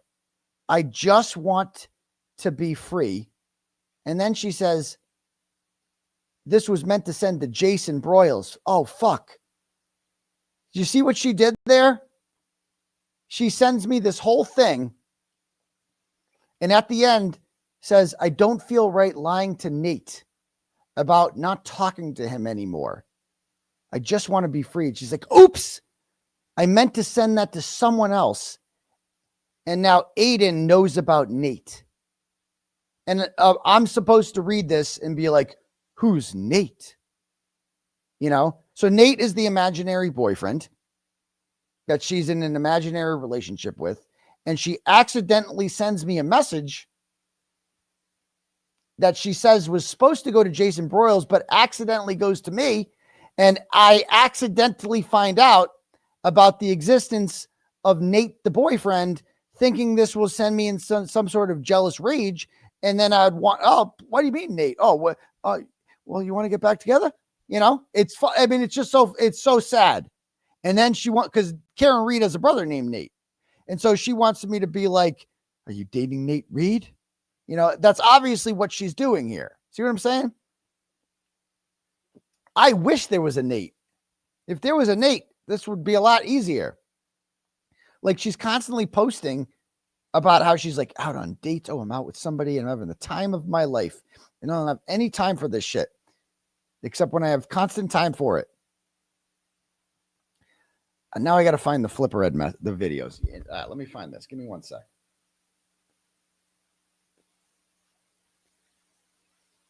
All right. Find videos.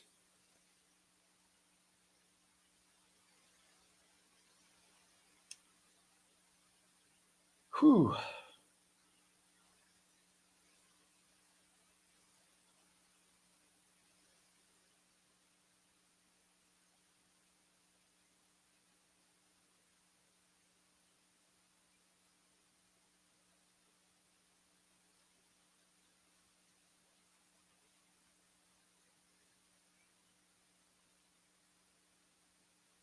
There they are. Okay, found it. All right, this one, send on Facebook Messenger, of course.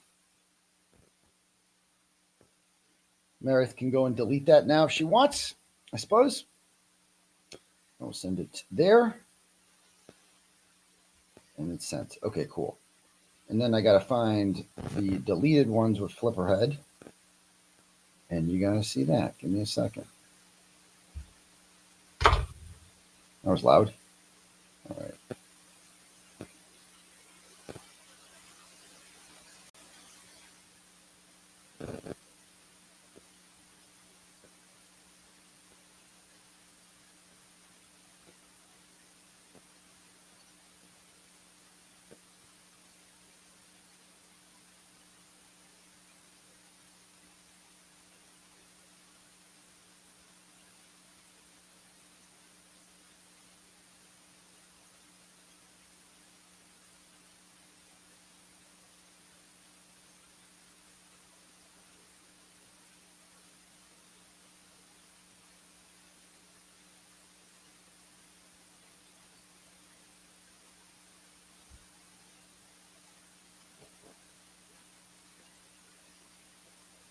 All right, let me, I think I got these all. Where do you see this? Where do you see this when I found this one out? This was crazy.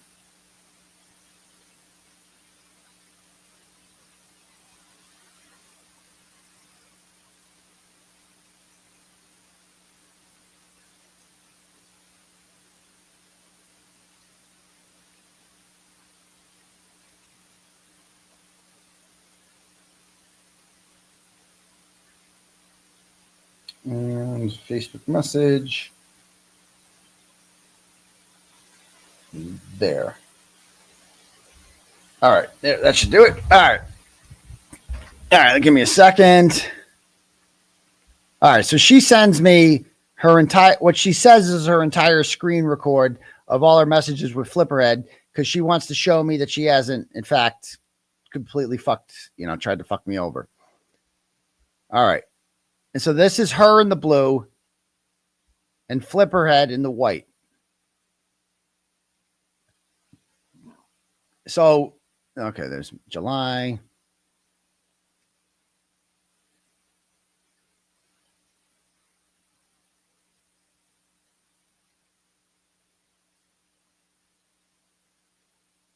She's like, I'm 1,000% better off without Aidan. She's telling him, I'm so happy now with Nate, my imaginary boyfriend.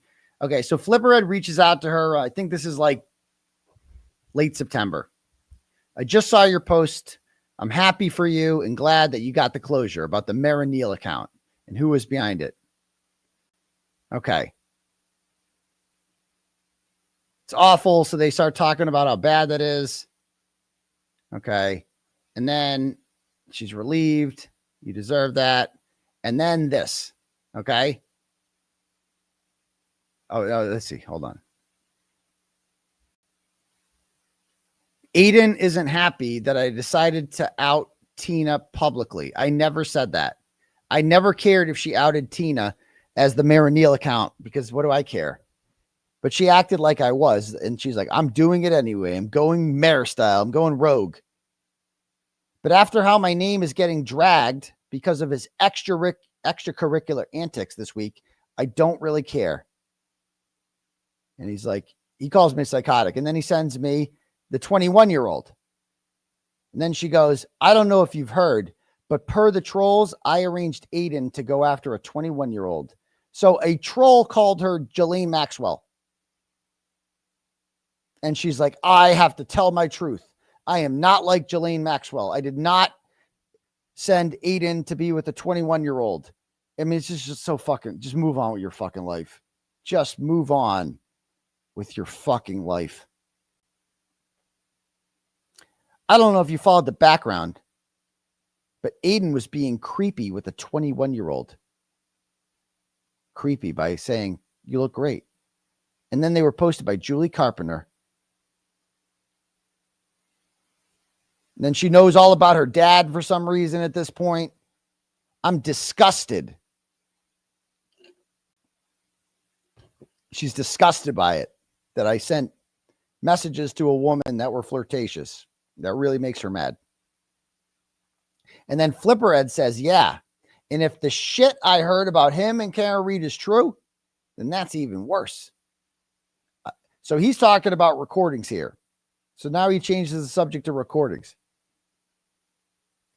And she goes, and I feel like an idiot because we'd started talking again last month. And I was considering giving him another chance, she says. What? She was going to give me another chance? I didn't want to get back with her. And I was going to give him another chance. Then this all comes out. I'm not going like anti-Aidan or anything. Oh, no, not at all. But I'm not protecting him.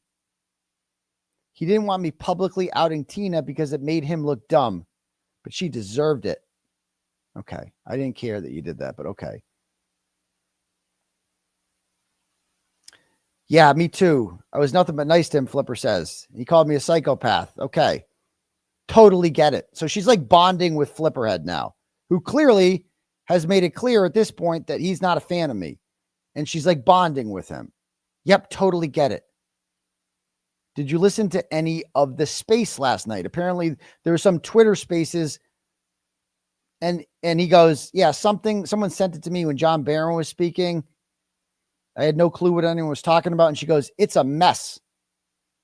I'm on the end now and hearing about some new bombshell coming. So apparently they had said that there was going to be a bombshell tomorrow about Aidan in a recording. And she knows about it already. And she's like telling Flip, did you hear about this? The bombshell's coming tomorrow about the recording. Ooh, it's coming. Big news. And then Flipperhead says, you don't know? If he's talking, so they're talking about the koala here. If he's talking about what I know, then a bombshell is not doing it justice. It's not a big deal, Joe. Now, keep in mind, these two are talking about a bombshell coming about a recording.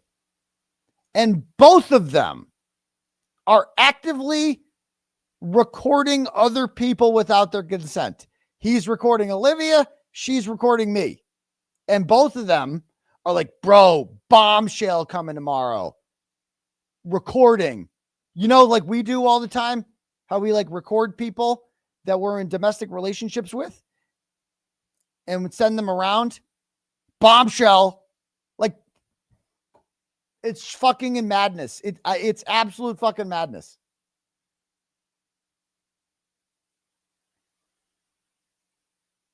I'm hesitant to put it in a text, but I know all about the recording. Call me if you have a minute.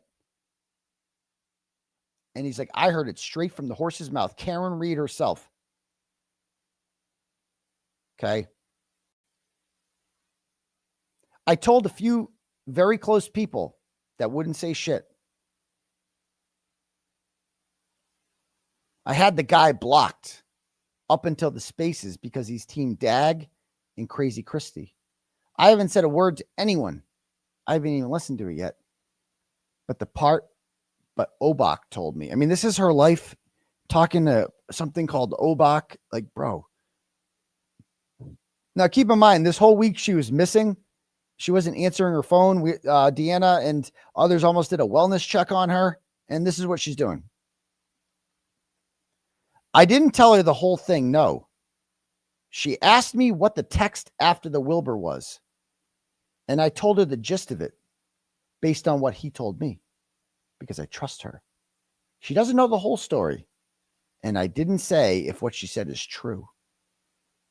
Just based on what Karen Reed is telling me, I don't think she gives a fuck if the recording gets out. It's almost like she wants it out. Interesting. But Karen Reed isn't egging any of this on. And she told Joe Flipperhead all about it. And she's like, yeah, go do your thing, Joe Flipperhead. The thing is, Aidan knows that I know. I did know that. I forget how, but I knew. Yes, one of the last conversations we had, he told me that you knew and that he was pissed that she reached out to him. Please don't repeat any of this. And screen records the whole thing. Of course not. I don't know if people realize I'm not the bad guy, but I will be made out to be. I didn't fucking tell Chris whatever the fuck. I never even spoke to him, the koala. Honestly, this whole thing blew up with her, and the 𝗃𝗿 thing is what basically got us talking again. He guilted me into it. He called me the day it was announced on 𝗃𝗿, and I ignored him. I would have told him he absolutely shouldn't complain about it, and it was going to be a bad look no matter what he said. I didn't answer him, though. Then he calls Jess Machado and Jen Altman to start making tweets calling out 𝗃𝗿. That is not true. They tweeted that shit on their own. He's totally impulsive and doesn't think things like he should do as a business. So, like, she's doing this whole thing about, like, without me, he's lost. How can he survive without me? Not my problem anymore. I got sucked back in for 3 weeks with him. And then sucked back in. You sent me a text after the Wilbur saying, like, fuck me, please. And I was like, pass. Hard pass. I'm good. Yeah, that's right. This goes on to say, I got sucked back in. And then I find out about this girl this week. That finding out that I flirted with the 21-year-old is what really set Meredith O'Neill off. That was the motivation to do all of this, by the way. I'm absolutely done. I haven't responded to a call or text since his Monday night, and I don't plan on it. I'm disgusted and not getting dragged down by him again.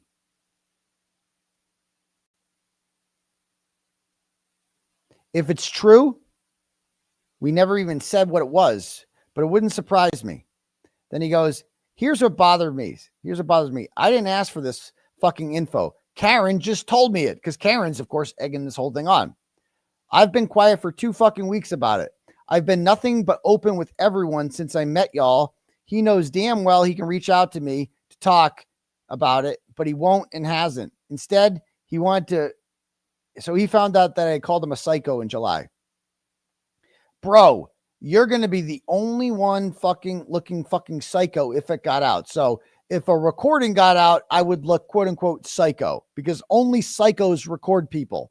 Says one recorder to another. Yeah, it's not fair to you. I might know how it got back to me, honestly, from this other person. And then she goes, I haven't spoken to Karen in a couple weeks. So she is speaking to her. She probably assumes I still talk to Aidan and wouldn't trust me, understandably. Are you friends with Kelly? Yes. The person messaged me saying she told Karen and Kelly shit about that shit is about to hit the fan. Kelly probably went to Aidan and the time these people have for shit. Kelly Reed, what? Probably said, I know. Or this girl actually does know. Wait, so you're saying Kelly went to Aidan against Karen's wishes? I mean, bro, can you guys get a life? What is happening right now? I got to watch what I say. It's safe with me. We're best friends. Okay. No offense. I just have a hard time trusting people. Are you sure Kelly and Karen are close? I thought they made up after the whole 𝗵𝗄𝗡 thing, but I never confirmed outright. I ain't saying shit to him. I'm done trying to talk to Turtleboy. Okay, thank you. Me neither. Keep it a secret. I was told specifically not to tell Kelly shit in June. Because, oh yeah, Karen Reed also threw her own cousin under the bus, Kelly Reed. Oh yes, in June. I know in June, but I thought after the trial they made up. I could be wrong. Was Kelly at court this week or the Wilbur? How would she not know? Yes, I saw her at the Wilbur while I was waiting outside for him for some reason. Did they know about the wire? Apparently she went to his court date, but not Karen's. Whew, scandalous. So I could be wrong about them making up, but this is speculation. We're friendly, but I never pry. Bro, can you guys get a life? I could be wrong. It's pretty clear. Did you follow what I was saying, though? Yeah, I got it. How the person DMing me could have told Kelly something was said in spaces. Kelly asks Aidan. Aidan says, I know. Kelly tells this person that I know. You know the person, and they sound like they're on Karen's side. I know them. I'm guessing this person is someone he played the thing for. 100%. I literally just told them I wouldn't tell anyone their name. I told him this. Now, keep in mind, she's like telling Joe Flip. She's pretending to be like, I care about you still. Talk to me about Karen's being mean to you. Tell me all about that. What's going on there, Aidan? Tell me. Oh, yeah. Yeah. Well, I'm recording you. Yeah. Tell me all about that. And and now she's telling Joe Flipper everything I said. I told him this. He's so self-centered, but he refused to believe anyone he played it for would go back to her and cross him. He said for a week that Karen had to be making up, accusing him. I believe that. When Karen Reed contacted me and was like, did you record me? I'm like, bitch, what you talking about? Because there's no recording out there. What are you talking about? I don't know about any recording. And I'm like, how could Karen, where is this coming from? I really didn't know where this was coming from when Karen brought it up to me. I thought you sent it. Do you know exactly what Karen told me? Sent what? Do you know what her accusations were? No, I don't know. You mean like under a fake account? Nope. I've been really busy. Do you know Karen told me? Well, you can scroll on that. Okay. I did not know you could do that. Do you know Karen told me someone sent the recording to blank and blank? I'm running out of a fuck to give anymore. I'm just going to stop hiding shit because I don't want any to be involved with any of this. She told me Aidan was recording her calls and he sent them to people. And someone sent an anonymous email to Yannetti and Jackson. I didn't know if that actually happened. Last I heard, she yelled at him and saying they got sent recordings, but wasn't sure if it was actually true. Aidan kept saying there was no way anyone did that. LOL. See the LOL? Aidan saying there was no way anyone sent Karen any recordings. Wink, wink, nudge, nudge, LOL. He claims he didn't send them to anyone. LOL. I don't know anything about that though. What's with the LOL? But that's bad if she actually has them. I wonder what they're going to do. And I'm going to sit back and watch the world burn. You just said it was 100% though. She told me she got them. I got no reason to think she'd lie. The amount of people who have messaged me about this shit is making it obvious that Aidan and them are accusing me of telling this guy. I don't even know what they're talking about. Oh my God. If she actually has the recordings though, not sure how he can continue to deny it to her. Last I spoke to them, he kept saying she's bluffing because I thought she was full of shit because I didn't send out any recordings. How could Karen Reed possess a recording if I didn't send out any recordings? How? Explain that to me, because I didn't send out any recordings to anyone. So how could Karen Reed be in a possession of a recording if I didn't send one out? And here I am reading this and I'm like,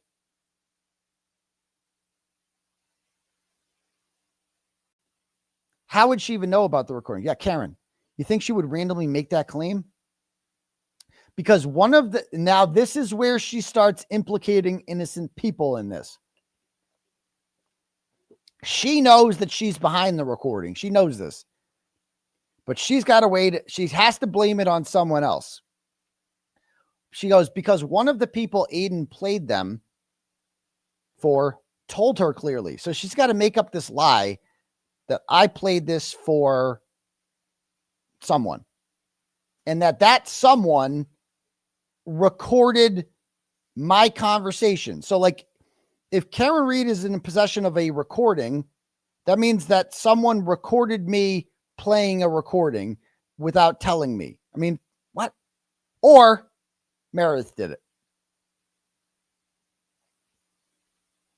I wasn't even one of the people who heard it first because I wasn't speaking to him at the time. He told me about it after she was accusing him. So basically he told me what he did. He called 4 people and played it for them. What? Then the next day, Karen is accusing him of recording. So now she's making up fairy tales. She's going to start throwing people under the bus here. He goes, look the other way, as they say. He goes, I bet she's just suspecting it. And no one actually told her that. I said, really? She's never accused you of that before. Seemed like an odd accusation. I told him someone definitely told her. He told me the 4 people he played it for. And I told him who I'd bet most likely told her.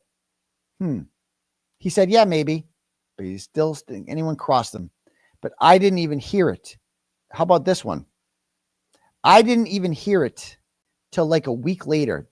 When we had lunch in person, he played it for me. That is a complete fucking lie. A complete fucking lie.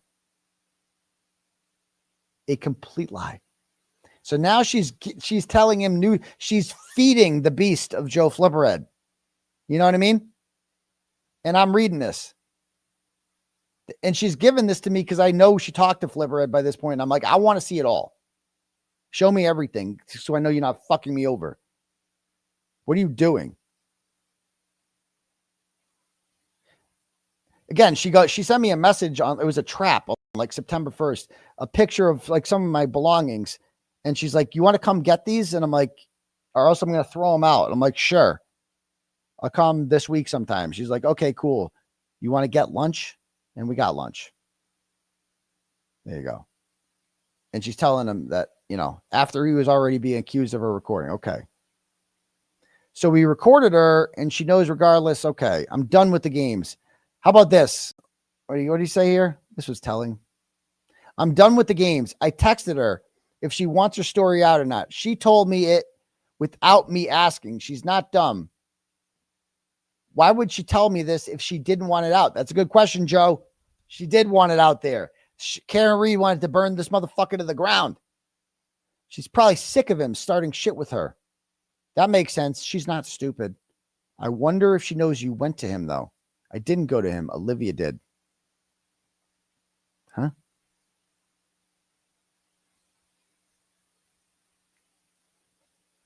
I asked Karen. She doesn't care if it comes out. There you go. She told many people, she said.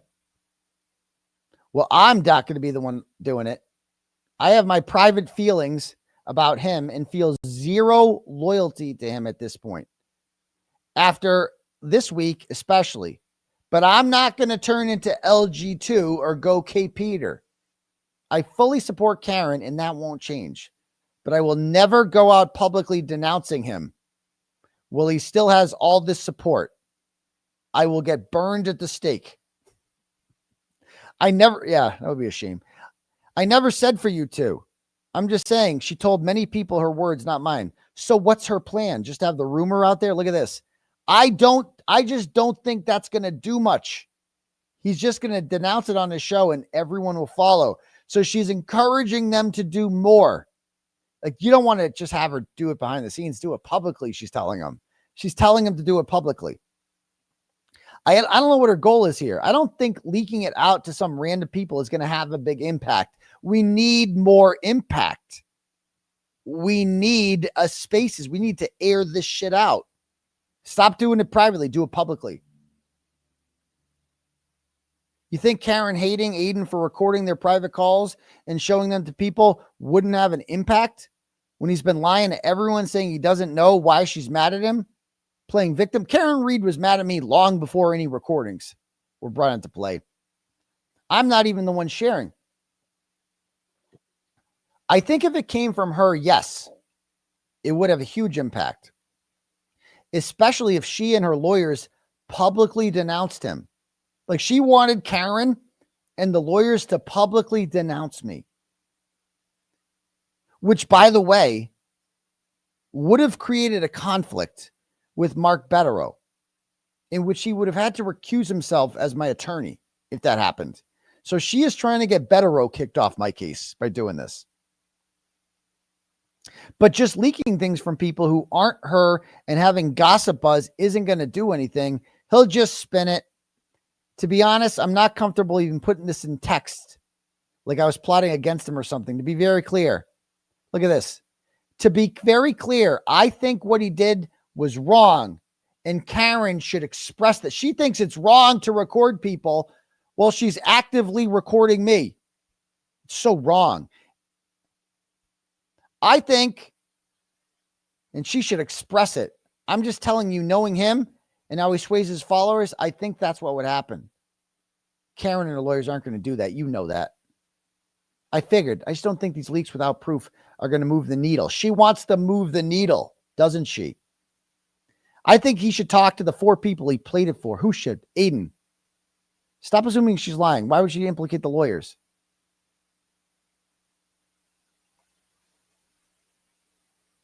He doesn't think it's a big deal because it's not. It's not a big deal. Yes, that's what I told him a few weeks ago when he first told me. And then, so they talk on the phone. And so this Chris Johns person, this is the koala. He messaged me. He straight up said, I need you to confirm if what I was sent is accurate. It was. Well, accurate in that it's similar to what Karen sent me. So it's another message she sent to someone. I didn't see it, but yeah, it's going to be a shit show. So this is the day of the spaces in which it all blows up. And what does Joe Flipperhead tell the Meredith? It's going to be a shit show. Now, if Meredith cares about me and supports me here, as she's pretending to, wouldn't she say to him, maybe you guys shouldn't do the spaces in which you blow up the Karen Reed, Free Karen Reed movement and completely divide it and start fucking chaos. Maybe you shouldn't do that. That's what somebody would say if they supported you, cared about you, whatever. What does Meredith say? Oh man, LOL. I'll keep an eye out. Ooh, it's going to be fun. I'm going to keep an eye out. She was buying the whole fucking thing. I'll keep an eye out. She says, yeah, it's going to be fun. And then the spaces starts and they fuck up because the koala cannot be controlled. And he mentions a lunch. I go on there and he goes, Aidan, did you get lunch with Meredith? Do you know about any lunch with Meredith? And I'm like, how the fuck does he know this? I'm like, what? What? And that's when I realized Meredith has betrayed me. And she loved doing it behind the scenes. Oh man, oh, I'll keep an eye out. This is going to be fun. And then they fuck up and mention her name. And then she loses it. Please do not drag me into this fucking thing that I created. The last thing I need is him going after me right now. I'm a victim. Please. Please, I trusted you today. I thought you weren't going to mention me. Are you kidding me? I actually trusted you. Despite what everyone's saying, I kept an open mind. Please stop mentioning me. Please don't make me regret trusting you. You hate to see it. You got fucked over by a flipper and a koala. Good job. I never mentioned you. I'm not asking for help. Why did he mention me in the lunch? I spoke to him on the phone, and then Broyles texts me during the spaces because he's our fucking PR agent. And Broyles texts me and goes, hey, Meredith wants me to tell you that she did tell them about the lunch, but she didn't tell them that you played a recording for her. We're going to see that's going to change. But in the messages, she clearly did tell them that I played a recording for her. She tells Broyles, who is her PR guy, to tell Aidan, because Aidan's going to be mad if he knows I made up this fucking lie about playing the fucking recording at lunch. I spoke to him on the phone and told him that he couldn't say it. I'm sorry that happened.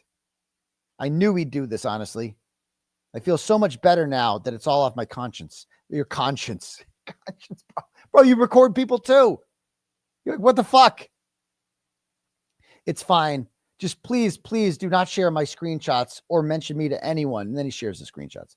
I'm a huge target as his ex, and people are just going to assume that I'm telling the truth out of spite and not because it's the right thing to do. It's the right thing to do. Oh yeah, she's so against recordings. Wasn't recording me. You get that, right? None of this will be credible coming from me because I'm his ex, and he'll turn everyone against me if he thinks I'm crossing him. Conniving bitch. I would never ask you to do that. I don't need anyone's validation. Okay. I got really scared he mentioned my name in the lunch. I couldn't believe Aidan's reaction. If Aidan asks me about it, I'm just going to tell him that we spoke and I acknowledged we went out to lunch. But we're not going to say anything about playing a recording. Aidan told me Karen was accusing him of recording. It's true. He told me at the lunch that she accused him. I don't know why he straight up lied about the lunch. He clearly thinks I told you now. Oh, he knows about the betrayal. Sorry, just getting me nervous. He's called me like 30 times in the last hour. I'm terrified because after that, I called her and I'm like, she answered the phone. She's like, leave me alone. I'm like, bitch, why are you betraying me? What's up with that? You told these motherfuckers that we got lunch? Why'd you do that? I'm terrified of him. And so then the true crime kangaroo came through and she sends me a screenshot of Flipperhead's messages with Meredith showing that she told him that I played it for her. Did you share a text with him? No, he did. Okay. I just need to know because everyone thinks this guy is a weirdo already. So if he keeps pushing this and names me, no one will really listen to him anyways, the koala. I just can't have my texts being posted. Oops. Honestly, Carrie posting the Olivia text is a good thing. Nice distraction. Okay, I trust you. Glad all the Olivia texts are coming out. Nice distraction for her. I didn't watch Aidan's stream about me either. Remember I did the Flipperhead stream right after that? I literally told him not to mention you. I'm so sorry that the koala mentioned you. Okay. It's okay. Please just don't make me regret trusting you. No screenshots ever, please. I'm just worried he's now threatening me on Twitter to mention me. I messaged him to stop. Aidan really backed himself into a corner. Thanks. I agree. And then we got Saturday. And she told me that night that she talked to Karen Reed and Karen Reed invited her to court and everything. I'm starting to put two and two together here. Now I'm being threatened by him. He wants to make some comment that I never said to you. I heard the recordings because you didn't. Am I going to get double attacked if I do that? I seriously am so sick right now. I can't believe this is happening. Thought we were just having a conversation yesterday and not going to have this used against me. It's not fair. The 4 people who knew about this and went to Karen aren't being dragged. So she's like, why aren't these innocent people being dragged? Like Just Machado and others. Why aren't they being dragged? I never said you told me that publicly. He's saying you did. I don't remember that.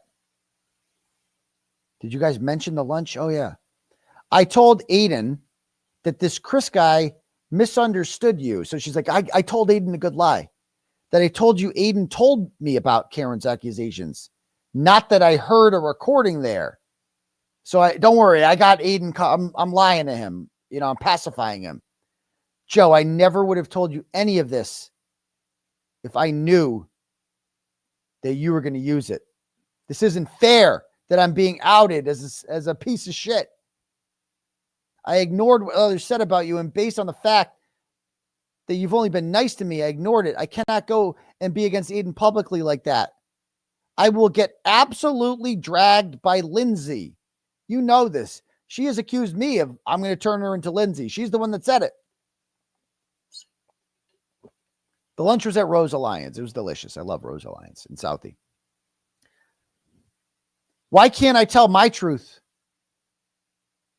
I just asked him why you feel the need to lie for him. I just asked why you feel the need to lie for him. So he's confused. He's like, wait a minute. You're saying now that he didn't play the recording for you? Because, yeah, he didn't. So she lied to you first, Joe. No recording was played at any lunch. She was just trying to spice up the story. I never agreed to. I was scared to even text you anything yesterday. Terrified. Yeah, she's so terrified. I made that clear. Please don't betray me. Literally haven't been able to sleep, and I can't stop crying. And on top of that, apparently Just Machado is talking about me. Nurse Kim, too. They're talking about me. God forbid they're on to me. They knew. They knew right away. They knew what you did. I'm not sure if you could tell me, but I've never tried to hurt anyone in any of this. I just don't get it. One of the 4 people told me that you heard it. Had to have said something or sent it to Karen. So Joe's starting to figure it out here. He's like, wait a minute. You said that he played it for 4 people and one of them must have recorded him and sent it to Karen. He's starting to figure it out, but no, it was her, bro. It was fucking her. Yes, they did. It was not me who went to Karen. No. Good grief. Karen already knew about it. I wasn't in regular communication with them then. I never said you did. I know. Thank you. I'm just really worried. I couldn't care less about being dragged. I'm sorry. All this is happening. It wasn't. Okay, sure, it's not. Yes, it was not me who sent anything to them. I've told you that. What's the question? I didn't give her proof of anything. So Dag Nabbit posted, Dara Murphy posts that Meredith is innocent. She didn't send anything. And he's like, what's the proof? I didn't give her proof. So she did message her. I simply told her it wasn't me. It's impossible. Right. Totally impossible because she didn't hear about it until after Karen was accusing him, except she had access to the Facebook account the whole time and was actively logging into it. Okay. So someone else he told about the convo before me obviously went to her. Right. I don't have any proof to provide because this was all in conversations with Aidan.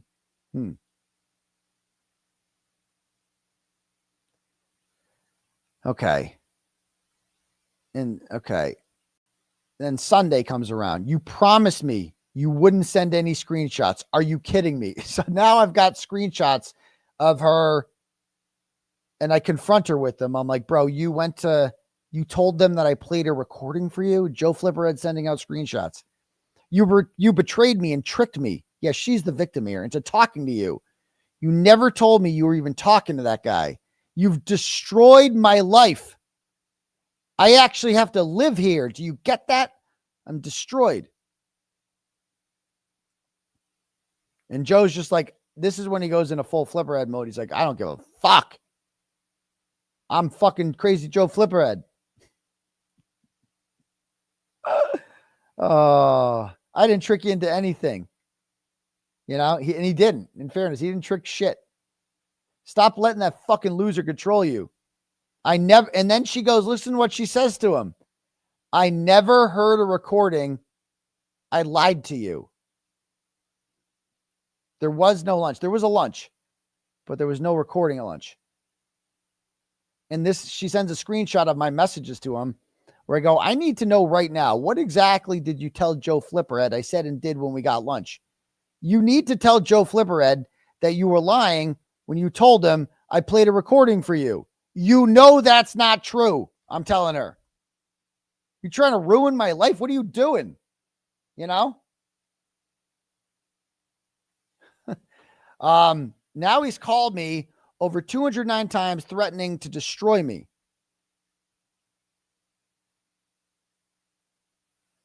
And over 209 times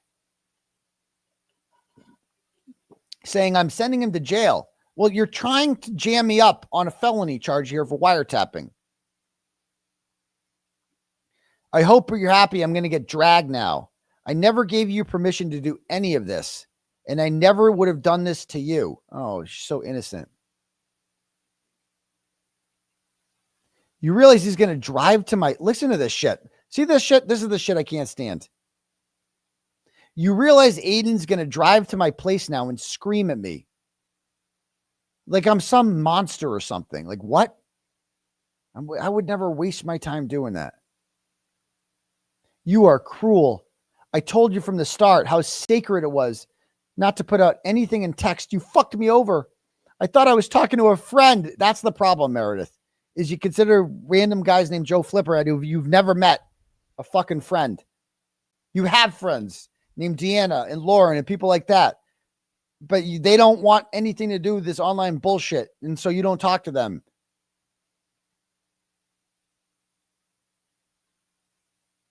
Then Joe Flipperhead tells her, I got the recording. So he gets sent the recording from a Proton email that Meredith knows about.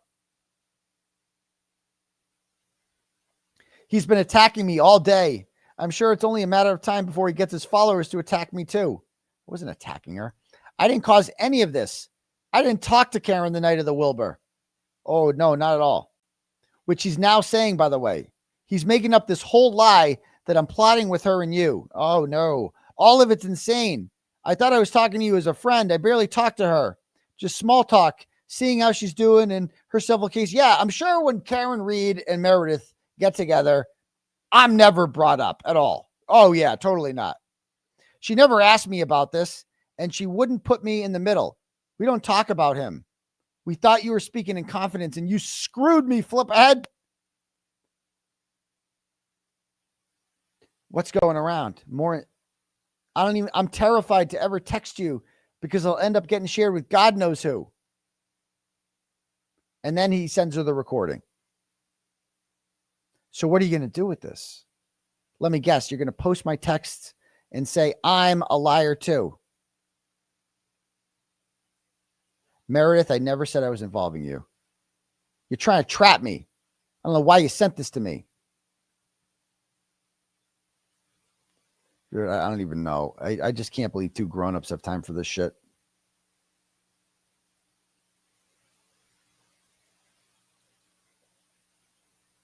He's like, I got it in an anonymous email. Did either of you ask Karen how she felt about this before you did this? He goes, I didn't do this. I talked to Karen. She didn't want it out. But he's going to fucking put it out anyway. She definitely wanted it out. Stop accusing me of shit. I'm so tired of all you people fucking gaslighting me and making me look bad. You're pissing off Flipperhead. You don't know what he's going to do.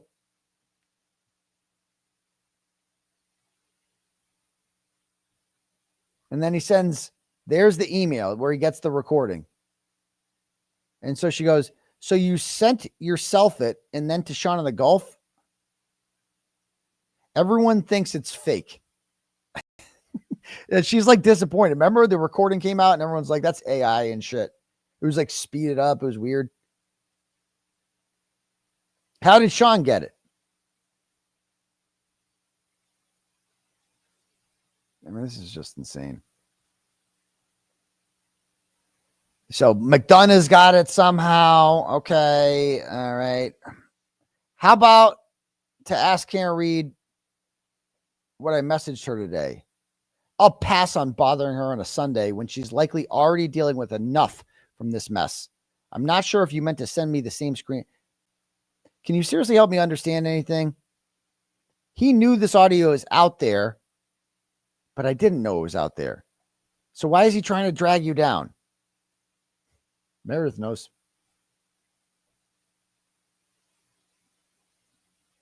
I'm not happy with him either, but I know what he does. This behavior is no surprise. Just shitting on me.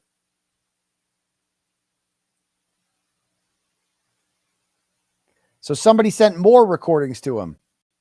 So there's more. So he suddenly gets more recordings sent to him. That, because remember, she's like, she tells him that the initial reaction to the recordings was those are AI. And Meredith's like, fuck. Everyone thinks they're AI. And suddenly Joe gets more recordings sent to him that are much crisper and not problematic.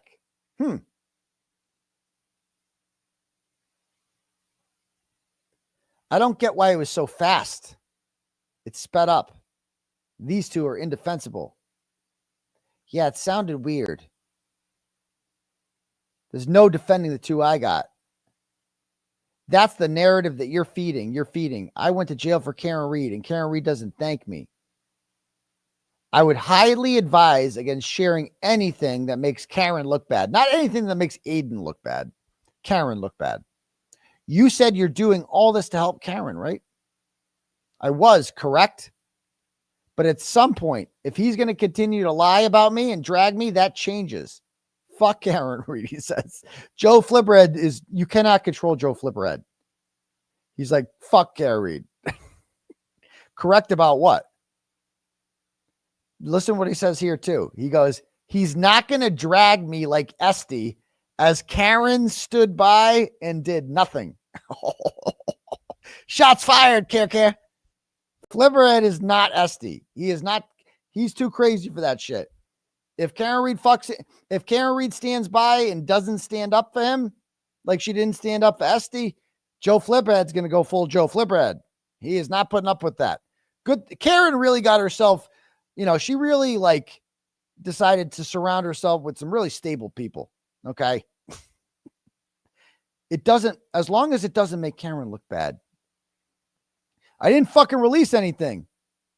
You relay everything to Aidan and communicate with him and protect him. Now he's getting mad.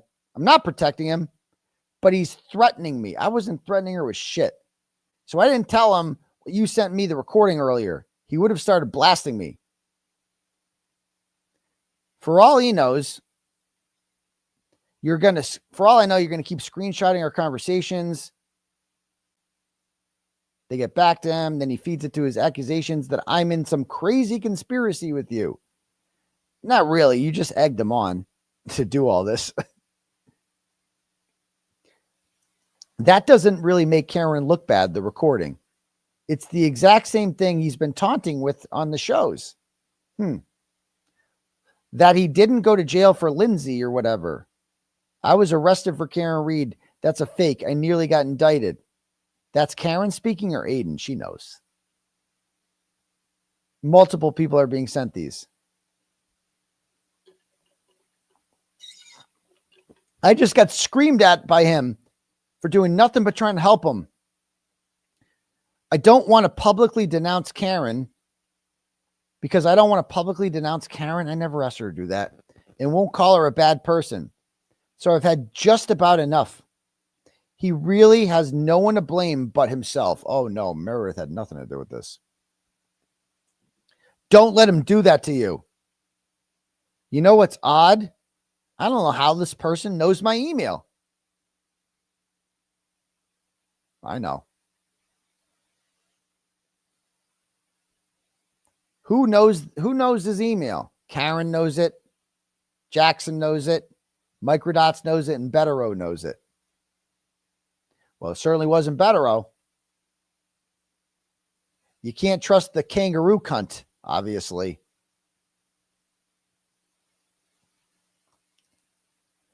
You can't trust women. The kangaroo cunt wants daddy's approval. I don't think she does anymore. I don't trust anyone anymore.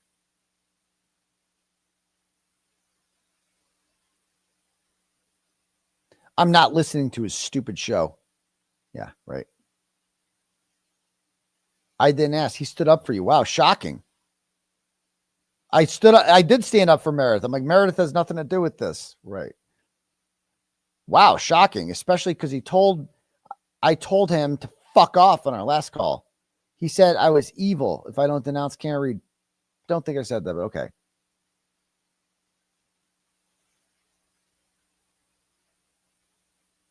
And then she's like, you're being retweeted by Kate Peter. And so are you now.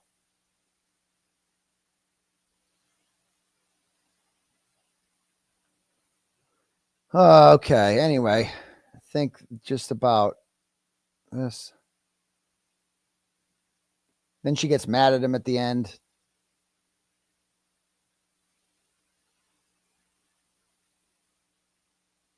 I don't have any recording, she tells him.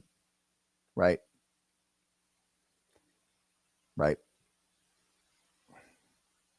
She's all mad. Her name's getting dropped. They talk on the phone. Are you fucking me over again? No. Are you sure? Oh, I can't even. This is so stupid.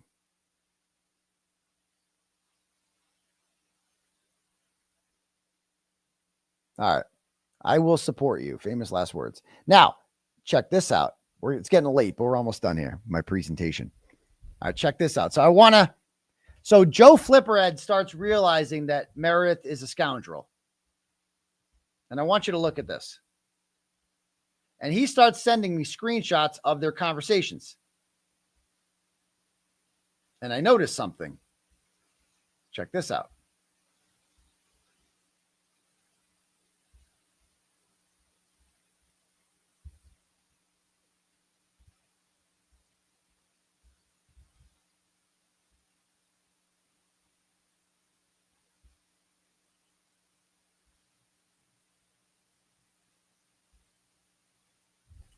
All right. So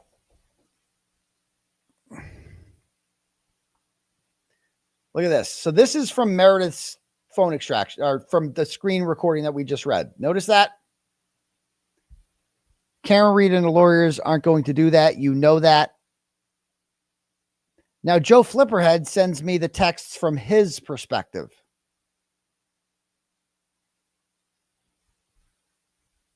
So on the left is Meredith now.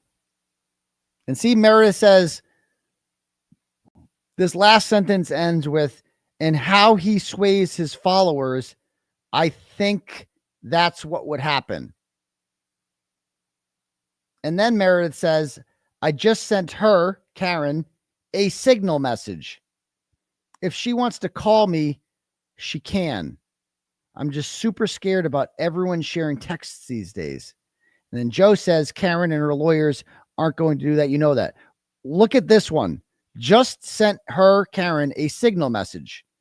If she wants to call me. This is from Joe Flipperhead's perspective.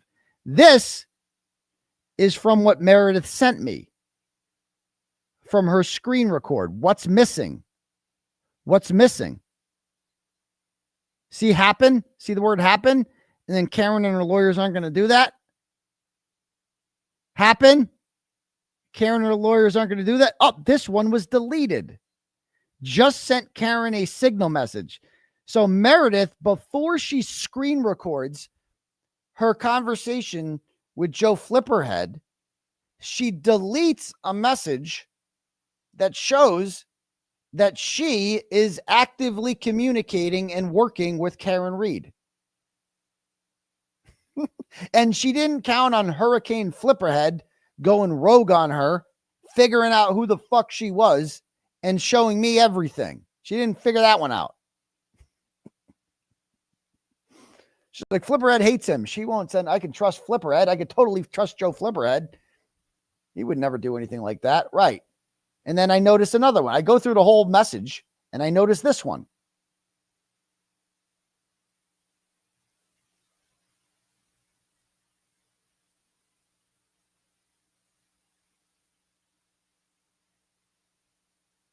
I think this is the one.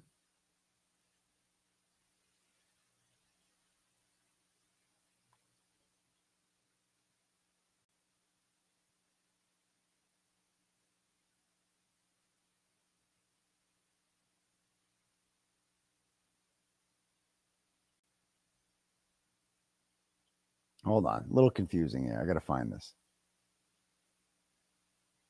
Give me 1 sec.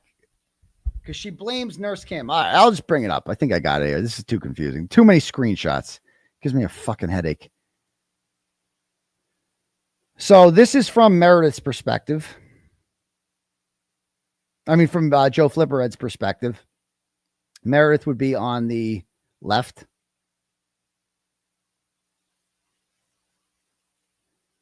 And this is Meredith telling him, I can't stop crying. And on top of that, Jess Machado is talking about me, Nurse Kim too. We saw that message in her recording, right? That was in there. But this wasn't. This wasn't. Hold on. You got this or whatever. Delete that. Nurse Kim knew this one and this one. That wasn't in there. Nurse Kim knew all about all of this before I did. I can tell you that. See what she's doing here? She's throwing Nurse Kim under the bus. She's telling Flipperhead Nurse Kim did it. To look the other way. She fucking threw Nurse Kim under the bus. And then she deleted these messages before she did the screen record so that I wouldn't see that she lied to Joe Flipperhead about Nurse Kim hearing a recording. Fucking madness. He complained to her about the convo with Karen before I knew anything about it. Yeah, that one wasn't in her screen record. And then I noticed one more. One more.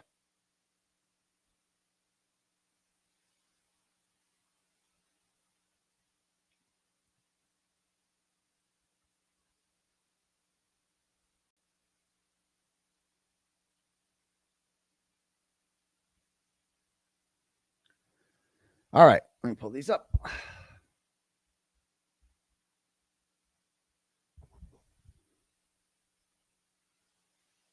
Man, these 2:30 presentations these days, holy shit. All right. So this is from Joe Flipperhead's perspective. And Meredith's on the left. And all this, we saw all this already about he's dragging me into it. I never said you told me that publicly. He's just saying you did on the space. I don't remember that. I didn't even mention you. And then she says, as long as he doesn't have screenshots, I think it's okay still. Why can't you just tell the truth? So I told Aidan this Chris guy misunderstood, but as long as there's no screenshots of me saying that Aidan played a recording for me, I'm good. He's not going to know that I made that shit up. As long as there's no recordings of that. As long as he doesn't have screenshots, I think it's okay still. Well, here's what she sent to me. I don't see that part in there. That part's deleted. So that's another thing that she deleted. So she doesn't want me to know that she was actively trying to hide the fact that she lied about hearing a recording at lunch. It's just fucking madness, bro. I just can't. I don't understand how an adult has time for this shit. It's just fucking crazy. So anyway, that's it. And I confronted her about that. And I'm like, I know you did everything. And also Karen Reed told somebody, and she knows who it is, on a plane, that she's good friends with Meredith and they talk all the time. Something like that. And Meredith's like, I hardly ever talk to her.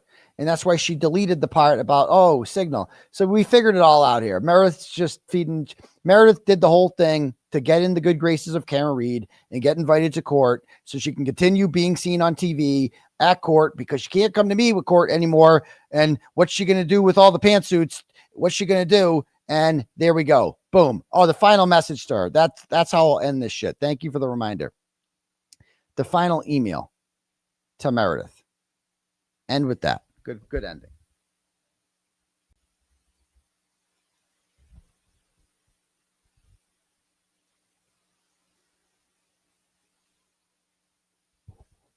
So I sent her I'll just read it to you. Let's pull it up.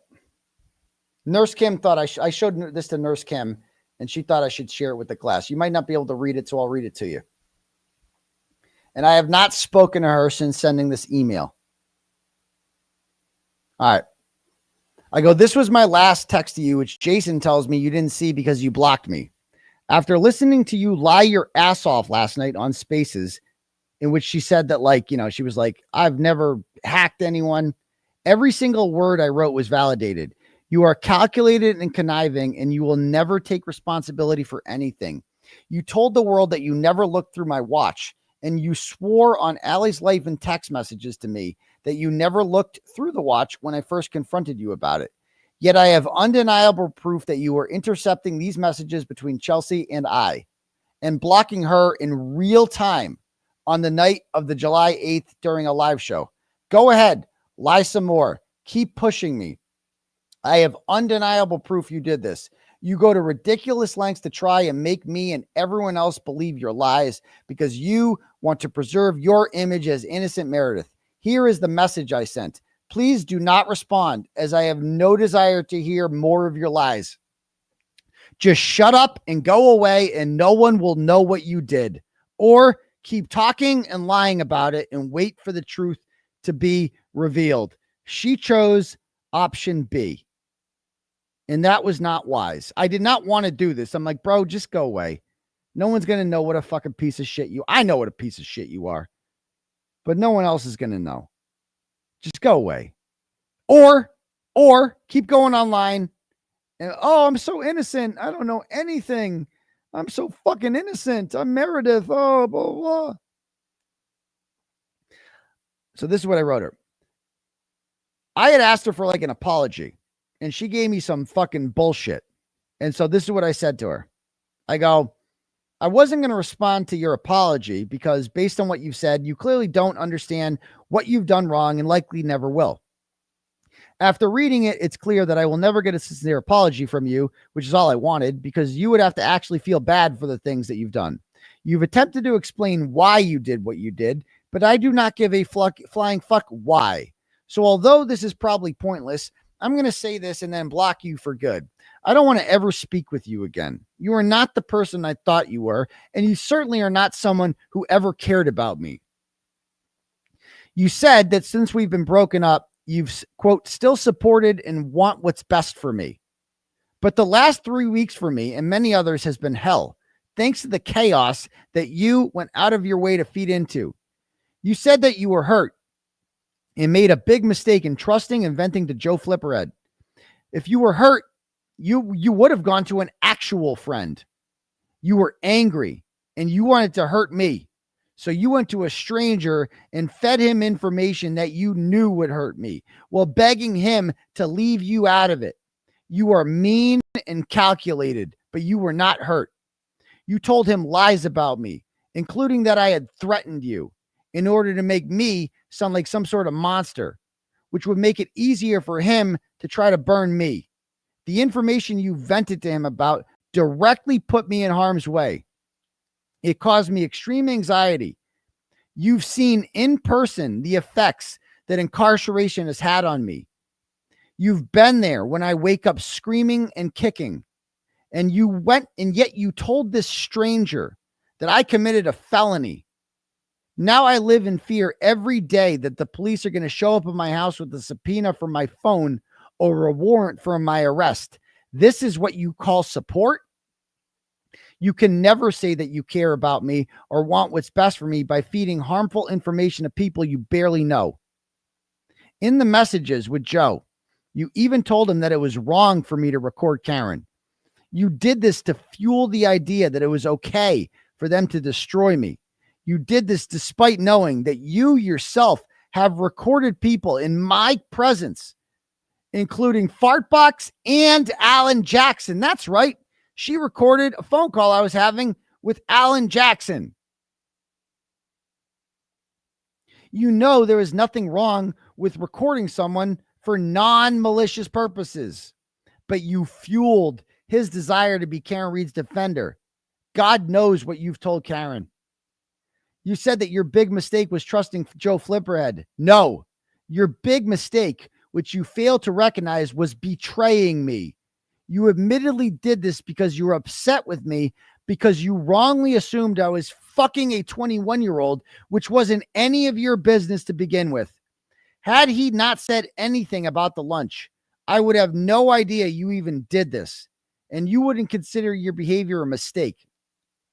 I've seen your texts with him, and I've read them many times. He was venting to you about Olivia, and you changed the subject by saying, "Did you listen to any of the spaces last night?" He hadn't even heard it yet. You told him you were, quote, hearing about a new bombshell coming. He said if he thinks Chris was talking about what he thinks he's talking about, then a bombshell wasn't doing it justice. You confirmed that you knew he was talking about a recording and said that you wanted to talk about it on the phone because you didn't want to put it in writing, knowing he could screenshot it and implicate you. Later on, Joe told you about the upcoming spaces that night. It's going to be a shit show. It was all going to be aired out. I was going to be accused of a felony. You had already told him about our lunch at that point. If you actually supported me and you actually cared about me, you would have said, please, Joe, don't do this to Aidan or Karen. It's divisive and harmful and not worthy of public discussion. Instead, you said, oh man, LOL, I'll keep an eye out. Laugh out loud. You thought it was funny. You were going to sit back and watch me get destroyed while laughing about it. But only after they fucked you over by throwing you under the bus did you suddenly have a problem with what they were doing. The last thing I need is him going after me right now. You were somehow the victim in this. Your apology rings hollow because you're not actually sorry for the pain that you've caused me. You're just upset about how it affected you. You deleted a text that you sent to him because you didn't want me to know that you had texted Karen that you've become friends with her while she was actively trying to hurt me. You refused to show me what you said to her, which tells me everything I need to know about what you've said to her. God knows how long you two, who suddenly have become friends and got you invited to be Karen's new pet Esty. Yeah, that's what you've degraded yourself to. God knows what you've been talking about. As far as for how hard it was to be my girlfriend, because she said that in a text, it was like, oh, it's so hard to be your girlfriend. You knew exactly what you were getting into. You signed up for this. Julie was married to me for 10 years and never had any real problems with trolls like you do because she didn't go looking for trouble. You were beloved because you were always by my side, playing the supportive girlfriend, including the day after the blow up on March 4th. You built a huge following on Twitter and everyone said great things about you because you were my girlfriend. Exactly. Like nobody was saying great things about Meredith because she was great. They loved you, Meredith, because you were my girlfriend. That's it. It wasn't because of your charming personality. It's because you supported me. That's why the people liked you, because you supported me. Not because of you, because of me. Looking back at our relationship, it was always like this. You blame me for your unacceptable behavior. You went through the messages in my watch. You took, I'll just read it to you. You went through the messages in my watch. You took pictures and videos of them, which you later shared with me and your friends. You then helped yourself to my phone extraction and read messages with not only Jane, but with 2 other women as well. You had to search for those.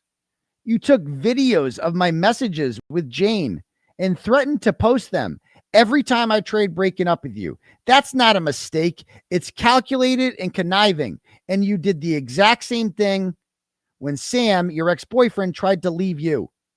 You tried to take away his income, and you did the same with me. I didn't even get to the Sam shit. Fuck. That's the worst shit. You tried to take away his income, and you did the same with me. Then you tried to be the person to comfort me. That is beyond conniving. Like, think about this. She did the whole thing. And then she reached out to me and was like, "Are you okay?" Bro, insane.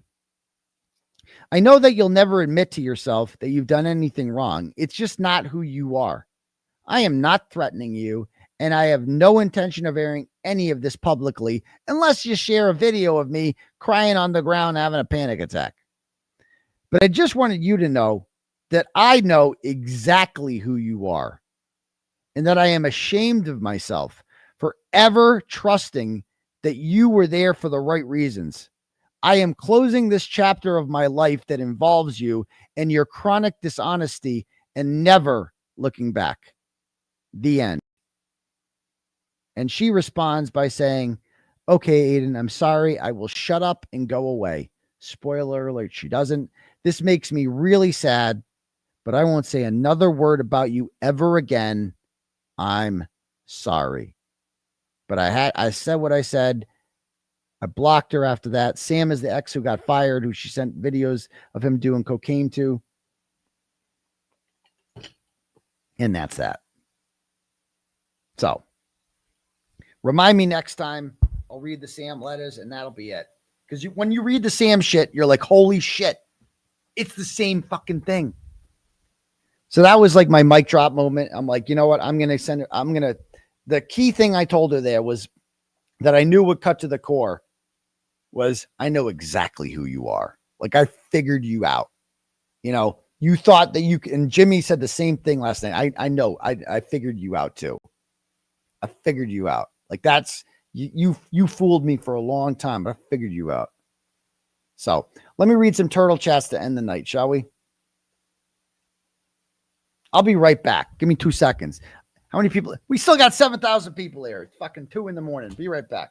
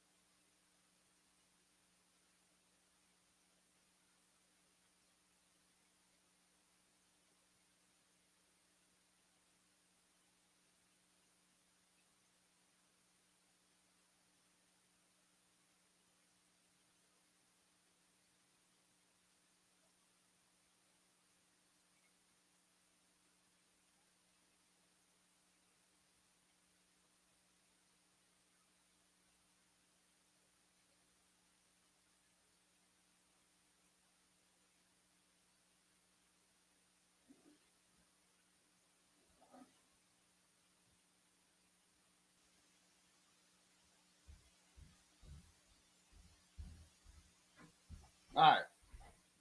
We're back. Canton's Most Wanted. All right. Let's read these.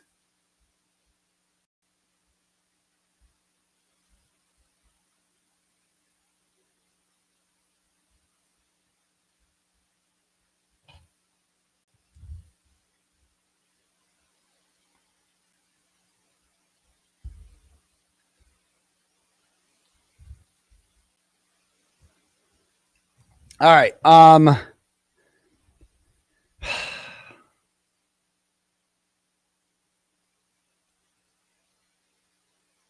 right, I think this is where we're at. Officer Jack Me Off sends $10 and goes, "It's not all her fault, but so much that happened post jail would have turned out better had it not been for Meredith." Yeah, she had a lot to do with everything, bro. She was a major disappointment because she seemed cool at first, didn't she?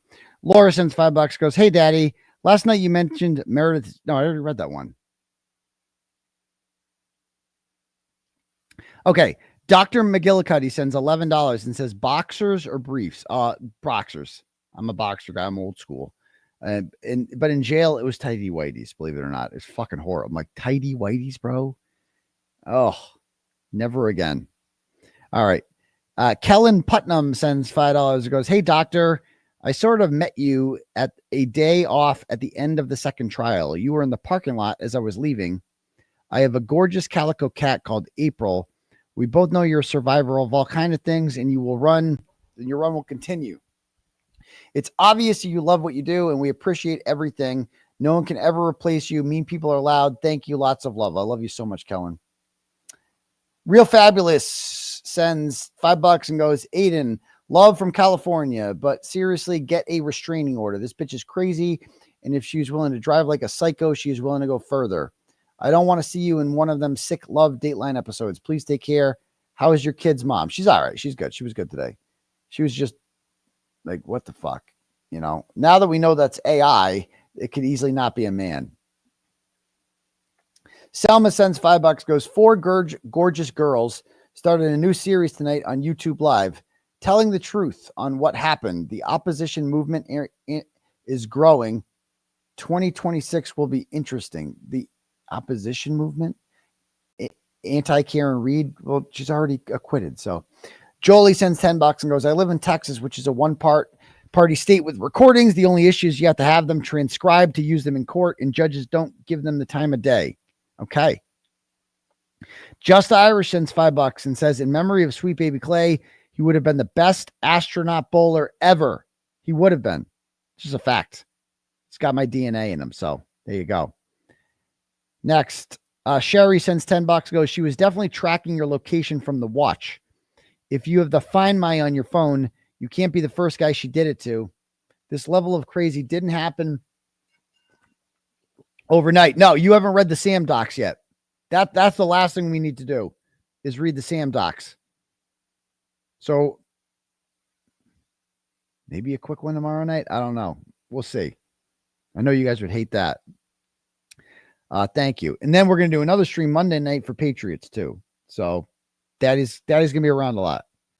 Next, A-Rod Rodriguez sends $10 and goes, "So Virgin Mary, I mean Meredith, claims that you showed an alleged recording of Karen to Nurse Kim DeGlaire, which she makes it sound like is so bad. So I asked the Virgin Mary, is it bad when she leaked it to Flipperhead, McDonough, and then leaked it to the entire internet?" Well, she denies it.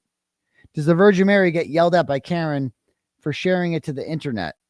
You know, I don't know what Karen's deal is, if she like wants this out or not.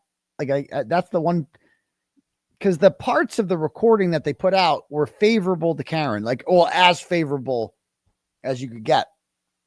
Because she like, you know, the parts that they put out were like when she's saying that you dragged me in the mud with Tully. I told you not to go to Lindsay's, but you went anyway. And then you got, so it pushed this narrative that Karen Reed is a victim of mine. That was the only thing they put out, you know? It's the only thing. All right, next. Amber sends $25, says, "Supporting my favorite beggar, one donor at a time. Also, please be careful. I worry turning on the watch could result in a miraculous sinking. I'm sorry about the tough week. Just know every time they try and knock you down, I only admire and appreciate you more. Free the turtle. Thank you so much, Amber. My guy Voos sends $10 and goes, Voos here. Please call me as a witness to explain the Bang Bang song. I'll go all Zappa versus Tipper Gore on 𝗄𝗲𝗺𝗺's ass. Voos made the Bang Bang song, so that's on him. He's a witness intimidator now. Deceased sperm child sends $10 and goes, Karen Reed inviting to Meredith to court as a reward is no different than Paul O'Keefe inviting LG to court to kick you out. That is exactly what I told her. I'm like, oh, so she's gone full Paul O'Keefe and you're Lindsay. Good job. You've made the transition. Good job.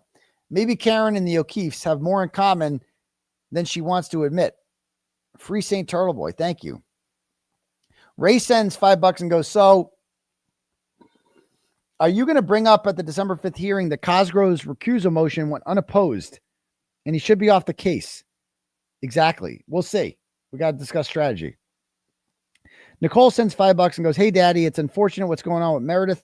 Relationships end, but this was all unnecessary. It didn't have to come to this. I hate that Meredith is writing so many long posts like anyone is reading that nonsense. It makes her look so foolish. Anyway, what's up with the BOGO shaft? Oh, you know what's up with the BOGO shaft. Yeah, it is cringe. I mean, we could do a whole thing just on our fucking tweets. It's just madness. But Megan sends $10 goes, I think it's awful what you're going through in the courts in your personal life. It's evident you have a kind heart, and I pray you find peace. You deserve that. Thank you so much, Megan. Emily sends $5 goes, it's ironic that Higgins supposedly called in the JFK show to get his story out about being a decorated dude, and Karen used their stream to get her word out. Interesting. Lorraine sends $10 and goes, I saw you and Meredith at the Free Karen Reed fundraiser in Peabody. She did. My son was there too. Meredith looked really mad, and it looked like you guys were fighting. It looks like she left with your son because it's getting late, but she did not look happy. Is my take accurate? No, she would definitely not leave with my son. She has never been in a car with my son, luckily. But you know, she did help him. Like she only met my daughter briefly for a second, and that was kind of forced. But like she, met, like it was just inconvenient at times. If I was hanging out with her and my son, so I would just, and I would introduce her. Oh, this is my friend Meredith, just a friend, and that's it. And like that, like she helped entertain him at the fundraiser in Peabody for sure, All right, next.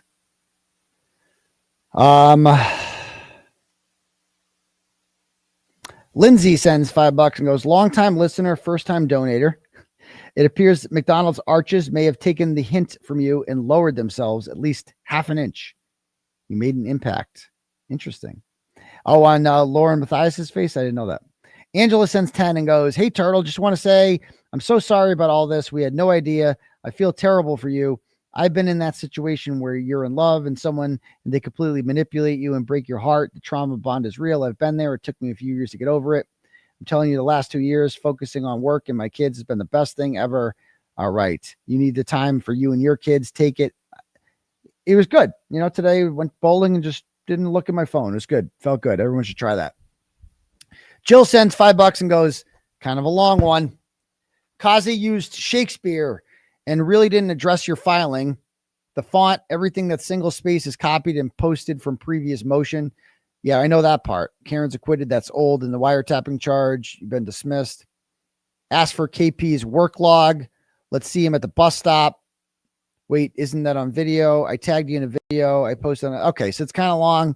I'll check that out. Thanks, Jill. Rachel sends $10, goes, hey, Mayor, doesn't matter how long the post you write. Remember Daddy saying that he thought of others? Yeah, that stings, huh?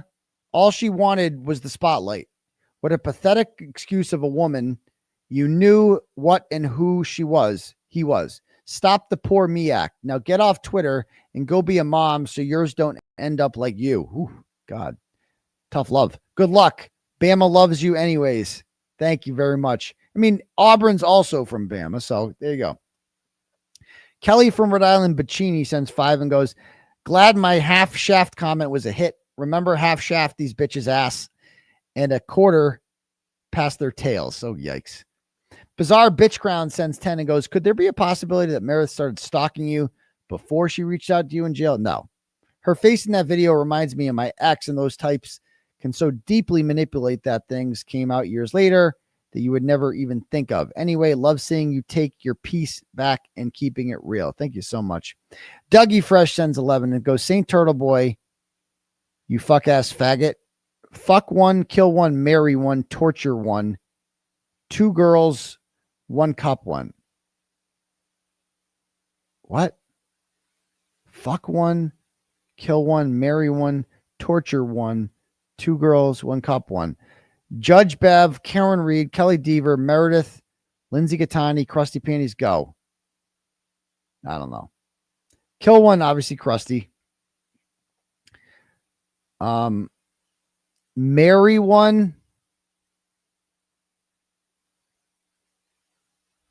I would pick Deaver because she would be the most loyal and she's younger.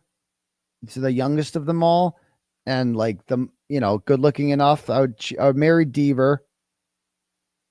I would kill Krusty. Torture one. Oh, actually, can I torture both? Can I do 2 for her? Maybe Auntie Bev torture her because she tortured me. I don't know. Fuck one. Well, what's a 2 girls, 1 cup one? Is that a sexual thing? And because the only 2 left for fuck and 2 girls, 1 cup one are Lindsay and Meredith. So I don't even know what that means. Okay, next. I have no connections to either of you since $8 and goes, hun, you need an objective observer last night. I was one at first. I thought it was a skit. I'm sad it wasn't. It's clear what was happening in the videos, not in the way you think. It was very clear that a woman had been emotionally abused and repeatedly lied.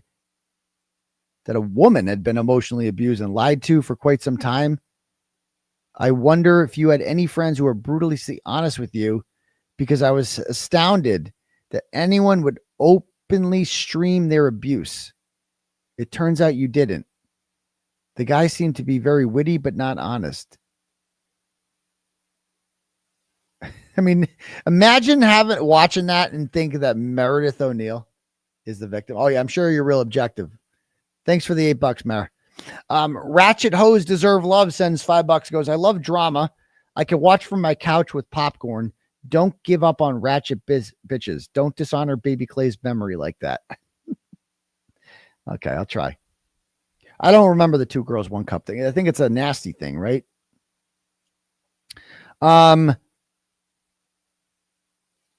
Susan sends $10 and goes, did it ever cross your mind that Meredith might have been setting you up to be hit by a car when she hid that 1 shoe? Because apparently that's all it takes. Oh, I get it. I get it. I get it. That's a good one. I like that.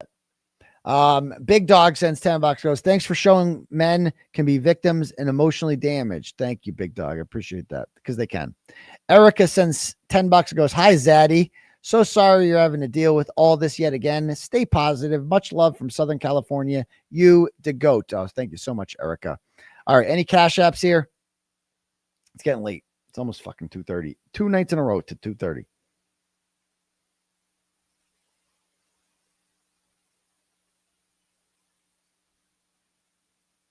All right, I think we're good. All right, guys.